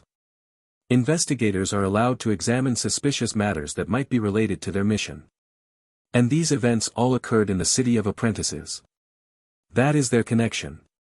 Only then did Fulon decide to give him a proper response. Let's start with the dagger orders. I placed them to practice my enchantment techniques and to study rune engraving. That's why I ordered such a large quantity of materials. Cav was dissatisfied with the answer. He felt that she was not treating him with the respect due to a full mage. Although he did not know much about enchantment work, he could tell that explaining such a massive quantity as mere practice sounded somewhat far-fetched. And as for where I learned to craft spell rings. Fulon paused, then took out a badge. It bore the emblem of a forged hammer. I received the technique from my mentor, Habos Roins, the chief of the Forge Furnace School. I am also a member of the Forge Furnace School. The large number of daggers I ordered for practice allowed me to greatly improve my rune engraving skills. That is why Lord Habos was willing to accept me into the Forge Furnace School. Are you satisfied with that explanation? Cav's expression stiffened. He knew Habos. After embarrassing himself during a previous misunderstanding involving the association, he had carefully investigated all recent major events. One of those events was the arrival of Habos, a fourth-tier mage, in the city of apprentices. My apologies for the disturbance. I have no further questions. Cav lowered his head slightly and quickly left the room. Although his position as an investigator was influential, it still could not compare with the authority of a fourth-tier mage. Are you alright? Bella asked from the side. It's fine. My mentor is a fourth-tier mage. Nothing will happen, Fulon replied. She glanced toward the doorway before quickly turning away. Now she finally understood the feeling of provoking someone small and attracting someone bigger, and then someone even bigger. Why does another one keep appearing every time I deal with one? No. Perhaps I should take the initiative and attribute everything to some other explanation. I cannot keep making people disappear. Otherwise, investigators will keep showing up. That night, after returning home, Fulan immediately gathered all her things and went down to the basement. The table she had once used as a dissection platform had already been thrown into the furnace and burned to ashes. The corpse had been sealed inside a body bag. She could not help but sigh in admiration. A full mage truly was different. Even after so many days, the corpse remained largely unchanged. There was no sign of rot, only certain areas of skin had begun to dissolve. Of course, she had not come down here tonight to deal with the corpse. She had come to practice spells. Aside from the first day when she had spent nearly all her time crafting fireball spell rings and had not obtained many spells, the following days had been far more productive. Apprentices from various schools had come to commission rings from her. Although many of the spells were duplicates, Fulan had still managed to acquire a large number of new spells through this process. Her plan was to first train all of them to the beginner level and then focus on raising the most useful ones to mastery. This was her current skill panel. Skills. Fireball, beginner, proficiency, 12 out of 100 condenses fire elements into a sphere and throws it forward. When the sphere touches a target, the fire elements explode and deal damage. Earth spike, beginner, proficiency, 1 out of 100 condenses earth elements within the ground to form a spike that attacks the target. Note, can only be used where earth elements exist. Life destruction ray, beginner, proficiency, 3/100ths fires a ray. If it strikes a living substance, the target receives additional damage. Cloud mist, beginner, proficiency, 3 out of 100 creates a cloud of mist that obstructs vision, centered on the caster. Brittle armor, beginner, proficiency, 10 out of 100 creates a sphere of light. If the sphere strikes a hard object, the object's hardness is reduced. Create soul, not learned, proficiency, 3 out of 100 used on a corpse. There is a chance that the corpse will produce a spirit. The success rate depends on how long the corpse has been dead. The shorter the time, the higher the probability. The spirit retains a portion of the corpse's memories. Omitted. These were the gains Fulon had accumulated over the past few days. Not only had she earned a large amount of gold coins, but she had also learned many spells from schools she had long dreamed of studying. Some spells, however, were rather disturbing to cast. Fulon still remembered how a member of the necromancy school had brought a corpse directly into her workshop and used it to cast Create Soul. The 3 points of proficiency she currently had for that spell came from secretly casting it once on the corpse with a hidden ring. Now she had no idea how to continue practicing it. She could not exactly find more corpses lying around. As for Balori's corpse, she decided to forget about it. Creating the spirit of an enemy would only bring herself trouble. Fulon then took out 2 rings from her pocket. Today she had only acquired 2 new spells, but she liked both of them very much. One was the sword dance spell ring she had practically begged Bella to help her make. Sword dance was the foundational skill of the sword chant school and also its signature technique. Both apprentices and full mages frequently used it. However, her efforts had apparently been unnecessary. Later that day, another member of the sword chant school had also come to commission a sword dance ring. The other spell was poison mist from the nature school. This spell was extremely sinister. As the name suggested, it produced a cloud of poisonous mist. Yes, literally sprayed directly into the opponent's face. The area of effect was large, and if used immediately at the start of battle, it could disgust and overwhelm an opponent. At the apprentice level, there were few effective ways to resist it. If someone inhaled the mist and could not defeat the caster quickly, they were essentially doomed. As the glow of magic gathered and then faded, the light on the 2 rings dimmed.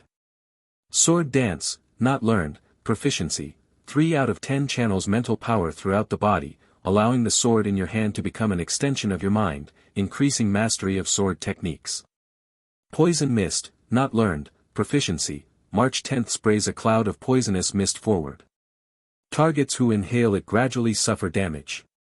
Antidotes can remove the effect. She had engraved cooldown reduction runes on both rings. Now each ring could be used again after roughly 1 hour.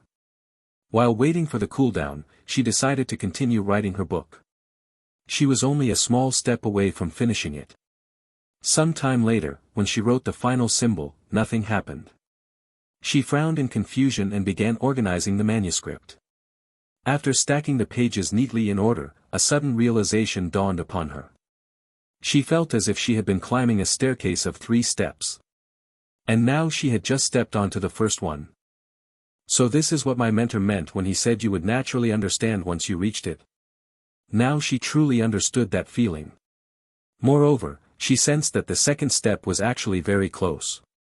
Attributes. Physique, 3.0. Mental power, 3.3. These were her current attributes. Her physique had increased because her elven swordsmanship had finally reached the proficient level after persistent practice, granting her an additional 0.2 physique. As for the increase in mental power, she believed it came from continuously learning and mastering spells. Ordinary apprentices typically learned only about 5 spells. Learning more had little practical value. But Fulon relied on her panel and the large number of spells she obtained through crafting spell rings. As she gradually mastered spell after spell, her mental power continued to grow. She estimated that if she mastered 3 more spells, her mental power would reach 3.5. According to her current understanding, 3.5 was the mental threshold required to advance to a full mage. Once she crossed that line, she would effectively reach the second step. And if she completed that requirement, she would not need to compete for ranking in the academy assessments to fulfill the final condition. She could advance to a full mage far earlier than expected. As for the spell she intended to create, she already had an idea. She would soon be able to use it.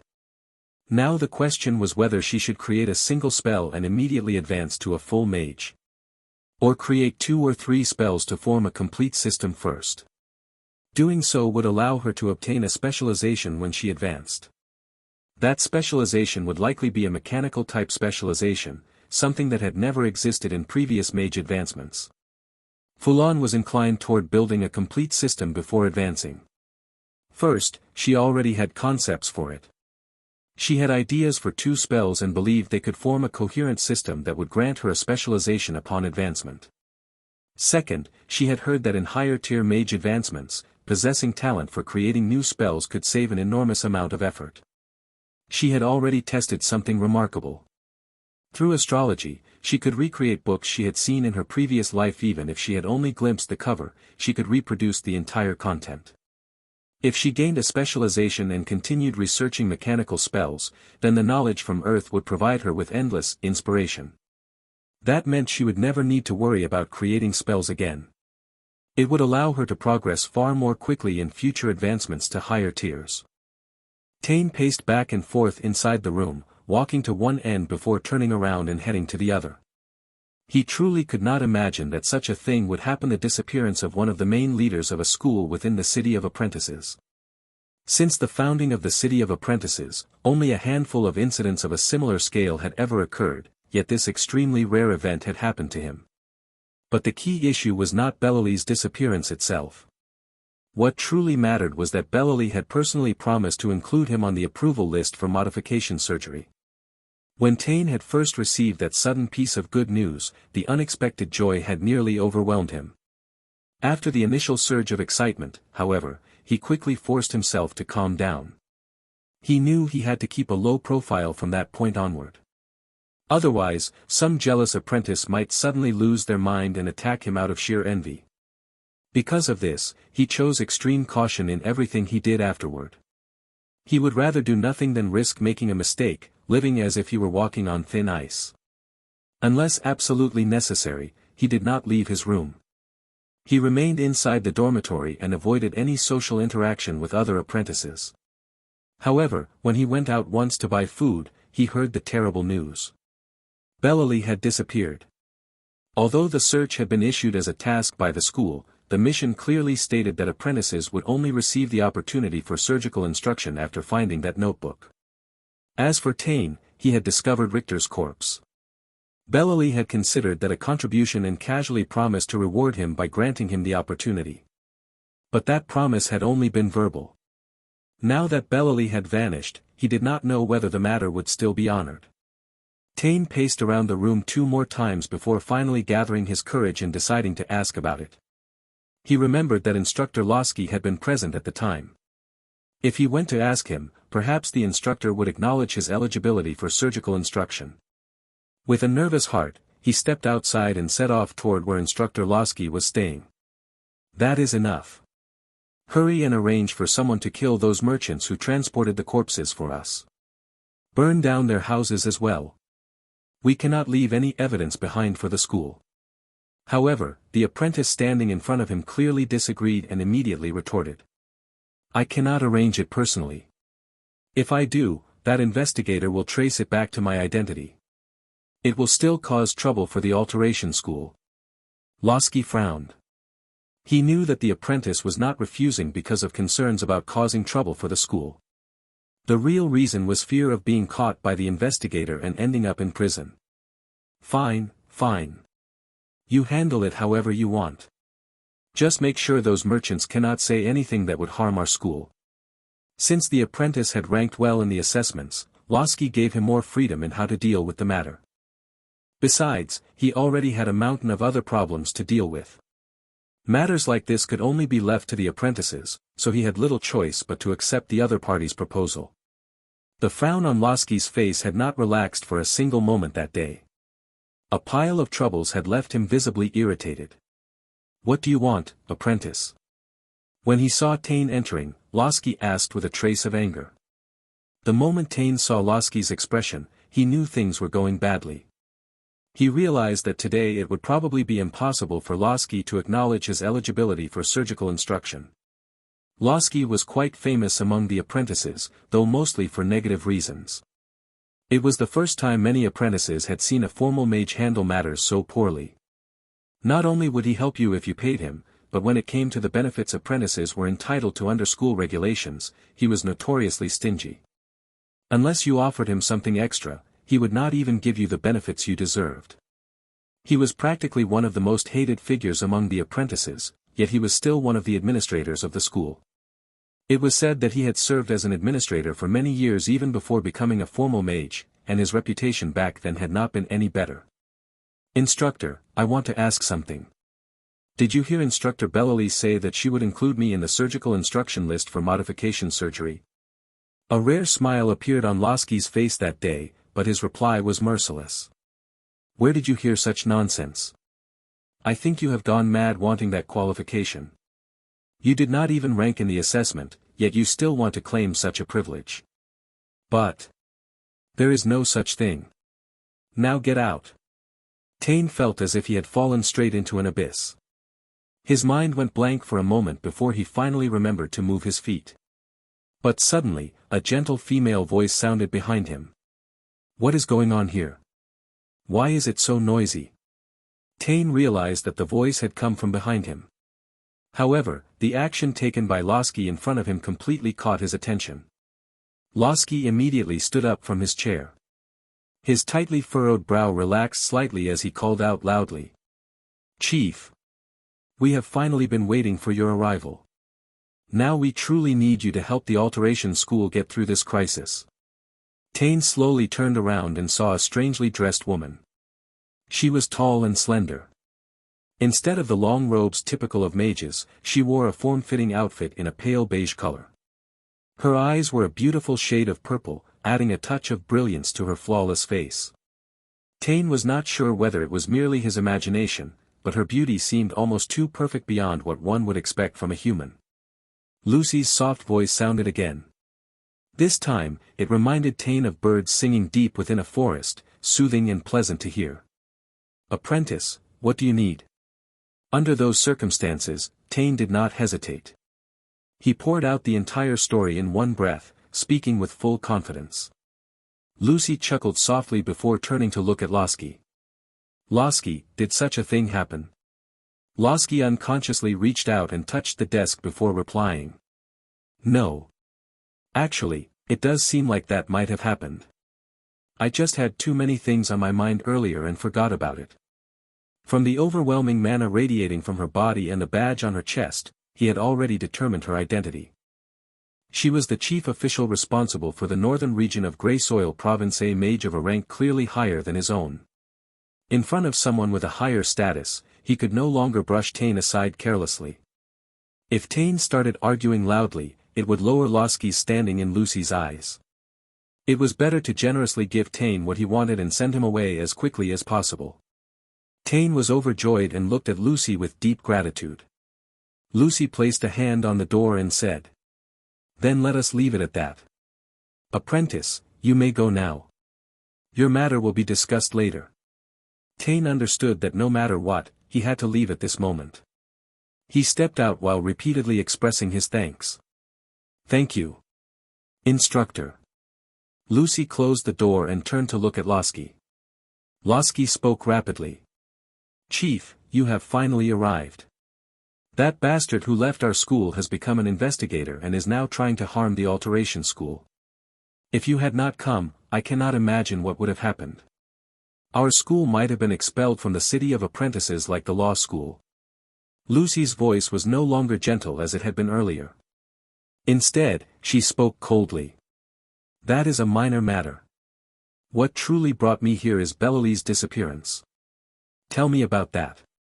Inside the dean's office at Cuilan Academy, Elon was flipping through a notebook on the table that had no title. After organizing her manuscript, Fran had bound the pages into a single book and brought it over for Elon to review. After 5 or 6 minutes, Elon was still rapidly turning the pages without any intention of stopping. Well, I am telling you, this textbook cannot undergo major revisions. If you want me to change anything, it can only be minor adjustments. Fran had been picking at her fingers for quite a while. Seeing that Elon was still reading, she finally could not help but speak. Fran had already completed the task of writing a book. She had finished the first requirement for advancing to the rank of a formal mage. As for compiling this textbook, it was merely something she had done along the way. It was not her primary task, it was Elon's responsibility. If Elon still wanted her to make major revisions to the textbook, she would refuse and leave him to revise it himself. No revisions are necessary. I will handle the rest of the work. Elon looked up at Fran with a complicated expression. Countless thoughts surged through his mind. He suddenly regretted not recruiting Fran into the law school. As expected of a genius, there was no area in which such a person could be underestimated. There was also a mechanical device in his tavern. Several years ago, when he had been bored, he had learned the craft himself and constructed it entirely on his own. That secret chamber had been the result of his design. At the time, he had been quite proud of it, praising its clever structure and low failure rate. In response, Selin had only rolled her eyes.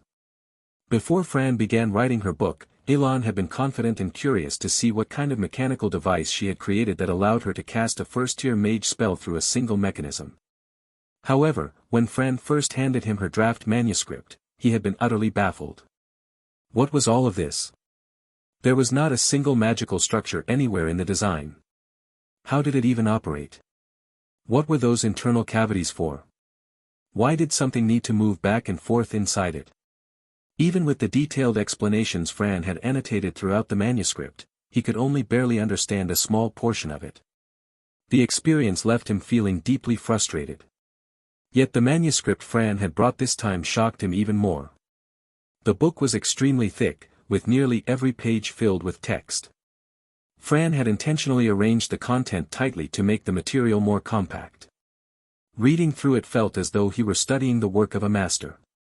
Every topic began with the most ordinary examples: an apple falling to the ground, an object being thrown, yet the principles behind them were explained in clear and concise language. After reading several sections, Elon was astonished to discover that he now understood some of the parts of Fran's previous manuscript that had once baffled him. He was certain that Fran had already passed the first trial. This book alone would be more than sufficient for an apprentice to pass the first test for becoming a formal mage, let alone the person who had written it. Elon tapped the desk lightly, steadying his emotions before speaking. Since you have finished compiling the textbook, let us talk about the course itself. Right now the apprentices are still selecting their courses, and even the new students have not all arrived yet. We can require the apprentices who have not chosen courses to enroll in this one and mark it as a compulsory course. If they fail the course assessment, they will not be allowed to graduate. Depending on how prepared you are, the class could begin as early as next week. If you would like more time to prepare, then the first week of next month would be the best time. Stop. Fran interrupted Elon's lengthy speech and said. Have you misunderstood something? I am not the one who should teach this course, you are. But you should understand that what I am doing right now is the most important matter for the Forge Furnace School. You are merely opening a course, yet you still claim to be a member of the school. Elon fell silent. He realized that Fran was unlikely to teach the course herself. Although it sounded strange, after all, the person who wrote the textbook was not teaching the class. It was the only practical choice. The problem was that Fran's other task was far too important. She needed to find a way to advance to the rank of a formal mage. If a school could not even provide a path for its apprentices to become formal mages, then what was the point of recruiting apprentices on a large scale? In fact, if apprentices saw that a school had no path for advancement to formal mage, they would not even consider joining. Therefore, under no circumstances could Fran waste her time teaching courses. The only thing she needed to focus on was advancing to the rank of a formal mage as soon as possible. This was the most critical matter for the school. As long as Fran had not yet become a formal mage, the entire school lacked a foundation. All right. I will teach the course. Elon could only accept the responsibility helplessly. He was the only suitable candidate. Habos had recently lost interest in teaching weapon forging as well. He would finish a class and then immediately leave, as if he were busy with something else. Elon, on the other hand, happened to be someone with relatively little to do. Although he still had administrative matters at Cuilan Academy to manage, academy governance under the Alliance had never required the dean to personally handle everything. In the city of apprentices, where the best path for apprentices was to join a school, there were actually very few areas in which he had direct authority. Overall, his workload was quite light, making him the most suitable person for the job. He would have to carefully study the contents of this book, Elon thought. He tapped the desk again and shifted the conversation to another topic. By the way, how is your progress on creating a spell? Is everything going well? Fran smiled and raised one hand to shoulder height, opening her palm. I have already created a spell. What? Elon nearly jumped out of his chair in excitement. He stared at Fran with wide eyes, completely unable to believe what he had just heard.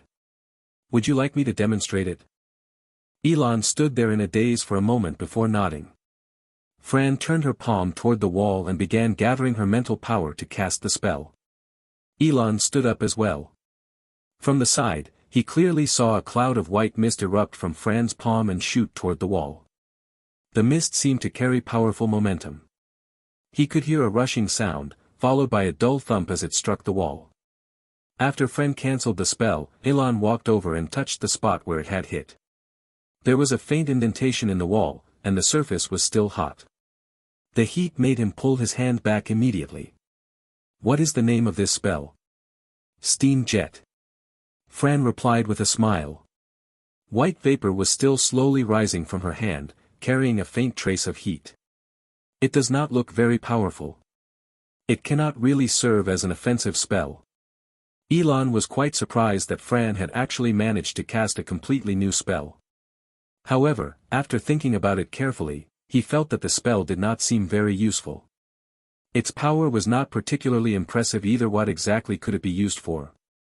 Although it technically fulfilled the requirement of creating a new spell, the spell itself seemed rather impractical. I can still increase its output, Fran explained. But it works best in a sealed environment. Only then can it produce significant offensive power. She had deliberately held back. If not for the many scattered items in the room, she could have demonstrated how everything in the room would be blown into the air. Moreover, the spell she had designed was not meant to be used directly as an attack. It was intended to work together with another spell she was planning to develop. There is another spell I have not finished designing yet. Only when it is combined with that spell will it truly be useful. Oh. Tell me about it. Elon turned around and looked at Fran with astonishment. From his perspective, the spell Fran had just demonstrated was already satisfactory. Judging by the magical fluctuations he had sensed, it was undoubtedly a legitimate spell. He was well aware that Fran had not used the spell at full power, which was why its destructive force appeared relatively modest. The signature spells of various schools had all undergone countless revisions over long periods of time before reaching their current forms refined to the point where further improvement was nearly impossible. For Fran to cast a newly created spell so smoothly was already quite remarkable. In Elon's view, the spell bore a strong resemblance to the techniques used by the elemental school. The way it manipulated elemental power was strikingly similar to the elemental spells he had seen before. Most likely, Habos had explained in great detail how elemental spells were cast, allowing Fran to apply that knowledge when creating her own spell. However, since Fran was not a student of the elemental school, Habos would never have formally taught her their spells.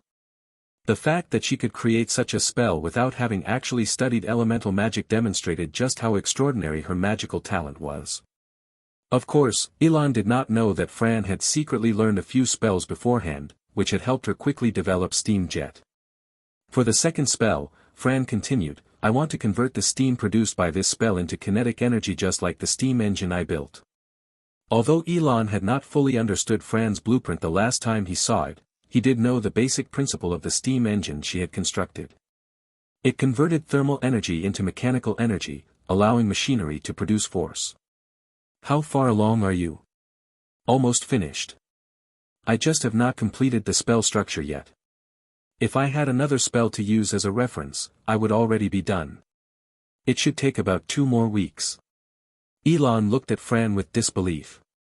Ever since the weapon forging class, she had continued to overturn his expectations again and again. He had never imagined that Fran would possess such remarkable talent in every aspect of being a mage, especially in the creation of spells. If Elon himself had possessed such talent for spell creation, he might already have become a second-tier mage by now. Wait. Suddenly, a frightening thought struck him. Fran had already completed 2 of the required trials.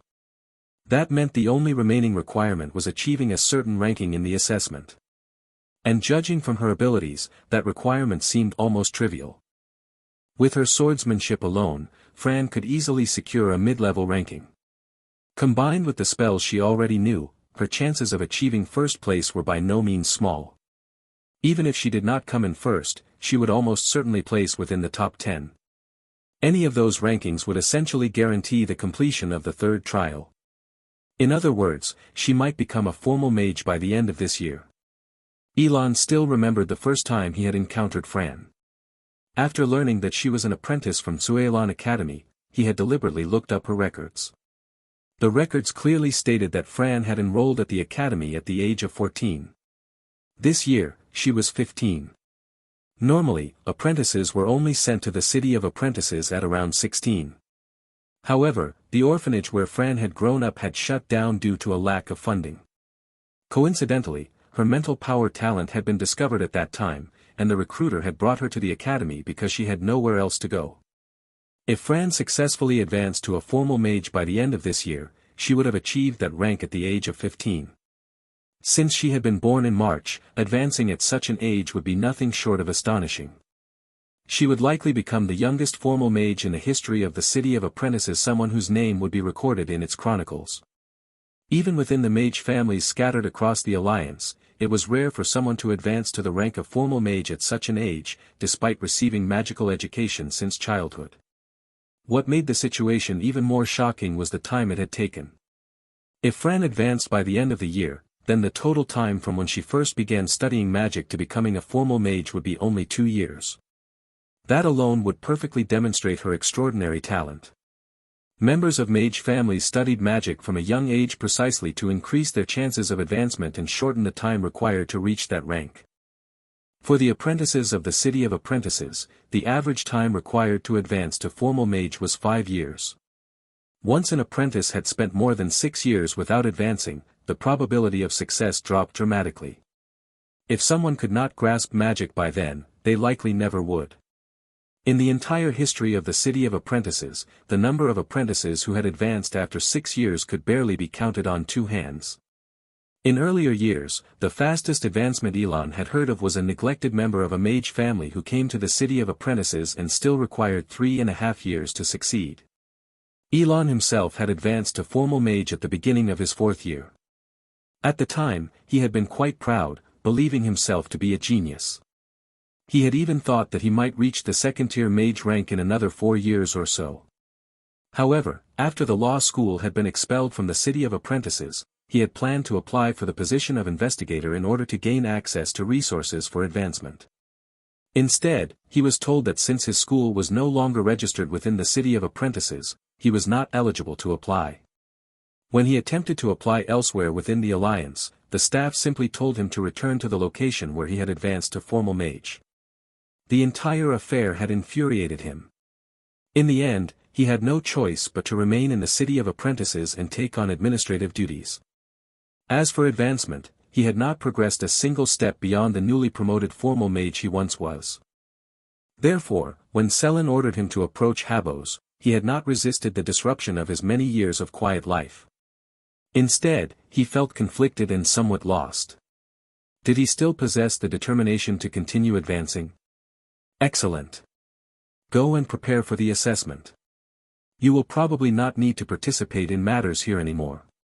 Elon knew that with Fran's talent for creating spells and with a 4th-tier mage as her mentor, her future would never stop at the 1st-tier mage rank. She would likely reach the 2nd-tier mage rank very quickly as well. Cuilan Academy, inside Fran's home.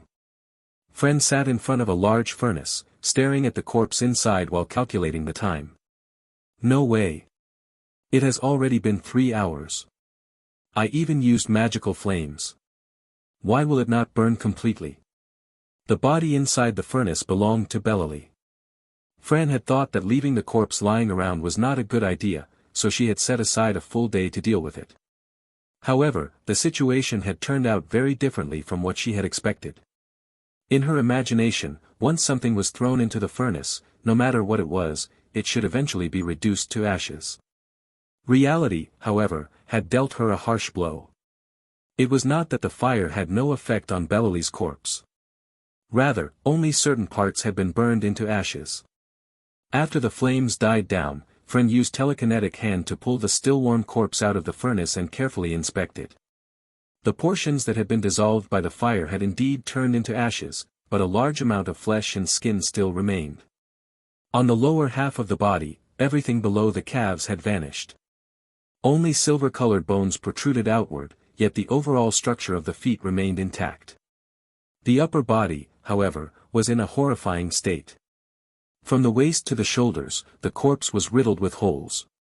Only a small amount of flesh still connected the pieces together. Through the larger gaps, one could clearly see the interior of the body. After being burned once, the entire corpse had been covered with a layer of black ash. Fren illuminated the inside of the body with light prayer. The internal organs had completely disappeared. Most of the ribs in the chest had been destroyed, yet the back of the corpse remained surprisingly intact. Fren used telekinetic hand to wipe away some of the ash and revealed the spine beneath it. Under the light, the spine reflected a grayish-brown sheen. At a glance, it was clearly no ordinary bone. When she reached the head, the flesh around the neck remained mostly intact. The large hole left when Fran had extracted the extraordinary organ from the neck was clearly visible. As for the eye sockets, bone was exposed, and inside there was nothing at all, only the hollow interior of the skull. Fren examined the spine carefully and realized it would be extremely difficult to remove it intact. She eventually abandoned the idea. In her opinion, Bellely had most likely cultivated her own spine into this form through some special method rather than replacing it with another. Therefore, the spine likely had little value for transplantation. Besides, Fran currently did not possess the qualifications to hold such organs anyway. What she wanted now was simply to dispose of the corpse as quickly as possible. If the matter were discovered, her fourth-tier mage mentor could probably help smooth things over. However, doing so would inevitably make an enemy of the alteration school. Antagonizing such a school was not something Fren wanted. If the matter could remain hidden, that would be far better. Unfortunately, the furnace could not fully destroy the corpse. And Fran's previous method of burying bodies was absolutely impossible to use this time. It was said that the alteration school had reached an agreement with the construction school to search the entire city's underground areas. Many first-tier mages had joined the search. The reason was simple: Fran's previous burial of Richter's corpse had made both schools suspect that Bellely's body might also have been buried underground. Fran understood the methods available in a magical world. Even Richter's corpse, which had been crushed into fragments, had somehow been discovered by someone. Now that they were specifically searching for buried bodies, if she actually buried it, the corpse would probably be found very quickly. If that were the case, what would be the point of burying it at all? She might as well throw it onto the street in the middle of the night. After all, the entire purpose of hiding the body was to prevent others from finding it and to minimize the clues left behind.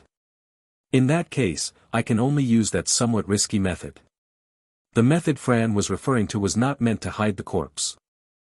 Instead, it would draw the investigator's attention somewhere else. Both the Alteration School and the Necromancy School were major consumers of corpses. Not only did the schools themselves order corpses to be delivered into the city of apprentices, but many apprentices also placed orders with unscrupulous merchants. Corpses were necessary materials for studying spells and knowledge. Of course, not every corpse ended up being recycled into a modified construct. In fact, most of the bodies used by apprentices were so badly damaged that their original appearance was almost unrecognizable. Sometimes even half the bones were missing. Naturally, such mutilated corpses could not be reused. Most corpses ended up like this anyway. Apprentices rarely showed restraint when experimenting on them.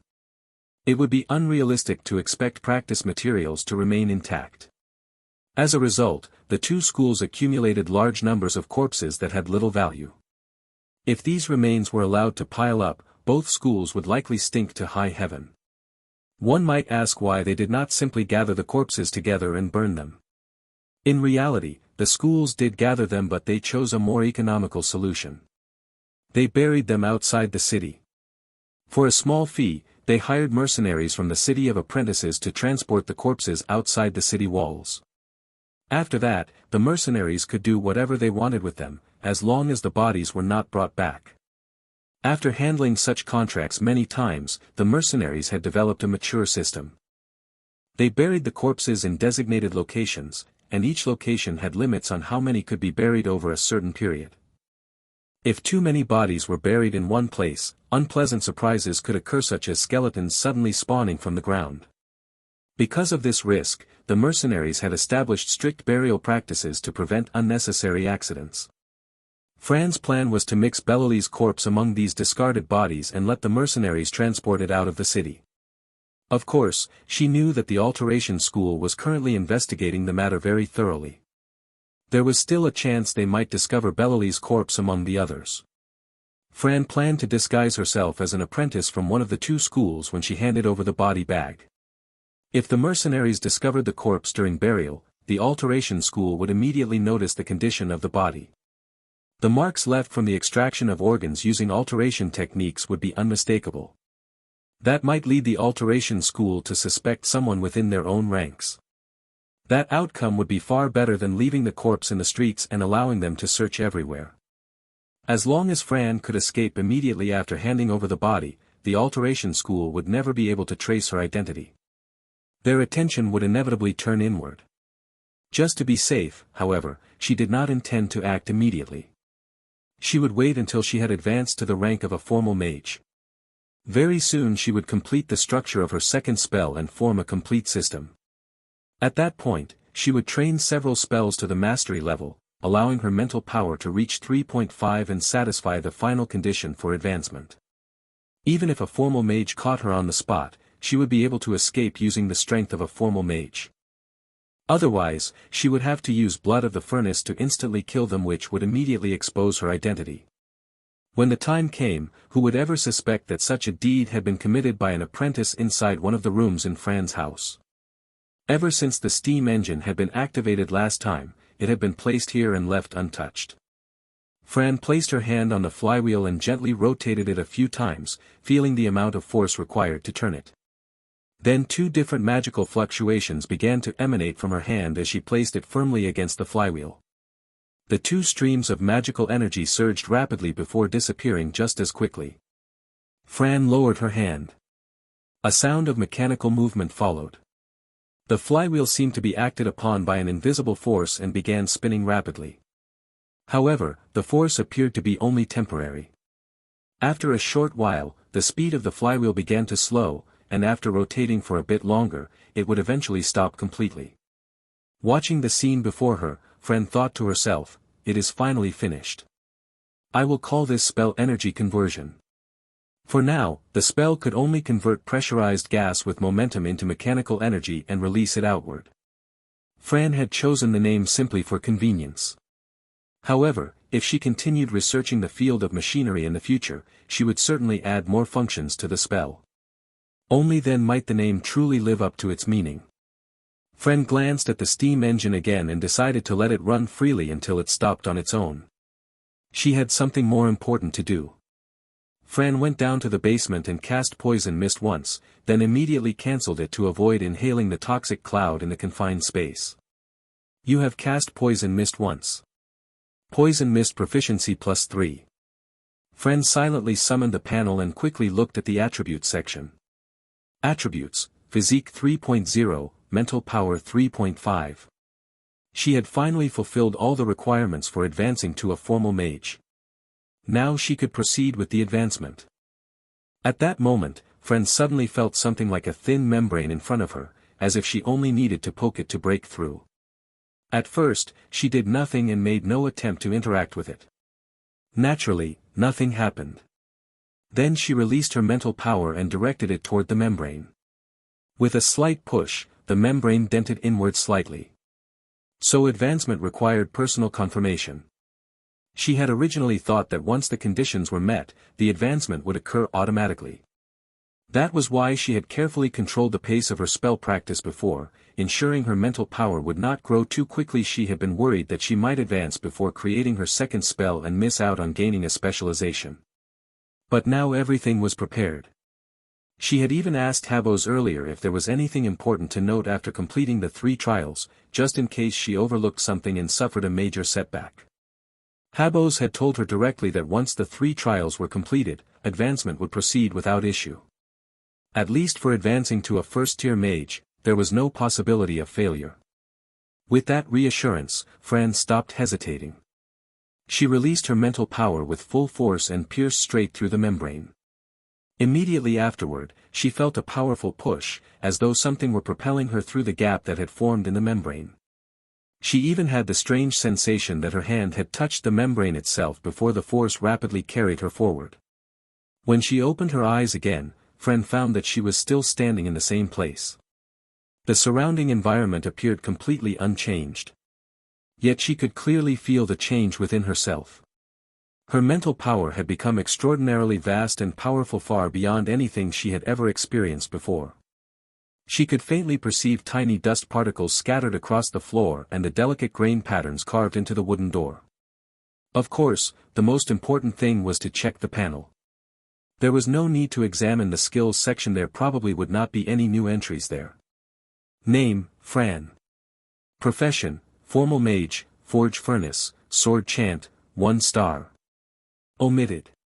Attributes, physique 3.0, mental power 9.1. Traits. Steam engine spell specialization. When you cast spells related to steam engines, the efficiency of energy conversion is increased and energy loss during conversion is reduced. Sword chant mage specialization. When you use swordsmanship, spellcasting speed is slightly increased and spellcasting consumption is reduced. Omitted. When Fran first saw the profession section, she was somewhat confused. Why did her formal mage title have suffixes attached to it and 2 different school names at that? After reading the traits section, she finally understood. The forge furnace designation most likely appeared because she had created the advancement method for the forge furnace school, so the panel automatically marked it with the school's name. It seemed to indicate that although all advanced practitioners were formally called mages, the advancement paths of different schools produced distinct branches much like subdivisions within the same profession. But why was the sword chant school also listed? Fran had not advanced according to the sword chant school's method. Yet she had even obtained a specialization that clearly belonged to that school. Advancement requires the knowledge of the school combined with the school's spell system. She suddenly raised her head as realization struck. The knowledge requirement of the sword chant school could likely be replaced with swordsmanship. And the spell system requirement might only need sword dance to qualify. Her elven swordsmanship had already reached proficiency, and sword dance had long ago reached the mastery level. Naturally, she had fulfilled the advancement requirements as well. So the panel recognizes the advancement conditions of different schools, and as long as I meet them, I can be considered a mage of that school. No matter how she looked at it, this was good news. By stacking advancement methods from multiple schools, she could increase her attributes.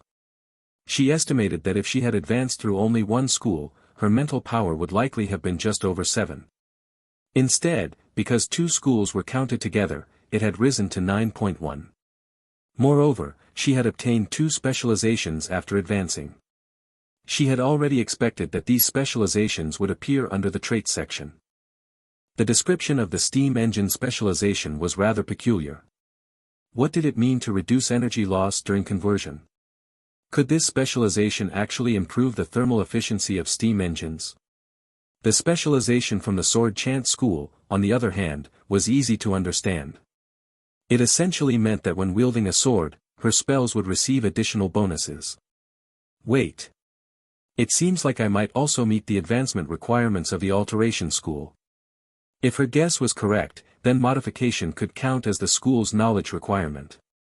And she had already obtained several spells belonging to the alteration school. She had simply been reluctant to practice them because they were somewhat underwhelming.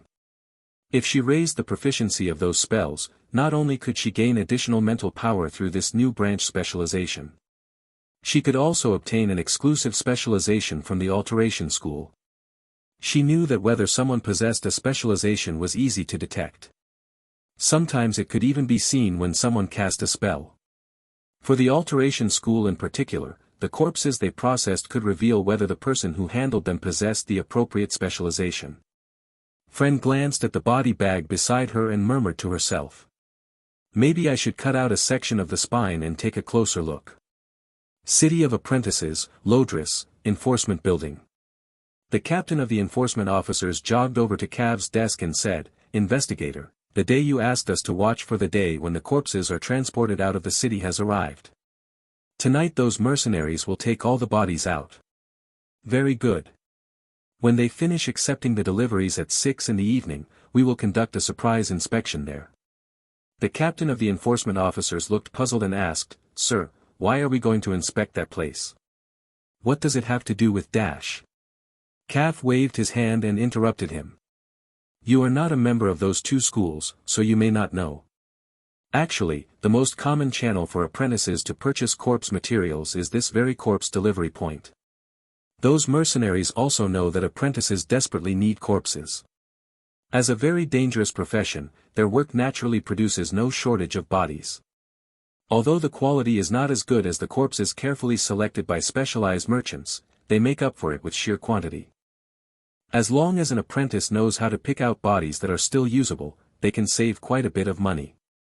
As for the mercenaries, they are even happier to conduct such transactions.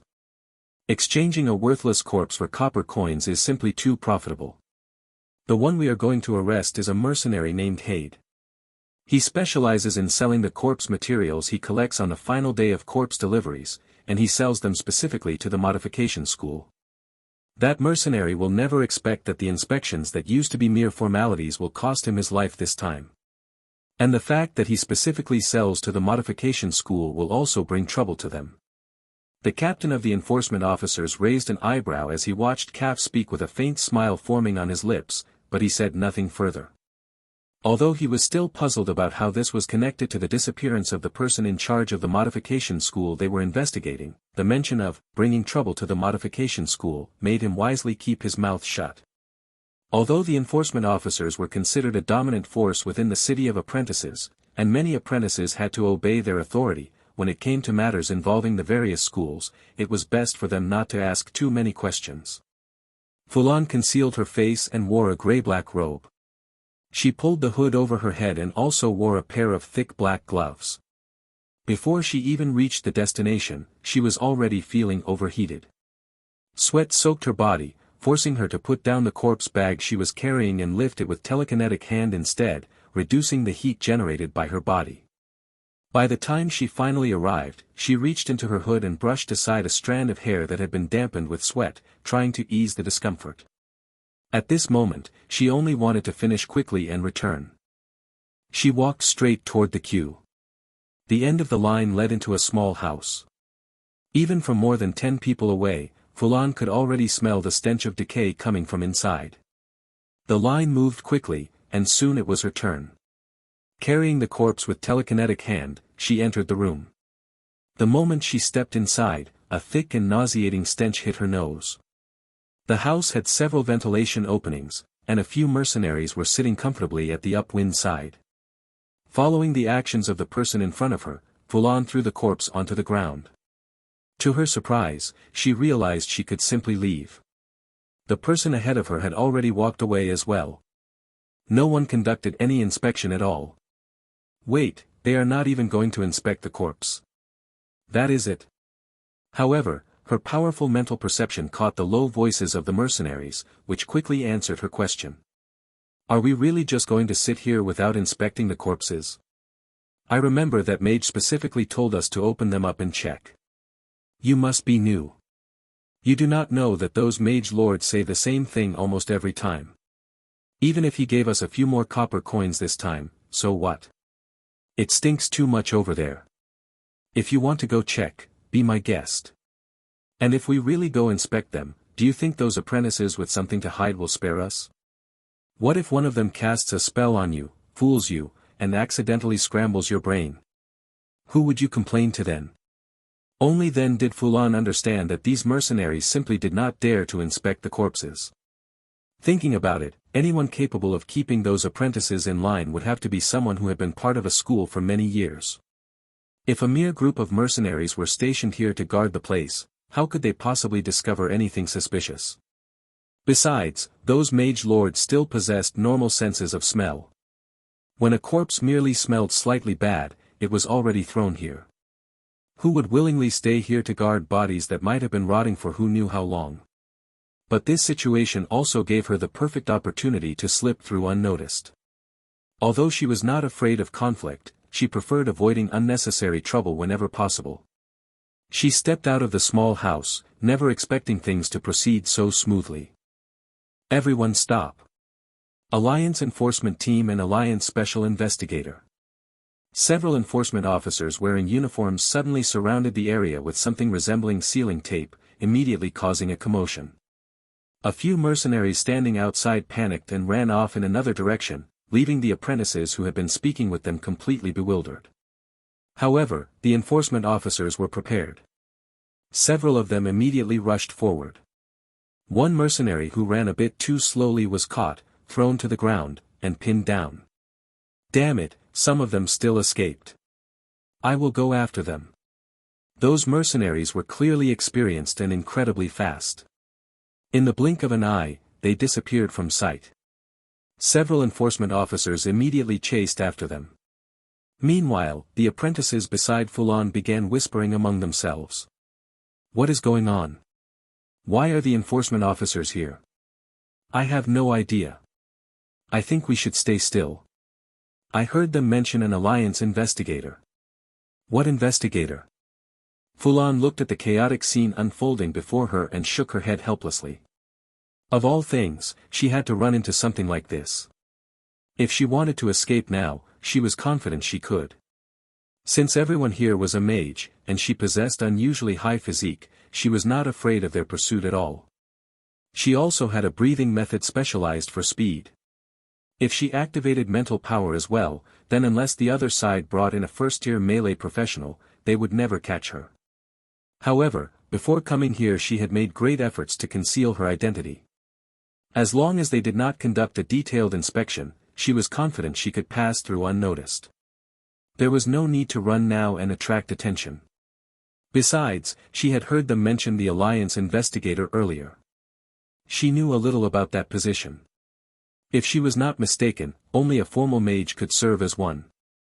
If she ran now, there was no guarantee the other side would not use some kind of tracking spell to follow her. But if she located that formal mage and struck him with a decisive blow, he would have no time to cast any spells. At that point, she could escape however she pleased. Kaf walked over from the other side of the street. Several enforcement officers followed behind him, carrying a few mercenaries over their shoulders. Upon closer inspection, they were the very mercenaries who had attempted to flee. Which one of you is called Hade? He stepped forward and spoke slowly to the crowd. However, the crowd fell completely silent. No one responded to his question, and instead whispers spread quietly among them. Why is he looking for Hade? No idea. Is it that Hade whose younger brother is an apprentice in the Modification school? Didn't Hade say yesterday that inspections had become strict lately and that he would stop coming? Why are they still looking for him? Kaf seemed to hear the murmured conversations below. His face darkened, as though his plan had fallen through. At that moment, the captain of the enforcement officers ran over and whispered a few words in his ear. Kaf immediately broke into a smile and said, "Then let's do it that way." After speaking, he began walking away from the area where the stench was clearly noticeable. Then the captain of the enforcement officers addressed the crowd. Hade has already been captured. The mission is complete. We only need to conduct a brief search. He pointed to a mercenary lying unconscious on the ground. That mercenary probably did not know that he would soon have a different name. For Kaf, it did not matter who Hade actually was. What mattered was Hade's deeds and the testimony of the Modification school members who had traded with him. As long as he reported this incident, the necromancy school would have grounds to stir up trouble. As for the real Hade, he would probably have to change his name as well if he wished to avoid being dragged into a conflict between two schools. Seeing this, Fulon let out a quiet sigh of relief. So they were not searching for Belloli's corpse after all. Still, she could not help feeling curious. Why mobilize so many people just to catch a corpse trafficker? You there. Come over here. I need to ask you a few questions. One of the enforcement officers pointed at Fulon. She followed him to a relatively open area. Name? Rod. Fulon replied in a somewhat mature male voice. Before coming here, she had deliberately drunk a voice-changing potion that could alter the speaker's voice depending on the materials used. What are you doing here? I am a member of the Modification School. I came to deliver my crippled corpse. The enforcement officer scribbled a few lines on a sheet of paper and then said, "May I see your face?" "You may." Fulon deliberately waited 2 seconds before answering. She slowly removed the black cloth covering her face, revealing a terrifying visage. Half of her face was covered in ugly scars. The skin appeared red and black, while the other half was riddled with numerous small cuts and scabs. However, it was also clear that the face belonged to a man. This was a magic mask Fulon had purchased at the apprentice market for 2 gold coins. When she first bought it, it had no scars at all. Following the instructions provided, she had deliberately altered its appearance to look like this. There was an explosion during an experiment. Seeing that the enforcement officer had fallen silent for quite a while, clearly startled by her appearance, Fulon calmly explained. The officer's breathing quickened noticeably. After a moment of stunned silence, he asked the next question. "Do you have your school badge?" "I forgot to bring it. I thought I was just here to throw away a corpse," Fulon replied. It was not that she had not considered forging one. The problem was that no one on the market dared to counterfeit such a badge. She had considered making one herself, but since she did not know the exact details, she had abandoned the idea. In truth, the enforcement officers were not like the administrators within the schools who would scold apprentices for failing to wear their badges and accuse them of bringing shame to their school. In that case, go back over there. Without a badge, I cannot release you yet. You can leave after we finish checking everyone. Those are the regulations. Please understand. Fulon did not reply. She silently returned to the crowd. There was nothing she could do about it. She would just have to endure a little longer. Soon she noticed that apprentices who showed their badges were asked a few brief questions before being released. Others who, like her, could not produce a badge were sent back into the crowd. Hopefully nothing else will happen. Fulon looked at the shrinking group of people who had not yet been questioned and silently prayed. "Investigator, sir, please come over quickly." An enforcement officer walked out with a corpse bag, his face pale with terror. His hands trembled uncontrollably as he held it. "Damn it, they actually found it. Looks like I will have to act." Fulon frowned slightly. Her gaze shifted toward Kaf, who was walking toward the enforcement officer. She knew that as long as she incapacitated him, she could escape immediately. Subtle magical fluctuations began to flicker around her hand. Curious, Kaf approached the officer and asked, "What did you find?" "It is the one you mentioned." Before the officer could finish speaking, Kaf suddenly sensed danger approaching from behind. However, he could not react in time. Crack. A yellow shield suddenly appeared beside him, barely blocking the incoming attack and buying him a moment to react. Unfortunately, Kaf had spent the past few years preparing for the investigator examination. The test included very little combat content. Most of it focused on alliance laws, as the position did not require strong combat ability. Thus, he merely cast a spell Evil Spirit command. However, the evil spirit he had cultivated was far from the weak kind that could be dispersed with a casual spell. Crack. Kaf heard the sound of his shield shattering. But his evil spirit had already appeared behind the attacker. As long as the spirit launched its attack. Yet what Kaf felt instead was a tremendous force gripping the back of his neck, as if it were about to crush the bones there. At the same time, he sensed a familiar magical fluctuation. Disorder Touch. A basic spell of the Modification School. Anyone touched by it would feel intense nausea, dizziness, and unbearable discomfort, effectively immobilizing the target. On paper, it sounded like an extremely powerful control spell. In practice, however, it was difficult to use effectively for several reasons. First, the caster's mental power had to exceed the opponent's, and the caster had to physically touch them. But everyone here was a mage. Why would anyone fight you at close range when they could simply cast spells from afar? In real combat, almost all mages instinctively maintain distance from their opponents, regardless of who they were. As a result, the spell was somewhat useless. If someone wanted to control an opponent, why not just use a spell like Stun Ray? Why get close and risk it? Because of this, the spell was rarely used.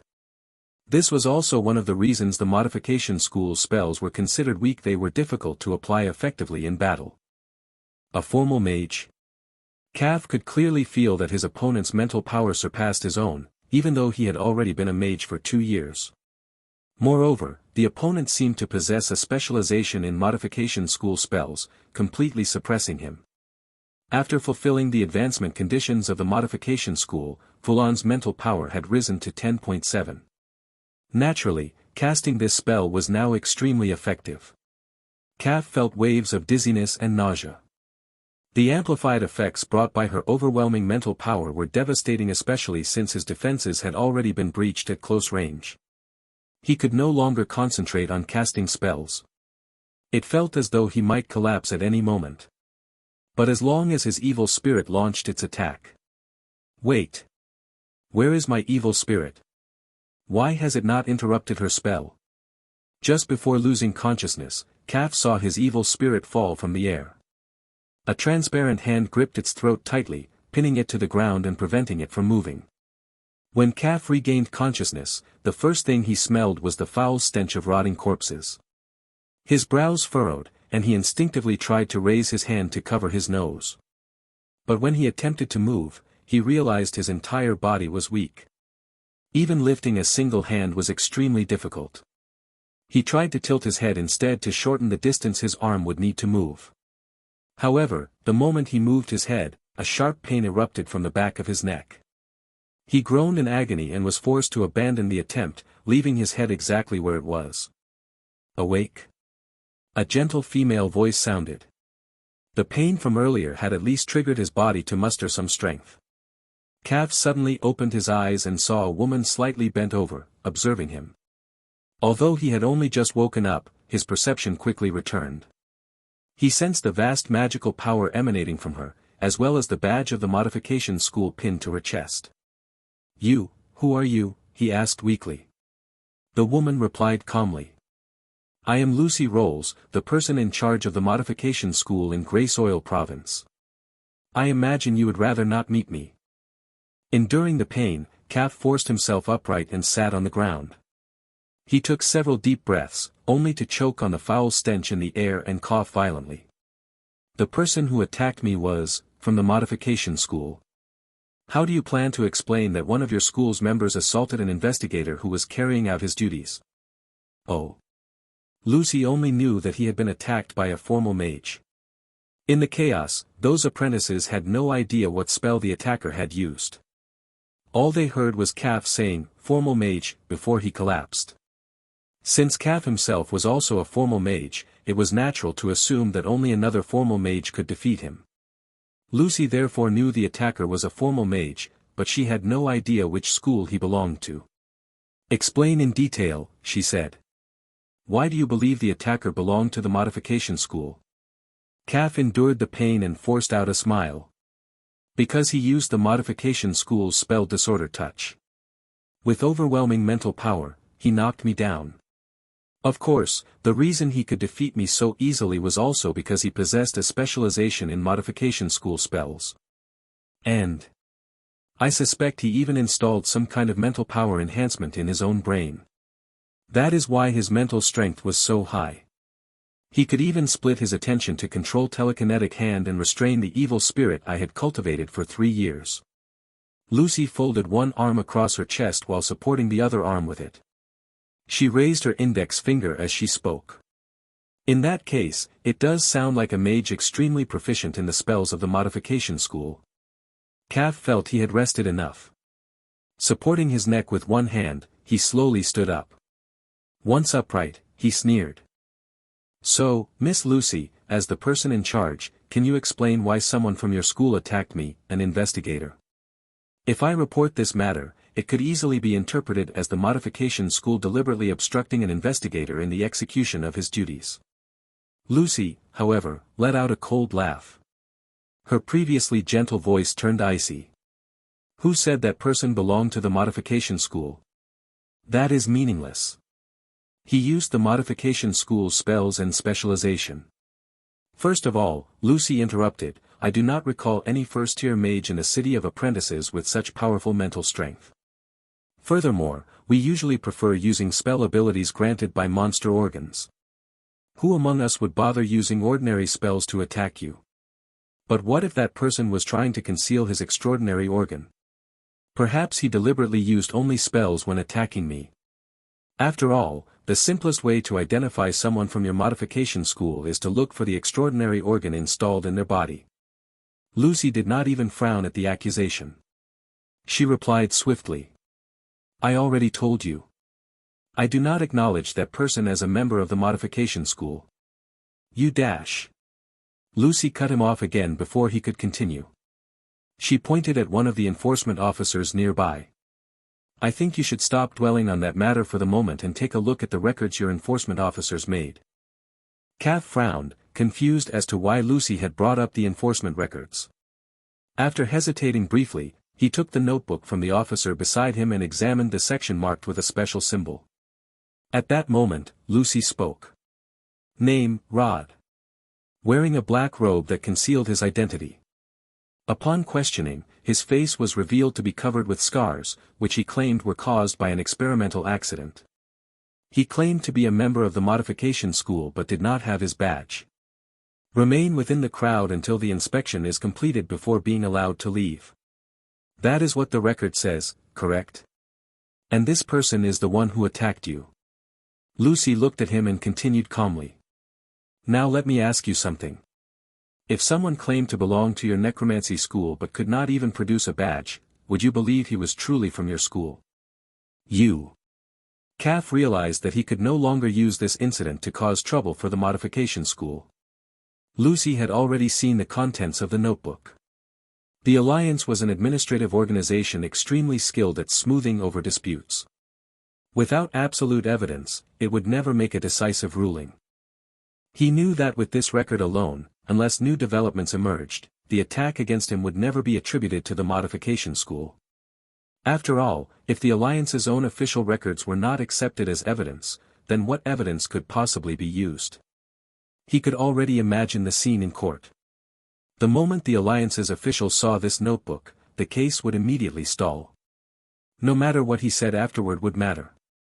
Destroying the notebook was impossible as well.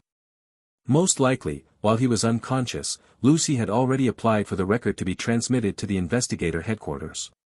However, if this matter could not be used, then he would simply pursue another angle. Caff rolled his eyes slightly and turned to an enforcement officer. Before I lost consciousness, who was the one dragging a corpse bag and saying it contained the thing I was looking for?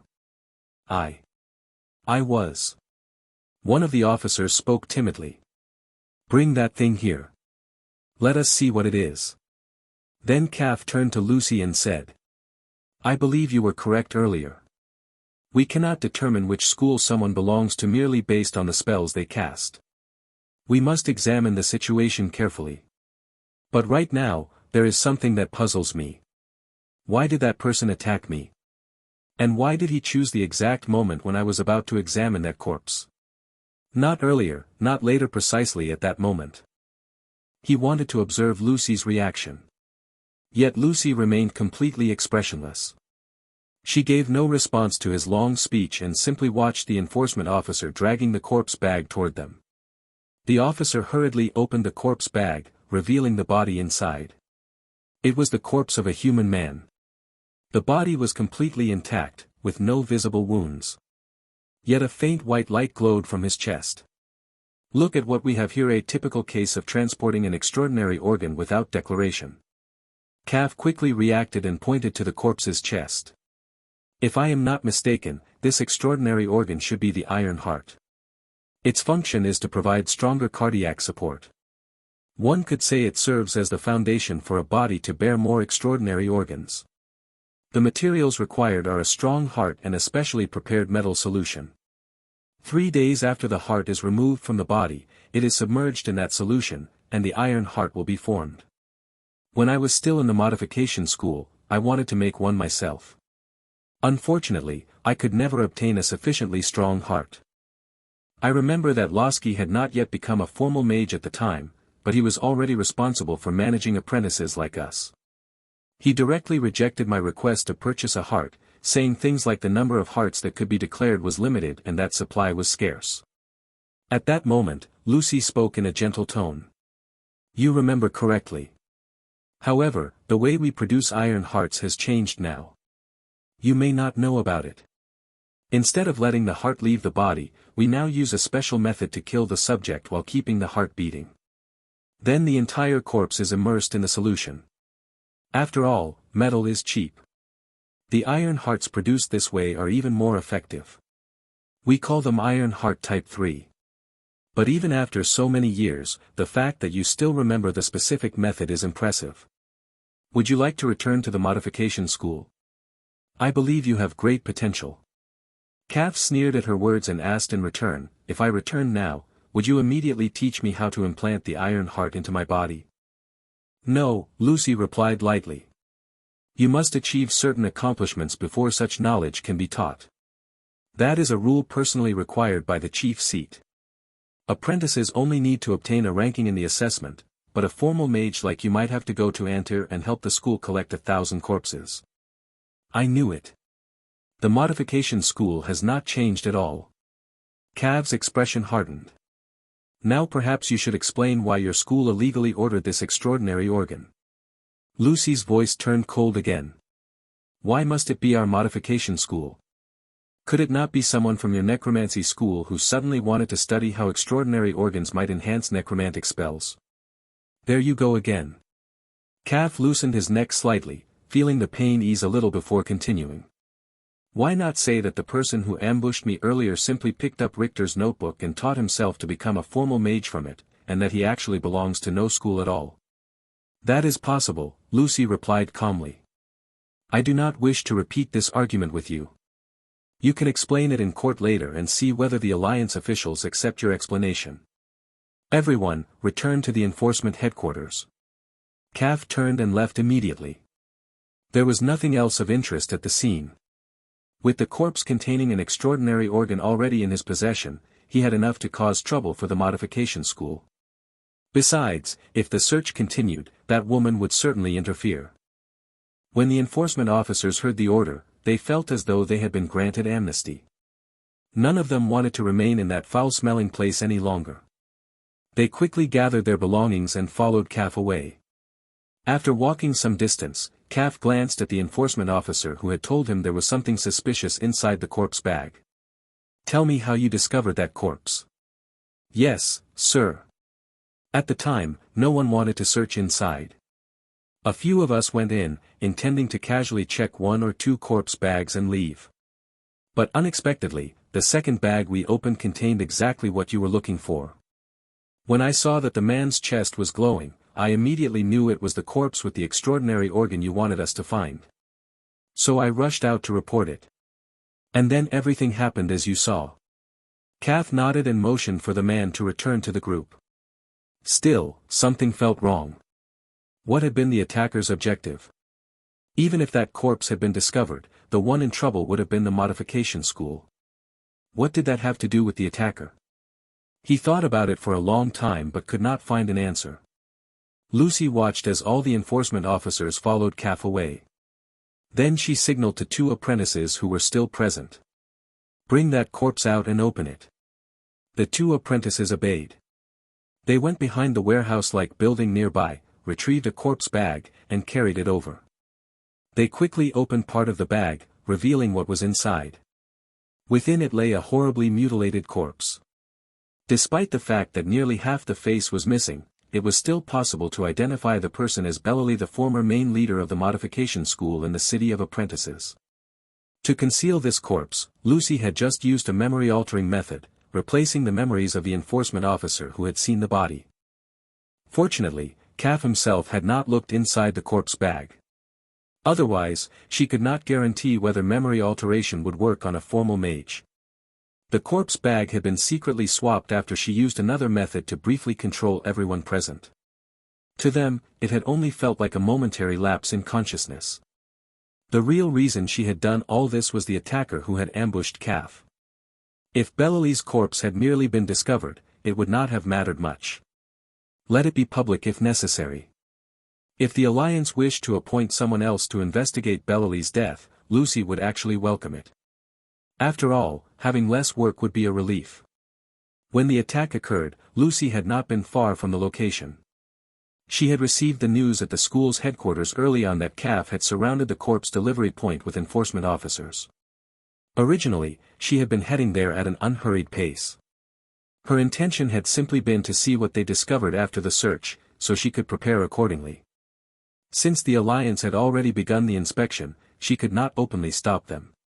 However, when she sensed the magical fluctuations released by the attacker and the spell specialization he demonstrated from a distance, she realized the situation was serious and rushed over immediately. But the attacker had fled too quickly.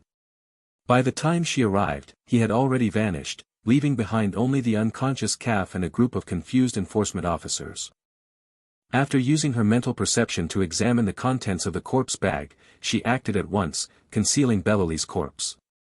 She knew better than anyone that a formal mage possessing spell specialization had to be someone from within the school, given how strictly knowledge was controlled.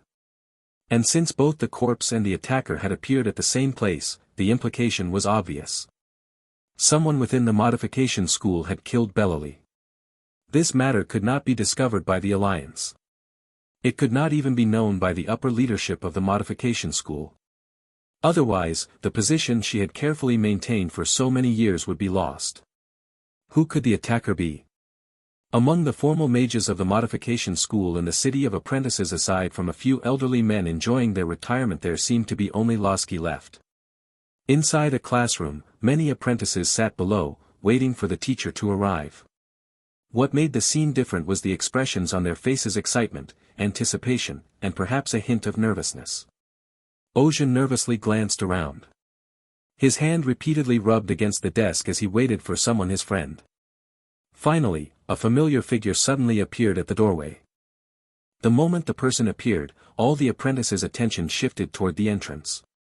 The noisy classroom abruptly fell silent. Kane had just reached the classroom door. The loud chatter outside suddenly quieted the moment he stepped in, which left him somewhat confused.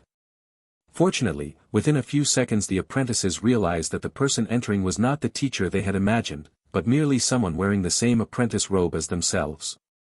Their attention quickly shifted away, and the noise in the classroom returned louder than before.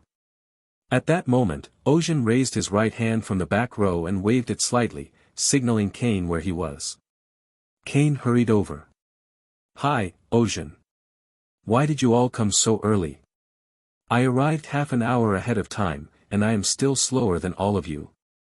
The classroom is almost full." Ocean stared at Kane with disbelief, as though he could not understand why he would say such a thing. "What are you talking about? Today is our first class here, isn't it? Besides, don't you want to learn more spells? Or do you want to end up like those apprentices last year who failed to learn any spells and were sent to Enter?" Kane scratched his head. "But do we really need to get up this early? How long are we going to have to wait here? I barely slept last night. I woke up at 6 this morning, so I came early. I suppose everyone else probably did the same."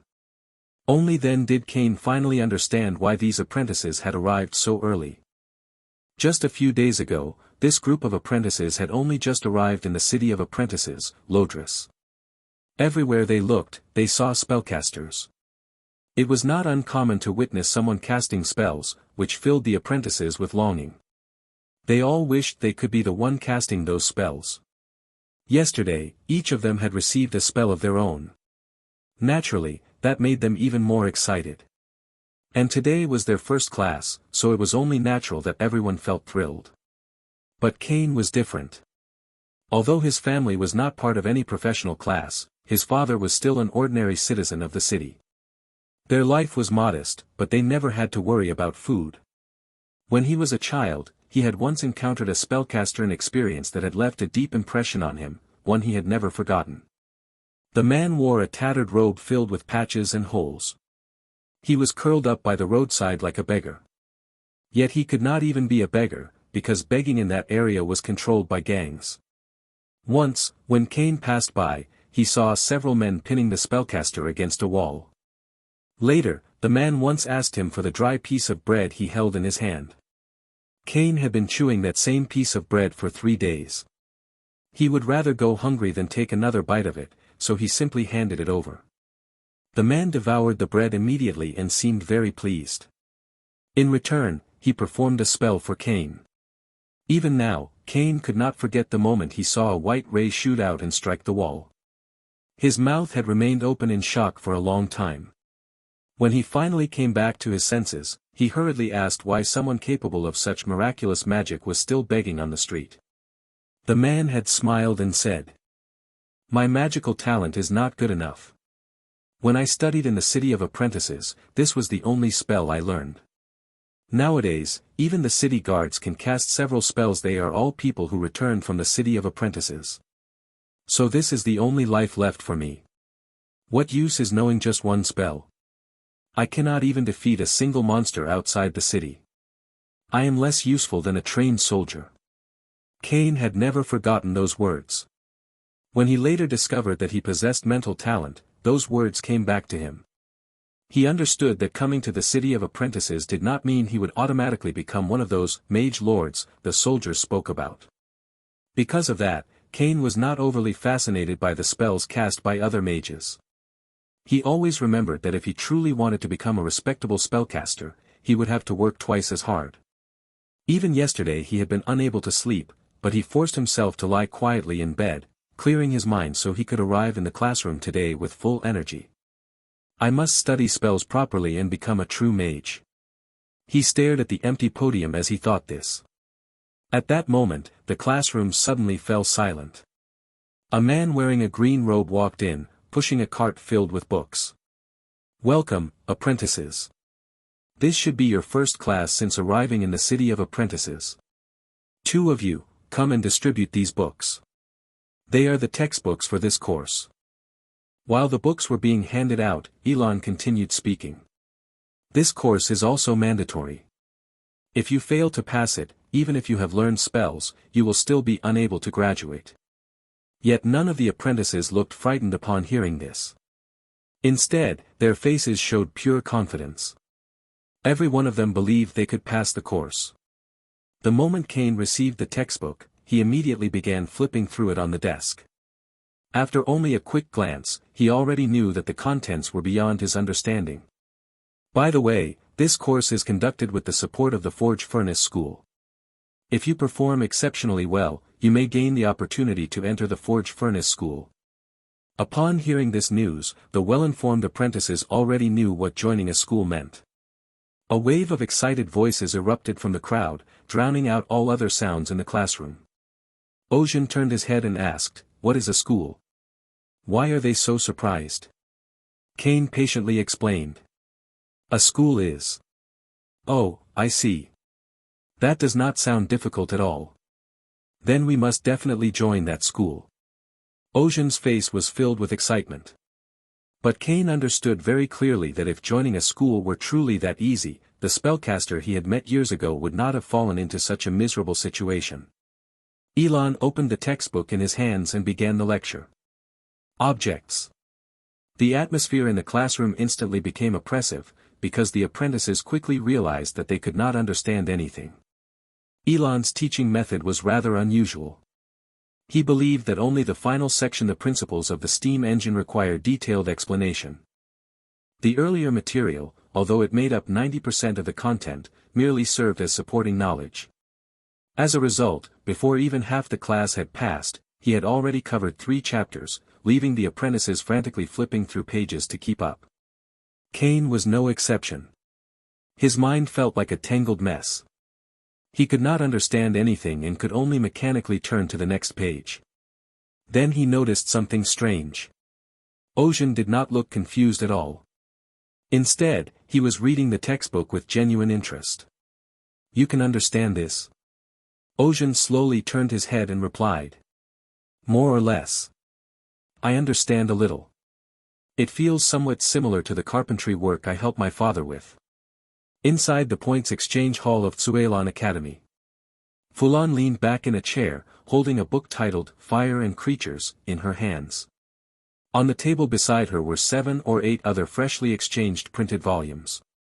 Just as expected of something the elemental school doesn't even bother collecting, this is way too watered down, isn't it? After flipping through it once, Fulon could not help but complain. She knew that books placed here for apprentices to exchange with points were certainly not as valuable as the knowledge taught directly within the schools themselves, but she had not expected this book to be this bad. The entire book was quite thick, over 200 pages long, yet the content she considered meaningful did not exceed 20 pages. The content was also extremely mismatched with the title. It was supposedly about fire and creatures, but most of it was essentially a bestiary of animals that only had some loose connection with fire. Even the descriptions of those creatures mostly consisted of trivial anecdote stories with barely any narrative value, such as where the creature walked from one place to another, what it ate, and similar mundane details.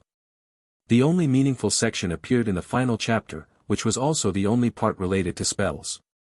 It described a type of flame that could induce fear or friendliness in living beings. However, when Fulon tried to examine what the spell actually looked like, she discovered that the book only proposed a theoretical principle. The actual spell structure was completely absent. It was essentially just a vague idea with no real content. I hope the next one contains a bit more magical knowledge. That was all she could do. When encountering books that did not live up to their titles, there was nothing she could do about it. The points had already been spent, and exchanges could not be refunded. Moreover, when selecting books, one could only see the title. There was no option to preview even the first few pages. Finding such terrible books was therefore a perfectly normal occurrence. The reason Fulan had come to the Points Exchange Hall to exchange for these books was because she wanted to obtain enough knowledge to meet the conditions for advancement. After several days of producing spell rings for business, the spells she possessed now covered most of the magical systems across the various schools. What she lacked was the theoretical knowledge needed to satisfy the advancement requirements, so that several new titles could be added behind the profession, mage, on her panel. For example, the knowledge related to the elemental school that she had been searching for. She already possessed many elemental school spells on her panel, and nearly half of them had even reached the mastery level. Among them, Wind Blade, the first spell she had ever learned, was already close to reaching the extraordinary level.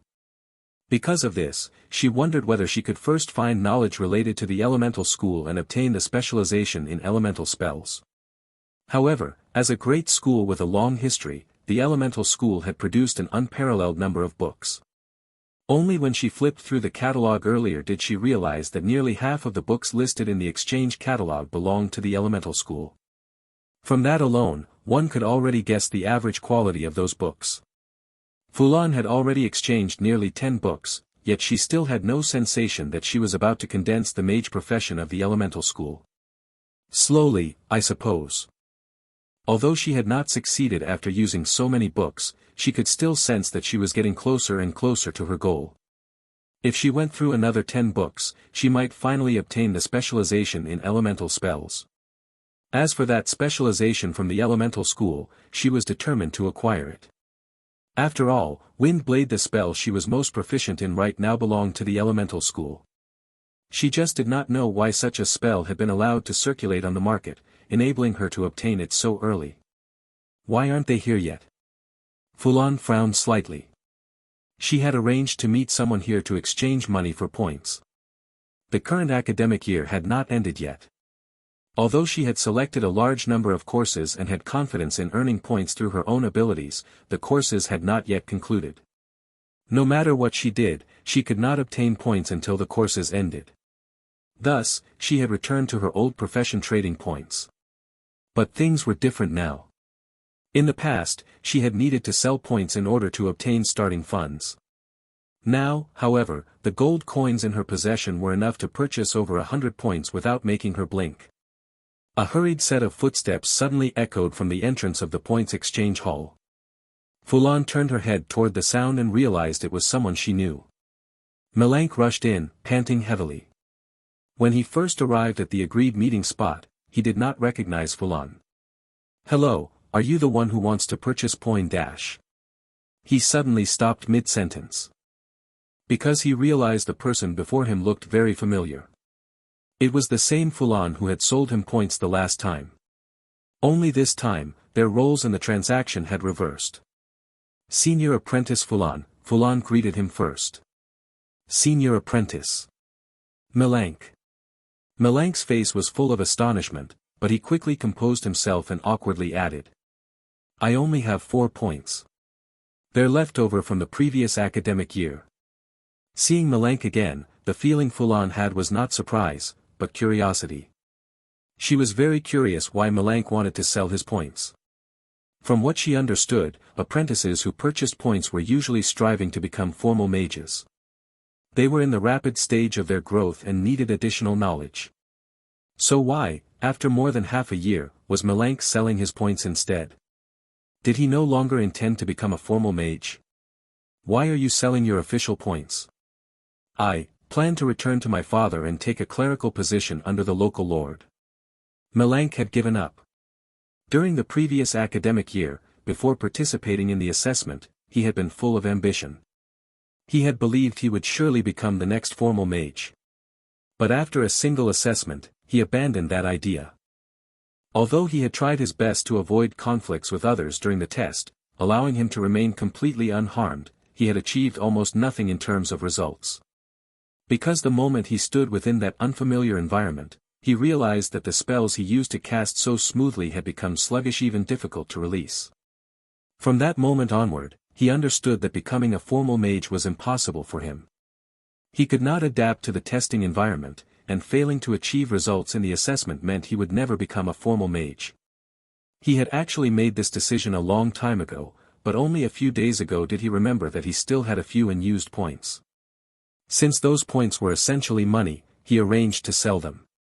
Give me the first 4 books at the top of the second page of the catalogue. Melank was somewhat surprised by the request, but after confirming it once, he said nothing more and instead brought up another matter. Then, the current market price is 24 silver coins per point.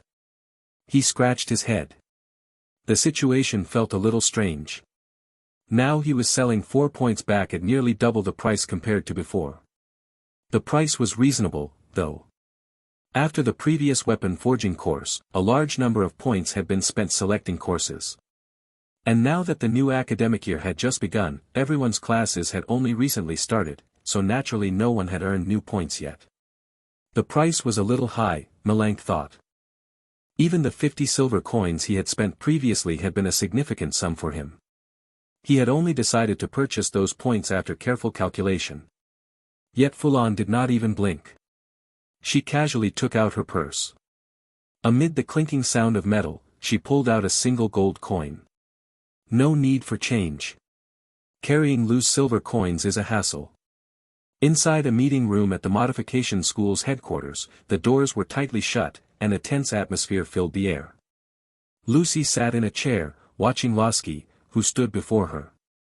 Losky did not understand why Lucy had called him into this room only to make him stand there doing nothing. By his estimation, 5 minutes had already passed since he entered, yet Lucy had still not spoken. His previously relaxed hands slowly curled inward.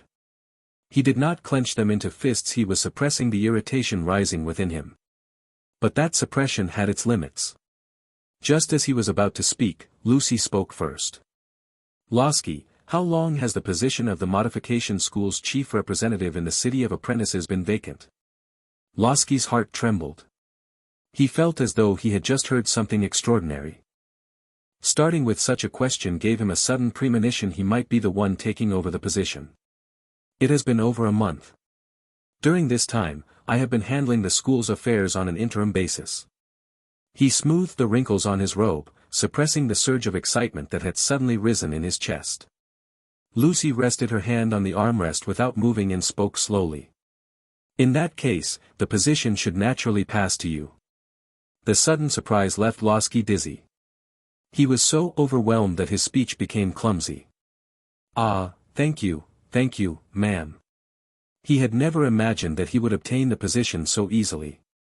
He had originally thought he would need to endure another 5 years. Ever since he had been promoted to a formal mage and gained access to the spell explanation specifically prepared for formal mages by the school, he had realized that his path as a mage might already be nearing its end. His talent for spells was extremely poor, and after joining the school, his spell proficiency had always ranked somewhere in the lower middle tier among the apprentices.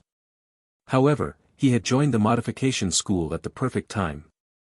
Back then, the modification school had only just established itself in the city of apprentices.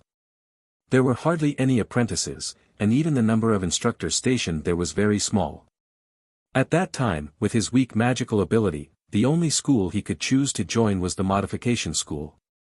After he joined, a second-tier mage was suddenly transferred in as the new head of the school, and the school began to flourish. From that point onward, the modification school gradually became a dominant force in Lodris. Losky had benefited greatly from that head. At the time, he had been given a vial of glowing green potion. The head had told him this. Drink it, and you will become a formal mage. By that time, Losky had already given up on the idea of becoming a formal mage. He had repeatedly failed the assessments and had never even come close to ranking. But when he saw the look in that head's eyes, he understood that he had no choice but to drink it. After drinking it, he fell unconscious. When he woke up, a month had already passed. To his astonishment, he discovered that his spiritual power had increased dramatically, and casting spells no longer felt sluggish at all. Not long after that incident, the head left the city of apprentices, and Bellally was transferred in from elsewhere. For reasons unknown, that head must have said something to Bellally before leaving, because afterward Losky was assigned to handle various administrative tasks within the school. At the time, this had made him incredibly happy. Administrative positions within the school were not given out lightly. Without a recommendation letter, one could forget about working within the school's administration. He had long known that Bellally would eventually be transferred away, and that the position of the modification school's chief representative would eventually fall to him. But he had never imagined that the day would come so quickly. However, Lucy's tone suddenly darkened before she continued. I hope you do not cause any trouble in the coming days. I will suppress the previous matter. Losky was startled and quickly asked. But the higher authorities of the school. There is no need to worry. The Alliance has too many records. Those people are not going to review every single file. Right now, the most important thing is you. As long as nothing happens from this point forward, it will be good for both you and me. Losky felt as though all the good fortune in the world had fallen upon him. In truth, he had long wanted to conceal the matter without reporting it. If such an incident were reported, even if it were resolved, it would bring him no benefit. If it were not resolved, he might end up being held responsible. Therefore, he had always hoped to avoid reporting it if possible. Unfortunately, Bellally had failed to grasp the situation earlier, and later developments forced him to submit a report. Failing to report the earlier issue might only have resulted in a symbolic fine. But failing to report the later matter could cost him his head. Only someone with a higher status could decide whether or not to report such matters.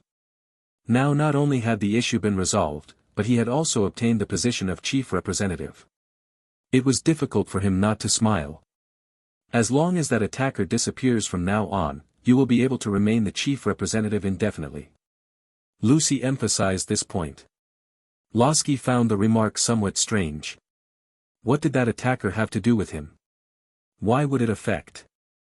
Teacher, there is a formal mage outside requesting to see those inside. A hurried knock sounded at the door, interrupting Losky's train of thought. Lucy glanced at him before canceling the soundproofing spell and opening the door. Bring that mage in. A moment later, Selin walked in. With a bright smile, she greeted the two of them. Greetings, both of you. I am Selin, a first-tier mage from the law school. The law school? I thought it had already left the city of apprentices. Lucy replied bluntly. That was in the past. Now I am working to bring the law school back to Lodris. As she spoke, Selin produced a large stack of papers and said. Here these are opinion letters from the various schools approving the law school's return. Please lend your support. Why should we sign this? Losky looked completely confused. He did not understand Selin's behavior. Even if she needed his signature for the school's return, she had not even bothered to discuss it first and simply asked him to sign. It was rather disrespectful. Meanwhile, Lucy stared at Selin without blinking. So, are you going to sign or not? If you refuse, I will just go ask the necromancy school instead. I think a major school would sympathize with the difficulties faced by a small school like ours. Selin said impatiently. Fine. Bring the documents over. We will sign them. Lucy's expression turned grim as she interrupted Lasky, who was about to speak. She accepted the stack of documents and placed them on the table. Lasky might not know this, but the law school had already established contact with a fourth-tier mage. Although a fourth-tier mage was far beyond the reach of first- or second-tier mages like themselves, the problem was that the fourth-tier mage was currently in the city of apprentices. Even if refusing to sign would not necessarily provoke action from that fourth-tier mage, it would still be a clear sign of disrespect. Moreover, this situation provided Lucy with considerable room for maneuver. She could attribute the matter to pressure from that fourth-tier mage, exaggerate the significance of the law school's return, and summarize Bellely's disappearance as: the school's operations have encountered certain difficulties. During the Spirit Realm exploration course, Ichi had just finished explaining how to respond to various unexpected situations that might occur in the Spirit Realm. He looked at the lecture hall and saw that more than half of the seats were already empty, something he had long grown accustomed to. Whenever this course first began, there would always be a large crowd attending. But once people learned more about the Spirit Realm in detail, many would choose to give up and stop coming to class. After all, what apprentices truly desired was the growth of their strength. Once they understood how difficult it was to advance through the Spirit Realm, many sensible apprentices would choose to retreat before the challenge. As for the meaning of this course, it merely provided him someone with plenty of idle time with a job. Just as usual, after he finished tidying up his materials in the lecture hall, a familiar voice called out to him. "Teacher, could we find a quiet place to talk?" Ichi looked up in confusion. After recognizing that it was Fulan, the one who had asked him a question during the very first class of this academic year, he said. "So it's you. I thought you had stopped coming. What do you need?" "I had some matters to deal with last class, so I couldn't attend. I wanted to ask about the Spirit Realm trial. I obtained a key." During the previous class, Fulon had not only skipped the weapon forging course but several other courses as well. Building the steam engine had required quite a bit of time. "Oh." Ichi cast a curious glance toward Fulon's chest. A badge was pinned to her robe, engraved with the image of a forging hammer. Although Ichi did not know which school that emblem represented, information among the various schools was tightly sealed, and it was normal for unfamiliar schools to appear from time to time, he was still a formal mage who had taught for quite some time. He clearly understood the standards of an official school badge. In his view, the badge was very standard. It carried the Alliance insignia, and its design was clean and distinctive, capable of representing a school well. There was a high probability that it truly was the badge of a legitimate school. But if that were the case, "Let's talk in my office." The two of them walked to Ichi's office, and as soon as they entered, Ichi impatiently tried to persuade her. "You should give up that key. Since you've joined a school and now have another path available, you shouldn't step into the Spirit Realm anymore. It's not a good place." Fulan immediately explained. "Teacher Ichi, you misunderstood. I'm not planning to advance through the Spirit Realm. I just want to ask you something. What I want to know is, after someone has already become a formal mage, can they still obtain power from the Spirit Realm?" Ichi instantly became attentive. He gently touched the books on his desk and said. "You mean to ask whether, after becoming a formal mage, you can still participate in a Spirit Realm trial and obtain power from the Spirit Realm, correct?" Most apprentices who chose his course had not joined any school. Naturally, they could not speak of advancing to formal mage status. As for those apprentices who had already joined a school, most of them had failed to achieve a ranking in the assessment. Those who had ranked would be taken under the guidance of mentors and taught the proper advancement process. Once they understood that process, they would naturally choose the path more widely accepted in the city of apprentices rather than pursuing the Spirit Realm. Fulon, however, clearly already knew the process for becoming a formal mage. It seemed she was simply a little greedy, which was why she had come to ask him this question. Ichi smiled. He was quite pleased that Fulon had chosen the other path, so he decided to answer her question. Once you become a formal mage through the method of the material realm, you receive the protection of the material realm. This allows you to ignore the spirit realm's rule that prohibits learning material realm spells. At that point, some mages began to get clever. Even though they could no longer increase their spiritual power through the spirit realm and it became difficult to obtain useful spells there was still one thing of great importance. These mages conducted numerous experiments in hopes of obtaining the most distinctive feature of spirit realm mages' talents. This is the greatest difference between advancing through the spirit realm and through other methods, and it is also the key to compensating for the spirit realm's inability to improve one's techniques. Some talents can greatly enhance a practitioner's combat power. Others can continuously strengthen the practitioner's base attributes through certain methods. My own talent is called Inspiring Spell. After one spell successfully hits a target, the next spell gains a 25% increase in power. It's a fairly decent talent. Some people even end up with talents that have negative effects. But even so, I still cannot advance. He showed a bitter smile before continuing. Returning to the main topic, many formal mages wish to obtain a spirit realm talent to strengthen themselves. However, during their investigations, they discovered that it was extremely difficult. Entering the trial itself is very easy. Almost everyone who attempted it succeeded. But they quickly discovered that they could not cast spells in the spirit realm that far exceeded the apprentice level.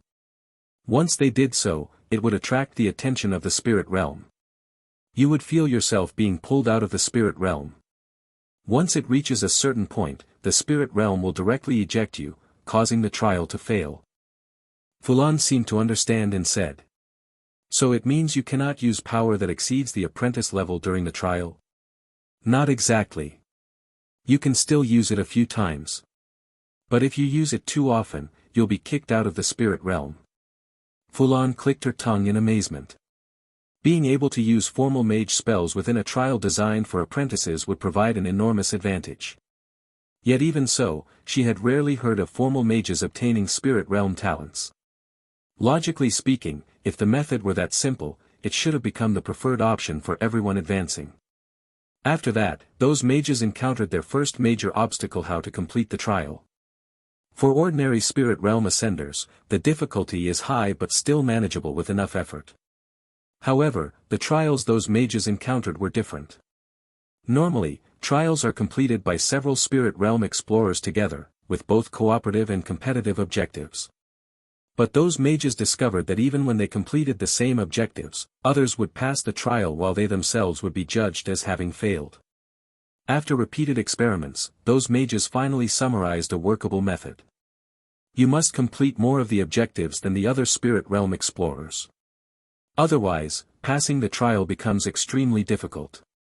After many attempts, someone eventually received a notification that they had passed the trial. But Ichi paused, and Fulon could not help asking. In the end, they still didn't receive a talent. No. It wasn't that none of them received talents. It's that some of them did not receive one. This remains an unsolved topic even today. Why is it that when formal level mages participate in the spirit realm trial, they are not guaranteed to receive a talent? Some people truly obtained a talent, while others received nothing. Fulon frowned and asked. Then what exactly determines it? Ichi smiled and replied. It depends on the spirit realm's recognition. They discovered that recognition from the spirit realm is the key to obtaining a talent. In other words, if the spirit realm approves of you, then you can obtain a talent. Then how do you gain the spirit realm's recognition? I have no idea. That falls into higher level knowledge. Some schools probably have research on it, but they have sealed away that information. However, Ichi suddenly changed his tone. I think it might be related to your performance during the trial, your personal strength. And perhaps certain unusual items you encounter within the spirit realm. Ichi pushed a chair aside and leaned back comfortably. Actually, after you become a formal mage, you could give it a try. Who knows? You might be lucky. Night had fallen at Fulon's home. Inside the basement, Fulon raised her hand toward the wall and cast Wind Blade. An invisible attack shot out from her hand, slicing through the air with a sharp whistling sound. Just as it was about to strike the wall, it suddenly vanished. You have skillfully used Wind Blade. Through long practice, Wind Blade proficiency +5. Wind Blade proficiency is full. Level increased. Fulon let out a light breath, feeling as though a heavy burden had finally lifted from her heart. Over the past few days, she had been practicing Wind Blade continuously. Her goal had been to push the spell already closest to the extraordinary level among her abilities into the extraordinary tier. The moment she cancelled the spell, a surge of knowledge suddenly flooded her mind, leaving her confused. Because the knowledge that appeared belonged to a first-tier spell called Howling Gale. Wasn't she practicing Wind Blade? Why had a first-tier spell suddenly appeared? After carefully examining the knowledge within it, she finally understood. Rather than calling it an entirely new first-tier spell, it would be more accurate to describe it as an upgraded version of Wind Blade. The only difference seemed to be that its power was greater and its upper limit higher. Its spell structure was almost identical to Wind Blade. The only change was that the structure of Wind Blade had been layered repeatedly several times, forming this first-tier spell. The excitement in Fulon's heart faded somewhat. She knew it would not be that easy to obtain a first-tier spell. Still, she was satisfied with understanding this mechanism. Even if it seemed surprisingly simple to construct a first-tier spell this way, she would never have realized that such a method could qualify as a first-tier spell. Now that she understood the mechanism, she could replicate the process and create first-tier versions of other spells as well. She silently summoned her panel and checked her status. Name, Fulon. Profession, Mage, Forge Furnace, Modification, Sword Chant, Elemental, 1 star, Rune Warrior, half star, Alchemist, half star, Craftsman, half star. Attributes, Physique 3.0, Spirit 12.2. Skills. Wind Blade, Extraordinary. You have grasped the essence of this spell and can now release higher tier spells. Blood of the Furnace, Beginner. The most powerful spell you have learned, though casting it seems to consume most of your spiritual power at once. Hard Scale Rock, Proficient. The spells you cast possess a trace of spell resistance and can withstand magical damage. Light Prayer, Mastery, Proficiency, 600/1000. Omitted. Traits. Elemental Spell Specialization, when casting elemental spells, their power increases. Omitted. This was her current panel. After reading through nearly 20 books, she had finally satisfied the advancement conditions for the elemental school, gaining both the specialization and an increase in her spirit attribute. However, improving her spirit attribute had become increasingly difficult. Previously, an increase would raise it by nearly 2 points. Now, each improvement was becoming smaller and smaller. Even so, Fulon was satisfied. She believed that her current spiritual power likely surpassed that of most first-tier mages. In other words, when facing a first-tier mage, as long as the opponent did not possess some resistance ability, she only needed to get close and land a disruption control attack to instantly eliminate them. However, she still had a weakness. Although she knew many spells, she lacked true first-tier spells.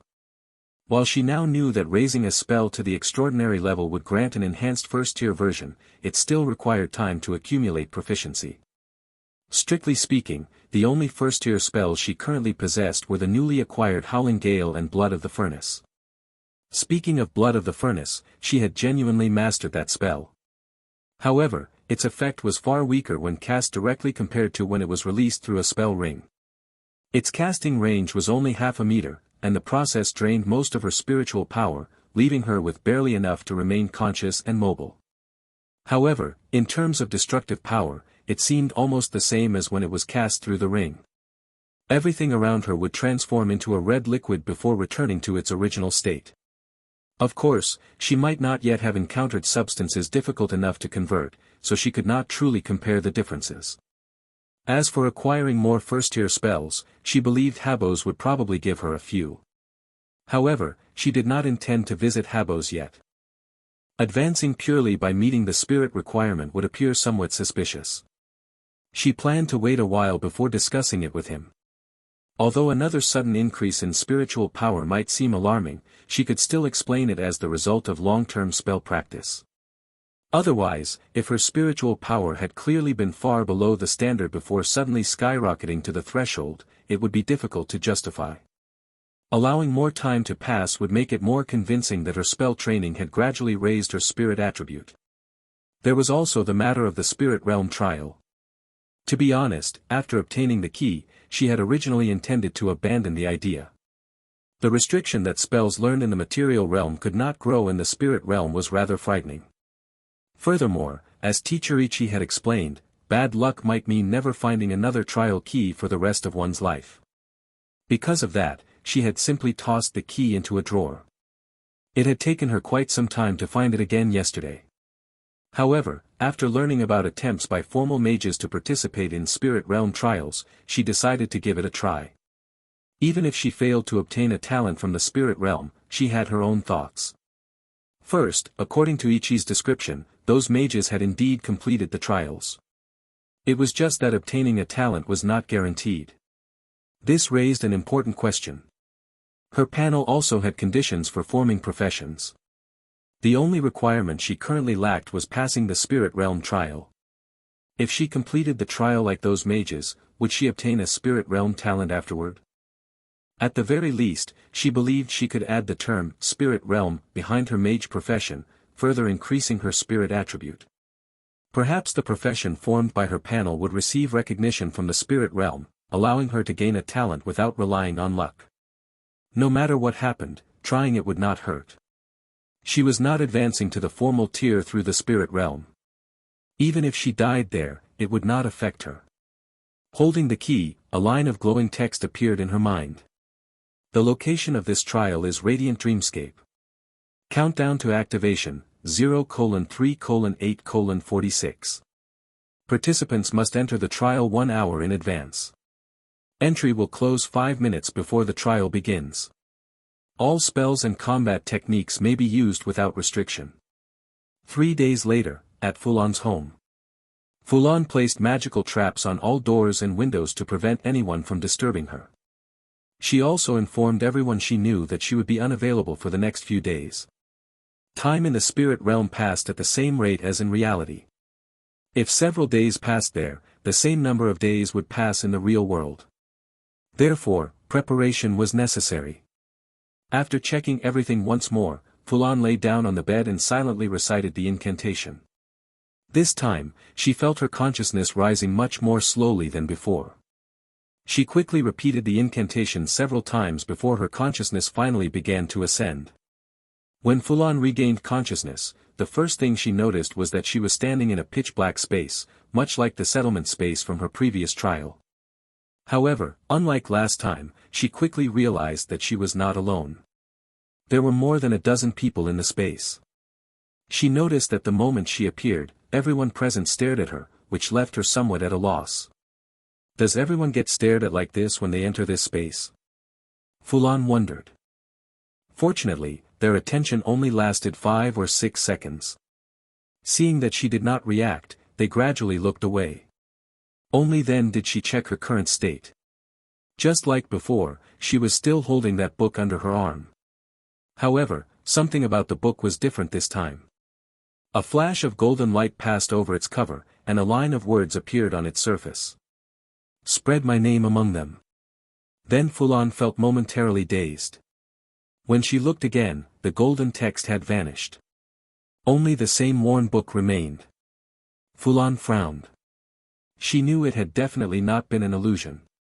It had truly happened, because the memory of those words in her mind was extremely clear. She could even recall each individual stroke. After returning to the material realm last time, she had searched for information related to this book. But to her surprise, she found nothing useful. Religions did exist in this magical world, but they were only of moderate scale. Moreover, she had not found any religion connected to light prayer. The religions she discovered worshipped entities such as the sky dragon, the spirit of the mountains, or the goddess of ocean currents. None of them matched what she was looking for. Even that information had been obtained by asking Elon. According to him, knowledge related to such matters was concealed by the various schools and not made public. However, Elon had also assured her that he had never heard of any religion associated with light. I don't even know your name. how am I supposed to spread it? Fulon complained inwardly before opening the book. As expected, the trial content was written on the title page. She read carefully. Monsa is a city isolated from the outside world, rarely visited by outsiders. Unlike other cities, it does not possess towering walls to defend against the monsters beyond its borders. This is because the city is ruled by a priest who distributes a mysterious liquid. Ordinary people who drink it gain tremendous strength, allowing the residents of Monsa to face the monsters outside without fear. The priest claims that the miraculous potion comes from a god, and thus the entire city has begun participating in rituals, hoping to receive this divine gift. They labor during the day and gather around bonfires at night, giving thanks to the god for granting them power. But what they do not know is that Monsa is about to face a catastrophic disaster. On the morning when the sun rises on the 8th day. Trial objective, attempt to save this city. Anyone who contributes will pass the trial. Aside from this description, the rest of the book was blank. Fulon lifted her head and suddenly noticed something strange. The other people in the room seemed to glance at her from time to time. But whenever she looked toward them, they all quickly averted their eyes. Why are they all looking at me? Fulon wondered in confusion. She could clearly see that they were only sneaking glances at her. They were not paying the same attention to anyone else. Just then, she suddenly felt someone step behind her. When she turned around, a hesitant voice spoke. Lie. Willinti. Fulon looked at Willinti. This time, Willinti wore a grayish-brown suit of armor and carried a longer greatsword. The sword's hilt was decorated with vine-like patterns. So it really is you. Long time no see. I never expected to run into you again during a trial. I thought you had already passed the trial and advanced. Fulon scratched her head and greeted her in return before asking a question that had been bothering her. Do you know why those people keep sneaking glances at me? Willinti responded with a helpless smile. So you really don't know? No wonder you're still wearing that robe. What's wrong with this robe? Fulon tightened her grip on the worn book under her arm and asked. Do you know about newspapers? Yes, but I haven't read one in a long time. The city of apprentices did not even have such things, so of course she had never seen them there. However, she had read plenty in her previous life. That explains it. Let me tell you. Willinti rested her sword on the ground and continued. A few months ago, someone wearing the same style of robe as you used a spirit realm guide with the plundering attribute. She looted equipment from more than a dozen people. The incident became a huge story in the newspapers and was reported for half a month straight. After that, a group of imitators suddenly appeared.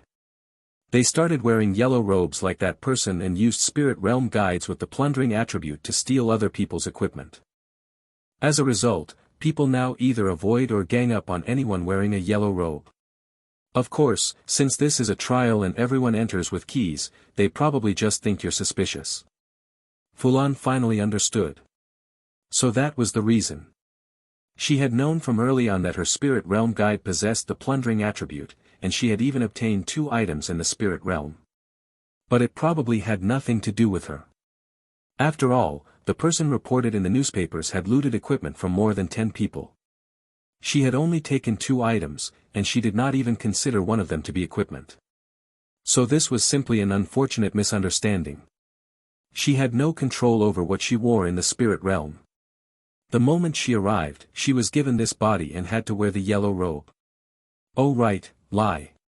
Do you want to form a team? Sure. Let's team up. Within spirit realm trials, it was possible for acquaintances to secretly form teams like this. Moreover, the current mission clearly seemed like something that could benefit from cooperation. Working with people you knew would also give your group more influence in cooperative tasks. There was no reason not to work together. Fulon glanced around and noticed that most people stood in groups of 2 or 3, quietly talking among themselves. If she included herself and Willinti, there were 5 people in total who had originally been alone. After that came a period of waiting. Fulon had entered the trial 30 minutes before it began, so it should start soon. Just then, a figure appeared in the space. 2 heavy thuds echoed across the floor, and Fulon finally realized that the black space beneath their feet produced a sound similar to wood. Fellow Spirit Realm explorers, may I say a few words? This trial is extremely difficult. If we do not unite and act together, it will be very hard for us to pass this Spirit Realm trial. The speaker was a young man. He wore a light blue cloth outfit designed for easy movement and seemed to have no armor. In one hand he held a short spear, its tip gleaming with a cold light. Let me introduce myself. My name is Elante, the son of the Grey Dragon. I will lead you through this trial. Elante spoke with confidence as he swept his gaze across the crowd, not letting it linger on any one person. The Grey Dragon? Who is that? Do you know? Fulon had never heard of that title. Judging from the name alone, it sounded rather impressive, but she had no idea what it actually represented. Willinti froze for a moment, as if trying to recall something. Actually, I am not too sure either. There are too many high-ranking figures with titles like that where I come from. But I can confirm that it probably is not someone above the 4th tier. I think he is most likely a 3rd-tier professional. I have heard of the titles of anyone above that. A 3rd tier? Fulon continued. Then what is the point of him mentioning his father's title? Anyone who knew the spirit realm understood that it was extremely fair. The kind of nepotism that existed in the material realm was almost impossible to achieve there. Many people who advanced to higher tiers through the spirit realm found that their descendants rarely managed to do the same. The spirit realm simply did not care who your father was. It is about experience. What he means is that he gained some knowledge of the trial from his father, and that he can help us pass it. That is probably what he is implying, Willinti explained. However, unease slowly began to grow in her heart. Normally, a spirit realm explorer would never openly flaunt the experience their elders had gained from a trial like this. Once you used a method, others would quickly figure it out. Any small trick that could increase the probability of passing a spirit realm trial could easily sell for at least 10 gold coins. Because of that, explorers usually hid their methods carefully to prevent others from learning them. Yet Elante had spoken about it directly and even invoked his father's title. She understood that if Elante failed to demonstrate any unique experience during the trial later on, then even if he managed to gather a large group now, those people would eventually disperse. Everyone here had struggled in the spirit realm for a long time to obtain their current abilities and equipment. They had also relied on both effort and luck to obtain a trial key. If following him could not increase their chances of passing the trial, then why would they bother staying? Elante's earlier words did not seem to have much effect. The people around him merely watched him without taking any action. He understood that he needed to reveal more if he wanted these people to join his team. Everyone. He deliberately paused, drawing everyone's attention once again. When the trial description appeared in your minds, did you notice something? Fulon blinked. She had known that a spirit realm trial would not appear on a physical object but would instead appear directly in one's mind. But then why had her notification appeared in that tattered book? She suppressed her doubts and continued listening to what Elante had to say. You should have seen the trial's objective clearly. It says that we are to attempt to save this city. Anyone who contributes will pass. That statement is very clear. The spirit realm does not actually require us to truly save this city. It only wants us to try. And that is not normal. Before participating in this trial, you may have heard what other spirit realm trials are like. Cooperative hunts, slaying monsters, searching for a specific object, retrieving an item guarded by a monster, or completing a certain task. All of those have clear objectives. If you fail to accomplish the objective in the end, then even if you performed very well during the trial, you still would not pass. Have you noticed? This time, we only need to try. That alone proves that the spirit realm does not believe our current strength is sufficient to complete the task. At that moment, a lone spirit realm explorer who had been acting independently began to waver. He walked straight toward Elante and stood behind him. His action encouraged others as well. After a brief discussion, a group of 3 also walked over to Elante. However, the remaining people chose to hold their ground and continued watching him. There is another point. Did any of you notice the basic information about the trial that appeared before we entered? This place is located within the coordinates of the spirit realm known as the Radiant Dreamscape. The region stores dreams that are either glorious or sorrowful. You could say that anything might occur within this area. So your usual strategy of analyzing the region's characteristics and forming targeted plans will not work here. The Radiant Dreamscape may even contain dreams originating from other regions of the spirit realm. Do not be fooled by how simple the description appears. I can say with certainty that it must contain a great deal of hidden information. It might even contradict the content in the description. Elante continued explaining his interpretation of the trial. His reasoning caused another two-person group to hesitate before eventually walking over as well. Willinti watched the scene in front of her and turned slightly toward Fulan. Fulan simply shook her head. She could not go over there, because she was participating in the spirit realm trial as a formal tier mage.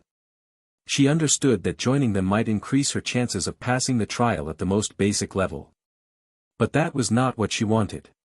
Teacher Ichi had already told her that if she wanted to pass a spirit realm trial at the formal tier, she had to achieve results far greater than those of the other spirit realm explorers. Her decision to team up with Willinti was only because they knew each other. She could at least ask Willinti about certain things, but beyond that, she had not expected Willinti to play any real role later on. If Willinti ever hindered her actions, she would simply say that their team was dissolving. Passing the spirit realm trial was her top priority. Because of that, she absolutely could not join Elante's team. Doing so would bring her no benefits and would instead restrict her movements. And the note in the description that there are no restrictions on combat techniques or spells further shows how difficult this mission will be. You must understand that. Elante quickly calculated the time in his mind. Realizing that the trial was about to begin, he looked at the crowd and sighed. If any of you wish to join after the trial begins, you may come find me at any time. After saying that, he turned around and began discussing their strategy within the trial with his companions. There was only one lone individual left in the area. The rest had formed groups of 2 or 3. Looking at the 6 people who had been persuaded by his words, anxiety crept into his heart. 7 people including me. That should be enough to pass the trial, but he knew that if his goal were merely to pass the trial, then with his own strength and the experience passed down by his elders, he could easily accomplish that alone. But passing the trial was not his true goal. He was aiming for a special talent. Different trials would ultimately affect the talent one obtained at the end. In order to find a trial key that met the required conditions, he had gone to great lengths. Because of that, he was determined to obtain that special talent. At a certain moment, Fulon felt a pulling force that caused her mind to blank out for an instant. When her awareness returned, the first thing she sensed was light. Sunlight spilled across a stone-paved road. Around her stretched slightly disordered streets, and quite a few strangely dressed people were standing nearby, watching her. They wore leather clothing. Although the fabric colors were mostly gray, yellow, and brown, several oddly colored stones were embedded into their garments as decoration, making them appear far more refined. Fulon glanced to the side and realized that only those people were surrounding her.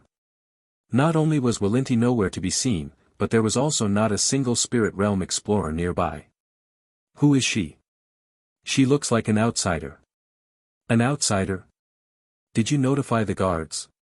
Fulon had just finished organizing her thoughts when a sudden commotion erupted within the crowd before she could react. The crowd parted, forming an opening as several people dressed noticeably differently walked forward. Their clothing was covered with a layer of spikes, each one crafted from polished stones and distributed across their chests and arms. Strangely, the material of their clothes still appeared to be fabric, as if they wore no actual armor. They carried weapons in their hands. The size of those weapons was clearly much larger than anything Fulon had seen in the material realm.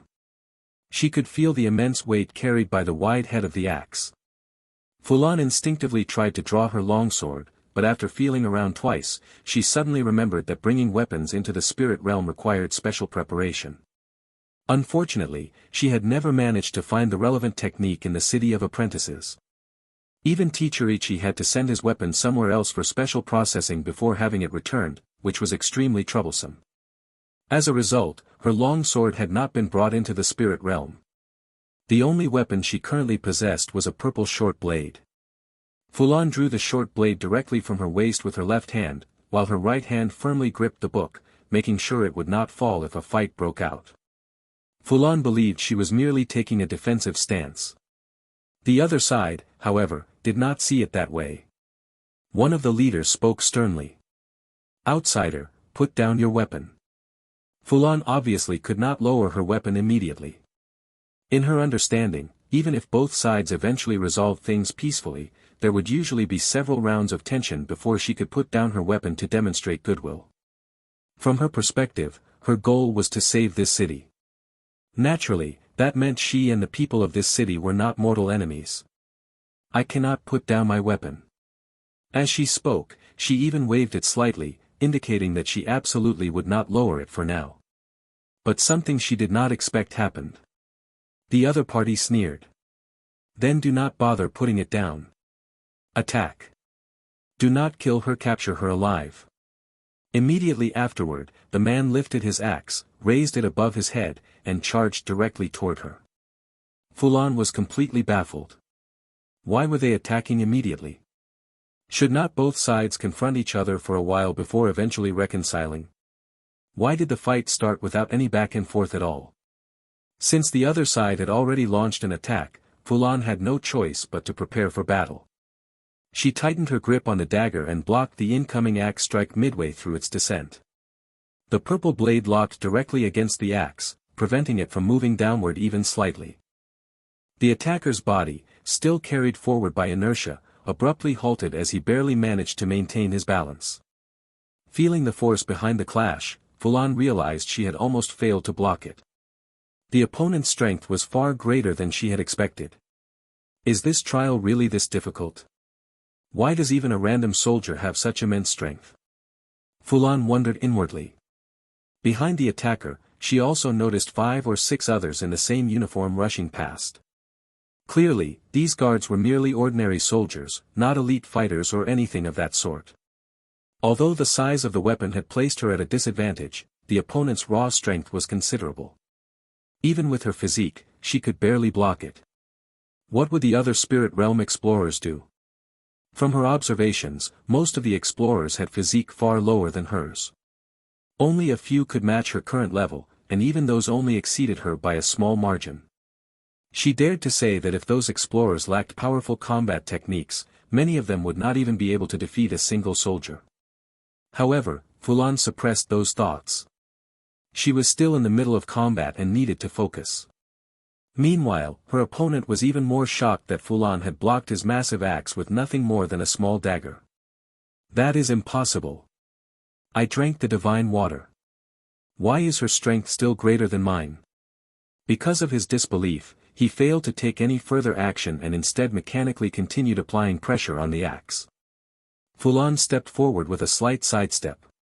The opposing force suddenly vanished, and her purple short blade slipped free as she advanced from the side. The axe, driven by inertia, continued downward and could not respond. Fulon glanced at the man's neck and decided not to finish him with the dagger. What if the two sides eventually reconciled? Killing someone now would only make things harder to explain later. Instead, she drove her left elbow forward. The short blade pointed downward as her wrist moved to chest level, and she slammed her elbow into the man's face with explosive force. Still gripping his weapon tightly, the man stumbled backward several steps from the blow but managed to keep his balance. He lifted one hand to touch the place where he had been struck. Fulon, however, was replaying the feeling of the hit in her mind. Something seemed wrong. That was too hard. How does he have such tough skin? Normally, if that blow had landed on someone with nothing but great strength, the person would likely have collapsed on the spot. Their skull might even have been deformed. But just now, Fulon felt as though she had struck a piece of wood. Looking at the place she had hit, she saw only a small bruise. It did not appear to have caused real damage. "How is it?" Another enemy stepped forward to support the man who had been struck. "I am fine. Let us attack together." "Her strength is a little unusual," the man said after regaining his composure. He gripped his weapon again, clearly preparing to continue the fight. "We could talk about this," Fulon suggested. "Talk about what?" "Put down your weapon first," the enemy shouted back as he rushed forward once again to attack. Fulon frowned. Judging from their attitude, they had no intention of communicating. She scanned the surroundings and decided not to waste any more time. Another guard dressed the same way had noticed the situation and was pushing his way through the crowd. "I should go find Walinti. There is no point wasting time with these people." Fulon understood that if she stayed here any longer, it would only be a waste of time. More enemies might continue arriving. She activated the breathing method and mental power, dramatically enhancing her physical abilities. However, because she was in the spirit realm, she did not dare to apply the full enhancement of mental power. Even so, after the boost, her physique reached approximately 5.5. By the time another guard pushed through the crowd to the front, he saw only a single scene. 3 of his comrades were lying on the ground, groaning in pain. There was no sign of anyone else. Walinti struggled to block a heavy downward slash with her greatsword before drawing her longsword to counterattack. She was gasping for breath. The opponent's strength was simply too great. Every time she blocked an attack, she had to use all her strength, leaving her with no chance to recover. 2 other spirit realm explorers lay nearby. They were already on the ground, several wounds visible on their bodies. Her opponent was obviously not the kind of ordinary soldier Fulon had encountered. Embedded in his robe was a large red stone, marking him as someone of higher status than the regular guards. Luca was the captain of the guard unit. After drinking the divine water, he had gained strength far beyond that of ordinary soldiers, which was why the priests had granted him the title of guard captain. Unlike the other guards, he was not eager to defeat his opponents quickly and drag them away. This was one of his personal hobbies, playing with his prey. Now that the other 2 spirit realm explorers had fallen, Walinti no longer had the ability to threaten him. He had no urgency to capture all the outsiders and take them away. Instead, he patiently waited for Walinti's stamina to run out. Whenever his prey collapsed from exhaustion and he slowly approached them, an uncontrollable pleasure would rise in his heart. This was a symptom that had appeared after he drank the divine water. He had once asked the priests about it. They had simply told him that this was the price of the power he had gained. There was no need to restrain himself, he could simply indulge the urge. Because of that, he felt no hurry to complete the task the priests had assigned long ago: capture any outsider who appeared and throw them into prison, regardless of whether they resisted. Walinti barely managed to deflect another horizontal slash from Luca.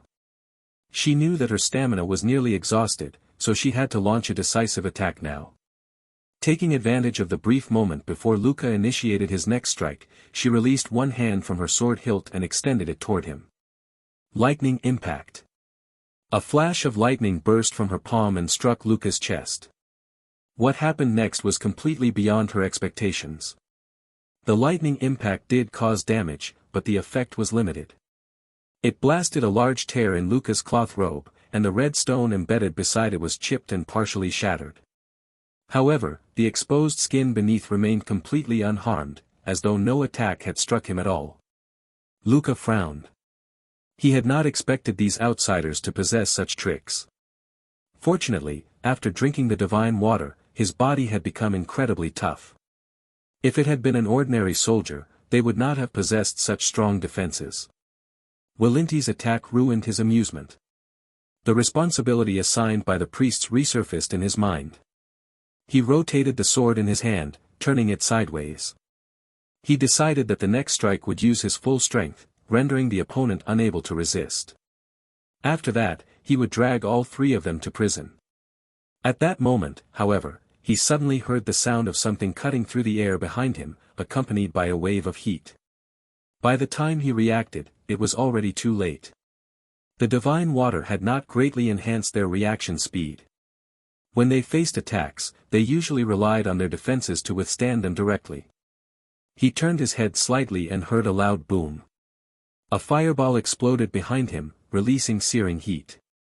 His skin turned red from the scorching blast, and the cloth on his back burned open, revealing a back marked with a few shallow wounds. For the first time since drinking the divine water, he felt pain again. He turned his head but could not determine where the attack had come from. So he turned around completely, placing his back toward Willinti. The woman behind him could hardly injure him, but the hidden attacker who had not yet appeared could burn his skin with fireballs. Therefore, defending against that unseen enemy was the correct choice. Should we bring those two along? The voice came from behind him. It was Fulon speaking. The sudden voice startled Luca so badly that a bead of cold sweat rolled down his forehead. He had not sensed how the opponent had approached him at all. He quickly turned his head and assumed a defensive posture. Willinti looked at Fulon in surprise. She had clearly seen what Fulon had just done. Fulon had cast fireball from the rooftop of a nearby building and then leapt down. While in the air, Fulon had glided forward as if floating, passing directly over Luca from above and to the side. When she reached the space above Willinti's head, she suddenly descended sharply and landed beside her almost silently. It was as though she had completely ignored the inertia of falling through the air. After landing, she regained her balance almost instantly. The movement clearly defied normal physical principles. Willinti suppressed her shock for the moment and answered Fulon's question. No need. Let us just leave. I only happened to encounter them. She was not lying. The three of them had cooperated only because they were facing Luca, such a powerful enemy. Now that Fulon had arrived, she naturally intended to leave with her true teammate. Besides, the two people lying on the ground could no longer stand. If they tried to take them along, they would most likely need to defeat Luca first. Even though she believed that with Fulon's strength they could defeat Luca together, there was no need to take that risk. Why not simply run? Those two could serve as a rear guard. After all, the goal of passing the Spirit Realm trial was to save this city. With no information at all, fighting recklessly would only waste time. Gathering information should come first. All right. Let us find a quiet place and discuss our strategy. A fireball formed in Fulon's hand. She threw it directly toward Luca just as he was about to turn around. Luca had no choice. Although the divine water granted them immense strength and defenses that ordinary blades could hardly pierce, it did not grant them lightning-fast reflexes or agile bodies. The fireball exploded in front of him. Enduring the pain, he waited for the flames to fade. By the time the firelight disappeared, all he saw were the two women fleeing in the distance. Judging from their speed, he knew he could not catch up with them. Luca turned his gaze toward the two people still lying on the ground. They had crawled a short distance, trying to escape. Unfortunately, Luca's earlier attacks had likely broken their bones. They could barely exert any strength and had not managed to crawl very far. Slower. Willinti panted heavily as she struggled to keep up with Fulon. It looked as if she might collapse at any moment. She had just fought against Luca, an overwhelmingly powerful opponent, and immediately afterward had to flee at full speed. Her stamina had not recovered at all. Then let us rest for a moment. Seeing Willinti in that condition and noticing that they had reached a deserted alley, Fulon made the suggestion. Willinti finally released the breath she had been holding. She leaned against the wall, supporting herself with her hands on her knees while gasping for air. After she had recovered a little, Fulon asked. What should we do now? Fulon herself had not participated in many trials before. At the moment, she was not entirely sure what the next step should be, so she asked Willinti, who seemed more experienced. Willinti took a deep breath before speaking. I think I understand why the son of the Grey Dragon joined this trial. He came specifically for this one. Explain in detail. The reason Fulon had brought Willinti along was precisely because Willinti understood some things that she herself did not. Naturally, she wanted to hear Willinti's thoughts. Although I do not know exactly what kind of person Elante's father, the Grey Dragon, is, I already figured it out after seeing how the residents of Monza behaved just now. Judging from the title Grey Dragon, he must be a professional who possesses dragon-like characteristics. Otherwise, he would not have such a nickname. And that enemy we just encountered, you saw him as well. He possessed tremendous strength and outstanding defensive power. Even your fireball could only cause minor damage. But his agility was clearly lacking, and he almost never used any combat techniques. I suspect that the miraculous potion mentioned in the mission description is some kind of potion that transforms people into dragon-like creatures. I just do not understand why they do not have obvious dragon traits. Elante's goal must be to obtain a dragon-related talent during this trial. After finishing her explanation, Walinti fell into thought. She was certain that the residents here had drunk that potion. But why did they not display dragon traits such as vertical pupils, scales, or sharp claws? You mean a dragon transformation potion, right? Fulon recalled a few scattered passages she had read in a book while studying pharmacology. This kind of potion allows a human to gain dragon-related traits, such as immense strength, a massive body, and hardened scales. Walinti's eyes lit up. You understand potions? A little, Fulon said somewhat embarrassed. Then we can make use of the dragon transformation potion, Walinti said excitedly. If you understand potions, we only need to find a way to steal the formula and materials. Then we can gain strength by drinking it. This was an unexpected stroke of luck. She had never expected that Fulon actually knew how to make potions. With the power granted by the potion, they could defeat that powerful enemy. Originally, she had been worried that if Luca was an obstacle that absolutely had to be defeated in order to save Mansa City, they might not be able to pass the Spirit Realm trial. If Luca were the only enemy of that level, she and Fulon might be able to defeat him together. But what if there were many enemies of that caliber? Or even stronger ones? Will that really work? Fulon asked with a frown. I do not mean the potion-making part. I mean whether drinking a potion in the spirit realm will actually have any effect. Logically speaking, their bodies in the spirit realm were not truly made of flesh and blood. They might not even be the same kind of beings as the residents within the trial. Would the potion still work under such conditions? There is no problem with that. You might not know this, but many spirit realm trials require participants to obtain a certain item before they gain the ability to defeat the enemy. Before that, you might not even be able to harm them. Walinti explained excitedly. Fulon then asked. So what do we do next? Now that they had determined their objective, the next question was how to proceed. At the moment, the guards in the city were hunting down spirit realm explorers everywhere. If they stepped outside carelessly, it might immediately lead to a fight. First, we should find 2 sets of clothing to disguise ourselves. Then we should ask the local residents about the situation here. We do not even know the layout of the city. In a certain area of Mansa City, the streets looked very different from the one where Fulon had first appeared. That earlier street had at least been relatively tidy. The street before them, however, was filled with piles of garbage. Filthy water flowed across the ground. The surrounding houses were placed randomly, squeezing the narrow pathways between them until only one person could pass through at a time. This place resembled the slums of Mansa City. Almost no one appeared on the streets, and thanks to the filthy environment, the guards rarely came here. 2 oddly dressed figures walked along the street. They were Fulon and Walinti. Neither of them had removed their original equipment.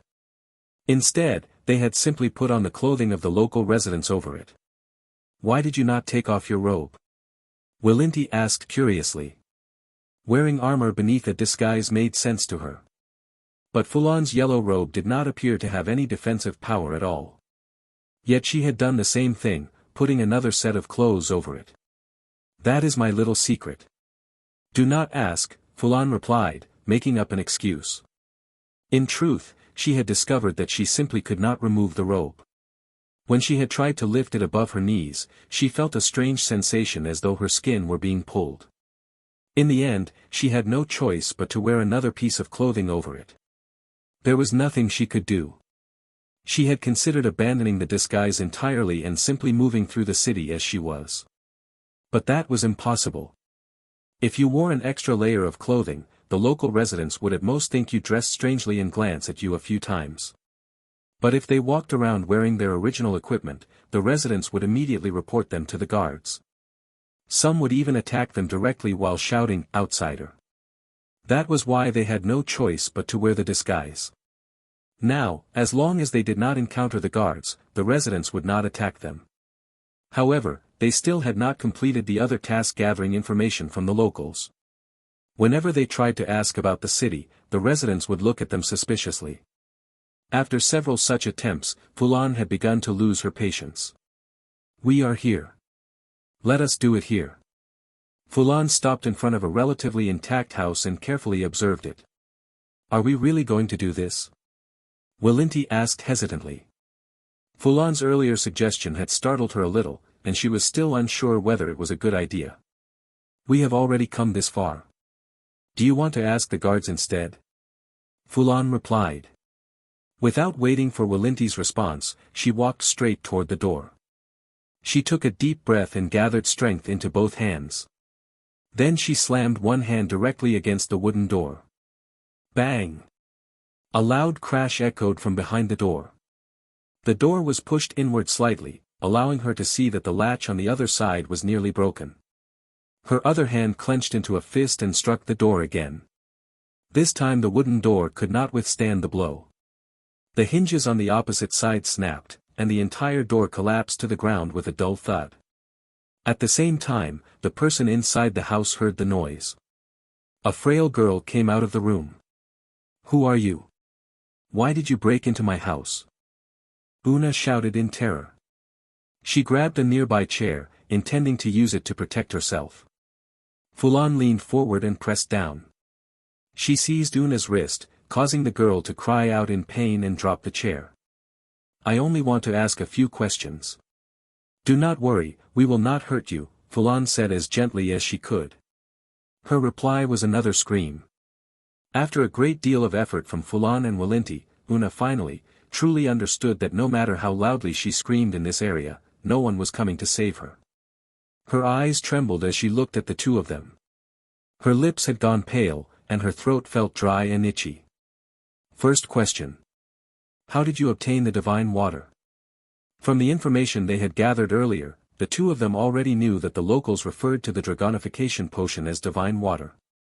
To save time, they simply used the same term. Una's face was full of fear, but deep down she kept telling herself that if she answered their questions, she might still have a chance to live. Forcing herself to speak, she replied, "Normally, during the monthly celebration, the priest distributes it to those who have been given a quota." "How are those quotas decided?" "Some are given to people who displayed bravery, and hunted ferocious monsters outside the city. Some are designated by the priests as people chosen by God." "Do you know where that divine water is kept?" "The priests say it is inside the divine revelation hall. Beyond that, I don't know. We have no way of entering it." Fulon tilted her head and flashed Willinti a smug smile, as if to say, "See? I told you my method would work." Willinti helplessly turned her face away. She truly had not expected this method to be effective. In most of the trials she had participated in, there were hardly any humans at all in the spirit realm. It was simply that her mind had not adjusted in time. "Tell us what you know about the priest here," Fulon said. According to the mission briefing, it was a priest of a god who had brought this miraculous water. Learning more about this priest was clearly necessary. "Which high priest are you asking about?" Una asked in return. That left both of them puzzled. Could there actually be more than one priest? The mission briefing had never mentioned that. Fulon quickly questioned her further and obtained the following information. It turned out that after creating the divine water, that priest felt that ruling the entire city alone was too difficult. As a result, he elevated several outstanding individuals who had shown exceptional results after using the divine water and made them priests. Those priests then took over the management of various less important affairs in his place. To distinguish him from the others in title, he changed his own title to High Priest. Later, for reasons unknown, that High Priest selected two more among the priests who were also permitted to bear the title of High Priest. The other two were called High Priest Ongmar and High Priest Rune. That original High Priest still referred to himself simply as the High Priest, while the other two used their original names combined with High Priest to distinguish them. Una did not know what the High Priest's actual name was. Ever since she had been born, everyone had simply called him the High Priest. As for those other two High Priests, they had only been elevated 6 years ago. After hearing all of this, Fulon pondered for a moment before saying, "That is about enough information. Let's go take a look at that so-called Divine Revelation Hall."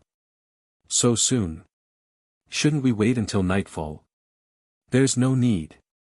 Right now, those guards are outside the city searching for spirit realm excursionists like us. If we go now, we might even find a gap in the enemy's defenses." Walinti thought it over and ultimately agreed. She did not have any skills that absolutely required nighttime to use, and besides, Fulon's reasoning made sense. If the two of them launched a direct assault now, they might be able to catch the other side completely off guard. Oh, right. Just as they were about to reach the door, Fulon suddenly turned back and returned to Una's side, startling her so badly that the breath she had only just managed to steady tightened again. "I have one last question. Why is this place so dilapidated, and why aren't there any guards patrolling here?" Una found it strange that Fulon would ask such a thing, but after hesitating for a moment, she still answered. "Because people like us are the God punished. If we or our family members have done something that offends God, we are driven here and cannot return to where we originally lived." Fulon smiled, then said to Walinti, "Good. Then let's set out." At the prison of Mansa City, several unfamiliar faces had arrived.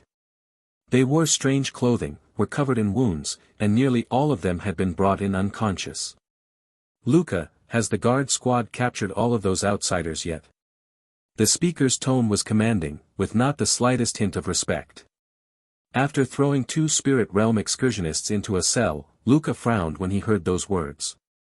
He turned around, looked at the newcomer, and said slowly, "Priest Thors, the guard squad has only captured some of the outsiders. At least half of them are still outside." Priest Thors was deeply dissatisfied with this result and said, "What has the guard squad been doing?" "This was High Priest Angmar's order. Why have you failed to carry it out properly?" "Priest Thors, mind your words. The guard squad was personally established by His Excellency the High Priest." "We." Luca replied. What answered Luca was a sneer, followed by, "The High Priest. How many days has it been since you last saw the High Priest? And yet you are still dragging him out as a shield." Luca, however, neither humbled himself nor backed down. The High Priest merely went with High Priest Rune to investigate the abnormalities in the surrounding area. They will return before long. Before long. Thor's face spread into a smile. It has already been nearly 2 weeks, and there has still been no sign of them. Even the search party sent out by High Priest Angmar failed to find them. You are probably the last person in Mansa still hoping those two will return. I'm telling you, kneel on the ground right now and bray twice like one of the pack beasts outside. If you do, I might even put in a good word for you before the High Priest. But if you delay, then the High Priest. That is enough, Thors. Wait until High Priest Angmar gives the order. I will be waiting for that day." Unable to endure it any longer, Luca finally clashed with Thors in words. He knew he should not have done so, but when the other man referred to Angmar by stripping away his name and simply calling him the High Priest, he found it unbearable. "Humph." Thors turned and left. "Then continue with this task. The guard squad is no longer needed at the Divine Revelation Hall. You." Luca had never imagined that the man would dare make such a decision. The Divine Revelation Hall was an extremely important place, and it was also one of the guard squad's key defensive positions. If the guard squad were completely driven out, it would undoubtedly mean that he had openly broken with Thors. After that, he would face even greater pressure from others, all to force him to surrender his position. What if the Divine Revelation Hall is infiltrated by those outsiders? Luca practically roared the words out. At the same time, his heart turned cold. Those people were already fighting for power simply because the High Priest had gone missing for a short while. It doesn't matter. With the strength those outsiders possess, I alone am enough to deal with them. Even before coming here, he had already learned what sort of condition those outsiders were in. They might be able to defeat ordinary guards, but when faced with Luca, they could only run. And since he believed his own strength was no weaker than Luca's, he naturally did not fear those intruders. Hello everyone! As we wrap up this video, I want to share a quick note. I have a Patreon account. If you'd like to support me and enjoy on-demand audiobooks, you can become a Patreon member. Alternatively, you can check out my Google Drive link, which has 500-plus novel audiobooks available through my Ko-fi or Patreon shop. I appreciate your support.